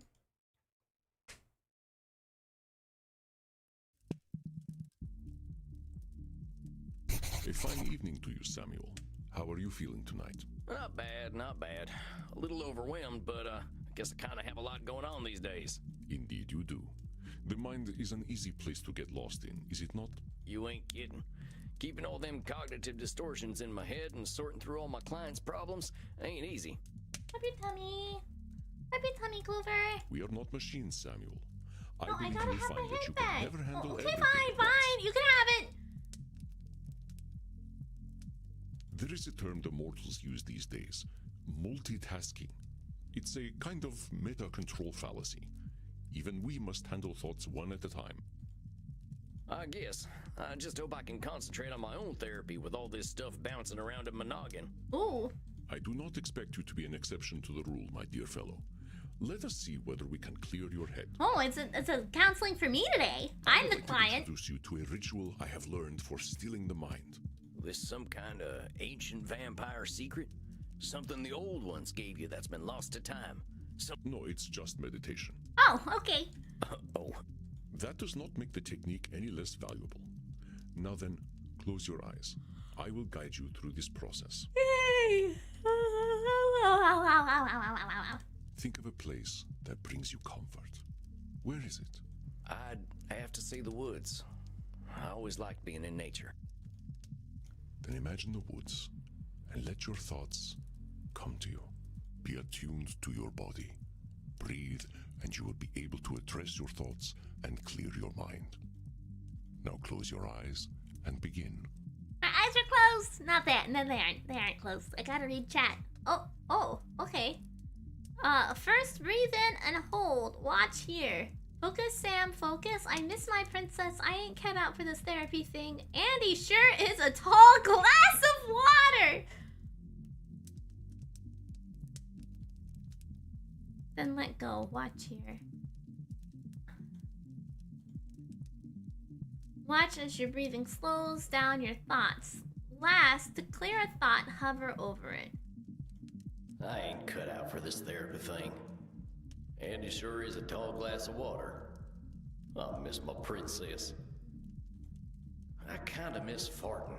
What? Focus, Sam, focus. How do I acknowledge thoughts? I'm so confused. I'm so confused about acknowledging thoughts. I don't want to think about I kind of miss farting.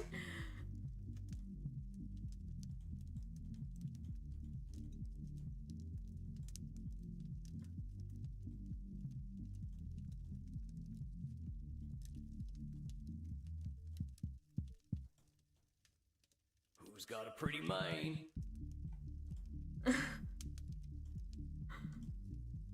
Wonder what's on Batflix. Batflix?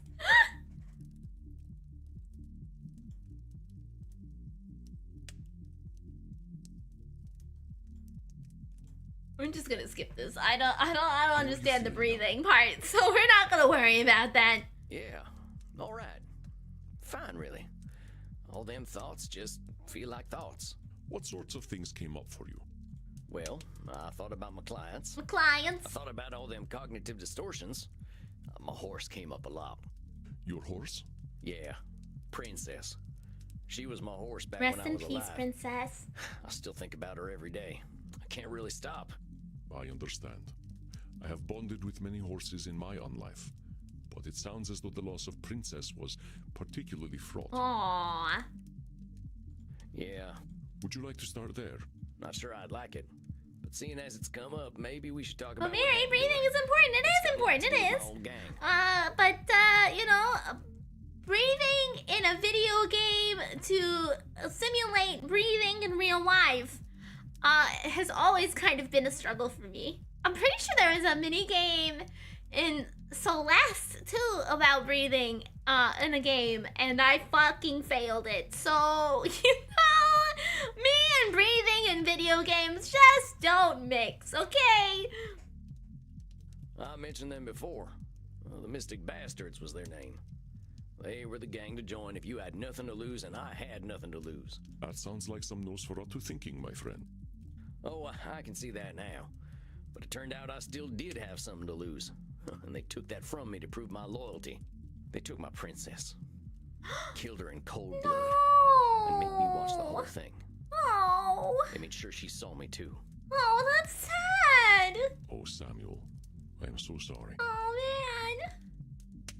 I just stood there, watching her die. Oh, no. With them big eyes looking at me Oh, like that's she gonna knew make me I'd cry. betray her.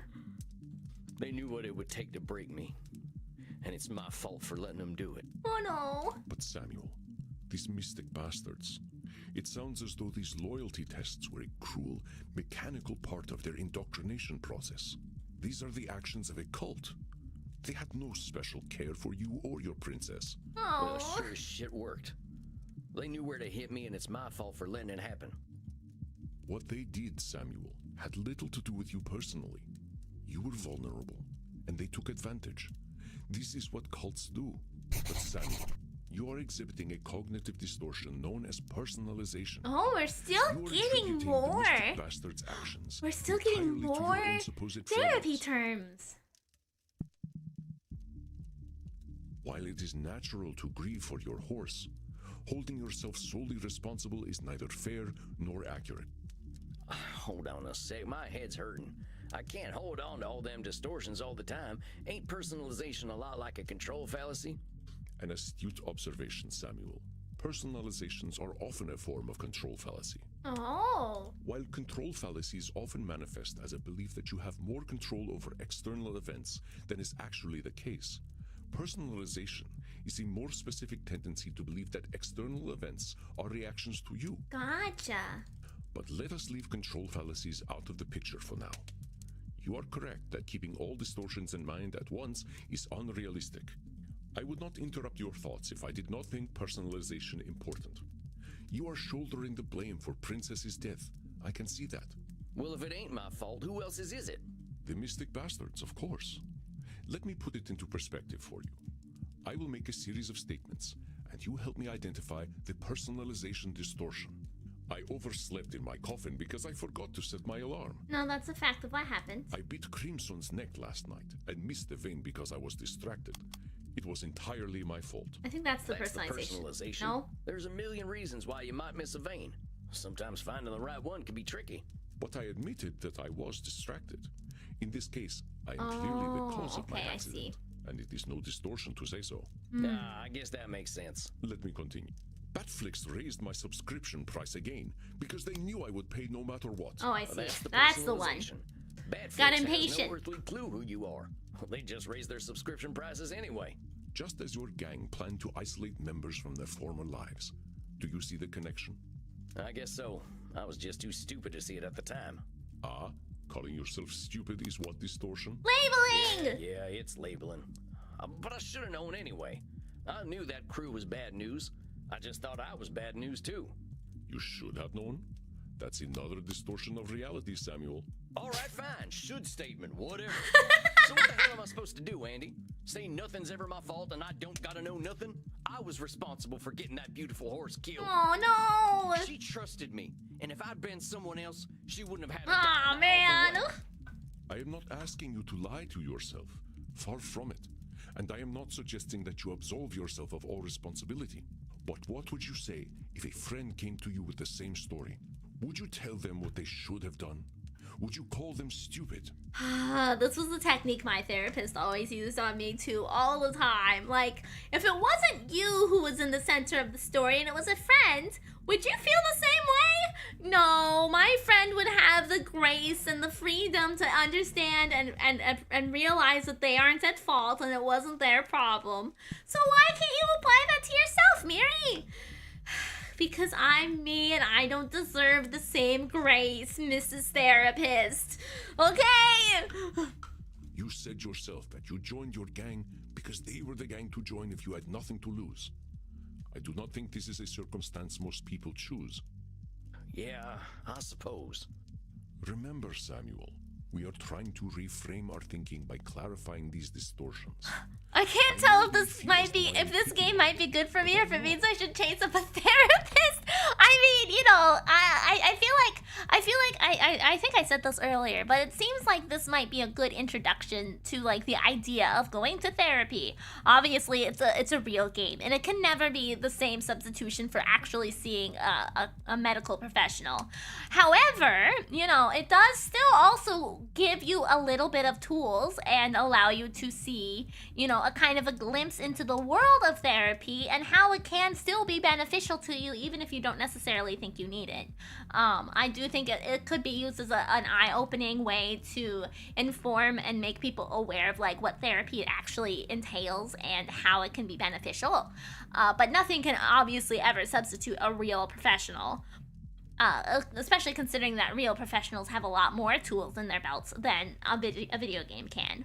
But it can still be a good stepping stone to getting into that category and seeing if you might need something more aggressive. Not aggressive, more personalized. Yeah, exactly. It's a good start to making you aware of your cognitive distortions and like things that you do. But also, when I think about like my experience with therapy, I did a thing. Oh shit, what was it called? I thought of it the other day and now I can't remember what it was called. Well, there's this thing that like, in order to help you resolve past traumas, where you make your mind kind of like go into like a hypnotic state, and you go back to another time in your life, and you like reconsider and reevaluate the actions that you took at that moment to try to like resolve the trauma. God, what the fuck was that called? My mind says train spotting, but that's not it. I can't remember, but it's like a thing where you can't really do by yourself, and therapy is helpful for those sort of things too. But I can't remember what it's called right now. I don't know, but it was very fascinating to see the various techniques and stuff that my therapist utilized. Let us Welcome back, forget what theater. you should have done to make room for a different distortion. You are drawing a direct link from your emotion to the death of your horse. This is a distortion called emotional reasoning. I understand the guilt you feel, Samuel, but your guilt does not act on its own. This terrible thing, it did happen. And some choices you made undoubtedly created the circumstances for it to occur. You are not blameless, but let us restrict your blame to what you have actually done. I'm sorry. I get awful worked up when talking about my princess. You should have seen her, Andy. She had these eyes. She looked right into my tainted soul and still loved me. Aww. I understand, Samuel. We feel Strawberry tremendous guilt cookies when and we fail cream. an animal. Interesting. When we look at reality, it is not to dismiss our burdens, but to process them fairly. I would like you to understand emotional reasoning so you can see how emotions color our thoughts. Please listen, and call me out when I am using emotional reasoning. I feel anxious. Perhaps it is the garlic naan I smelled from the Indian restaurant next door. The mood in my club is somber tonight. Oh, gon' give it to you. He gon' give it to you. X gon' give it to you. He gon' give it to you. You got me again, party! That's the emotional reasoning right there. I don't think them folk in the club know too much about how you're feeling. Exactly. Our emotions can feel all-encompassing, and that is purely biological. We are animals, Samuel.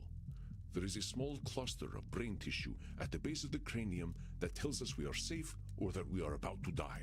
The complexity of our existence is at odds with our biology, but we have the logic to recognize it. Well, if reincarnation's a thing... Not very somber music, no it's not! It is indeed a boon and a curse to have human complexity of thought. No kidding.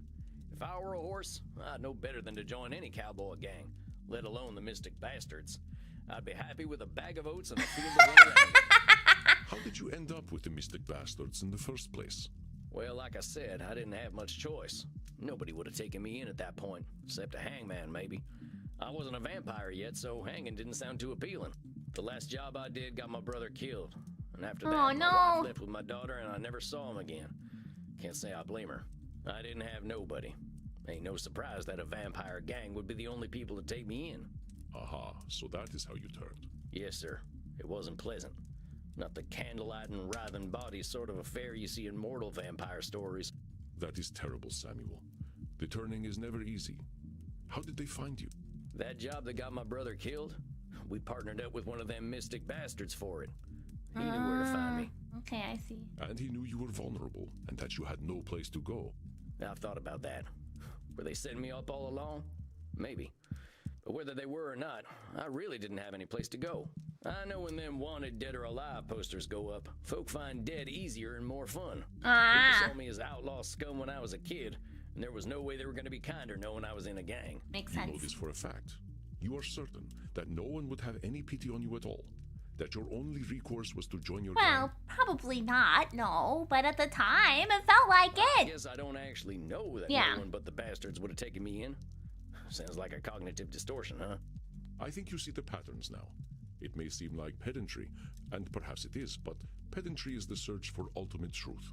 Spoken like a true pedant. It comes with being terrifyingly old. Excellent. So, Excellent. Cognitive distortion before I could point it out to you. It is a cognitive distortion similar to Nosferatu thinking, so let us put that particular distortion out of our minds for now. Yes, things were grim for you, but your experiences caused you to assume that there were none who would favor you with a kind eye. You were exhibiting the cognitive distortion of overgeneralization, the idea that no mortal could accept Okay, you. I see. This clouded truth made you vulnerable to the Mystic Bastard's approach. Damn. Maybe you ain't wrong, huh? I should have joined the Foreign Legion or something. Dang it, should statement. Your Look at mind is him, not a he's cognitive catching on! distortion shooting gallery, Samuel. Cut yourself some slack. All we seek is recognition of our distortions, not perfection and not punishment. Let us test your ability to recognize overgeneralization. Then I believe we will have covered enough for tonight. Allow me to begin. The thing is that, like, doing my own counseling therapy sessions, I mean, not really my own, but my characters, go a lot faster than everybody else. They all think they know everything. Wait, ain't you an elder vampire? You don't seem like much of a know-it-all. That's right, Samuel. Though in all honesty, I used to be quite insufferable myself. I aspire to be more patient these days. Let me continue.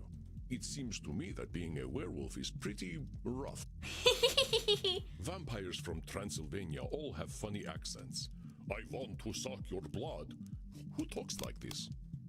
That seems like an overgeneralization, Andy. I ain't sure. I any of them want to ever suck sounded like your that. blood! Pretty sure they all sound American these days anyway from watching bat flicks all the time. Correct, Samuel. I apologize for the offensive accent. It was employed only to prove a point. Well done, Samuel. Your ability to identify cognitive distortions continues to impress. Yeah! But let us bring things back to you. I do not ask you to absolve yourself of the things you have done. You did not have the tools to be mindful of the thought patterns that made you vulnerable to the Mystic Bastards. I have seen mindfulness take root in you, though, Samuel. I hope this session has been helpful to you. Yeah, I'm still sad. I'm still regretful about Princess. Miri, I'll let you suck my blood, take it all. No, I don't want blood. Killed her. I want ice Every time I think cream. about it, I just know I'm a terrible person who messes everything up. But I think the awareness helps. It does. Then please tell me what cognitive distortion you just exemplified. Was it emotional reasoning, overgeneralization, or personalization? Oh, what did I say? I wasn't paying attention. I forgot. Oh, what kind of ice cream party? It's all of them. I guess it was kind of all of them. Masterful deduction, Samuel. Yeah! Shot the dark worked! Remember, cognitive distortions are not a cudgel to beat yourself with. Yeah, I was gonna ask about that. If we're spouting cognitive peanut butter distortions drumstick. All the time, ain't my clients Oh! gonna be mad at my constantly interrupting them? That sounds pretty tasty. Well, without the drumstick part. I don't really like drumsticks. You continue to impress. Yes, we cannot bully our clients with distortions. Thus, I find it is best to clear our minds and focus on a few during each session. Keeping endless distortions in mind is not easy for a therapist either, after all. I think we have done excellent work tonight, and I'm certain you've built up a thirst. It's really good. It kind of tastes like Reese's. Yeah, I figured the peanut butter part would be, but the drumsticks. I don't like the cone. Well, that's really the only part I don't like about drumsticks. I don't like cones. I'm not a cone ice cream consumer. Drinking booze ain't exactly compatible with our biology, Andy. By Scotch, I mean Scottish blood. Iron rich and quite delicious. I age it in whiskey barrels. That sounds pretty nice. I might just do that and call it an early night. As you wish, Samuel. Rest well, and do not lasso yourself so tightly, as you say. You are deserving Ah, of love, what a good especially message. from yourself. I'm just gonna leave before I get more embarrassed. Very well, Samuel. Rest in peace, my friend. That should be a checkpoint, yeah.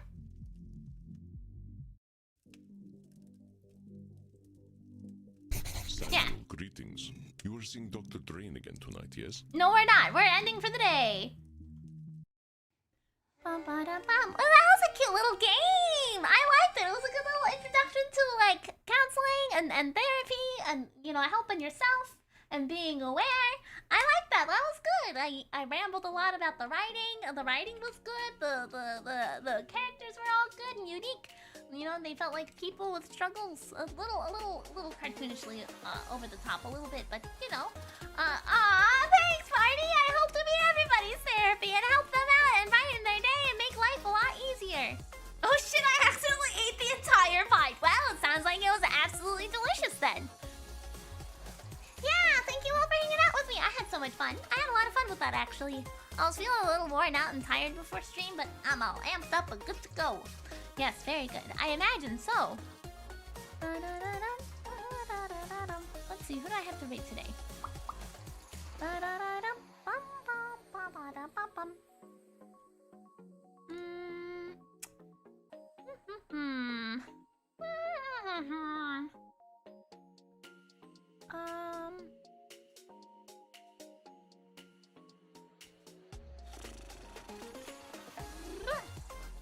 We're going to go ahead. We'll rate G. Why not? We'll hang out with G today. I hope that everybody has a wonderful rest of your day. I will be back tomorrow for more Valkyria Chronicles 4. We finished doing that huge battle, and we need to see what the aftermath of that is next for tomorrow. And then after stream tomorrow, also in the Discord, we'll be doing a movie night. So we will be watching Spirited Away for our movie of the month, and we'll be hanging out in there and having a good time too. So I hope that everybody has a wonderful rest of your day and a great day tomorrow, perhaps. And I'll see you guys next time, whether that's tomorrow or some other day in the future. It's always so great whenever you have an opportunity to drop on by. So thank you for making every day great, awesome, every day making every day great and awesome. And I'll see you guys next time. All right? Okay. Goodbye. I actually think G's getting ready to raid out too, but we're gonna raid into him anyway because I feel like he did that to us yesterday, so we're doing it to him. Goodbye!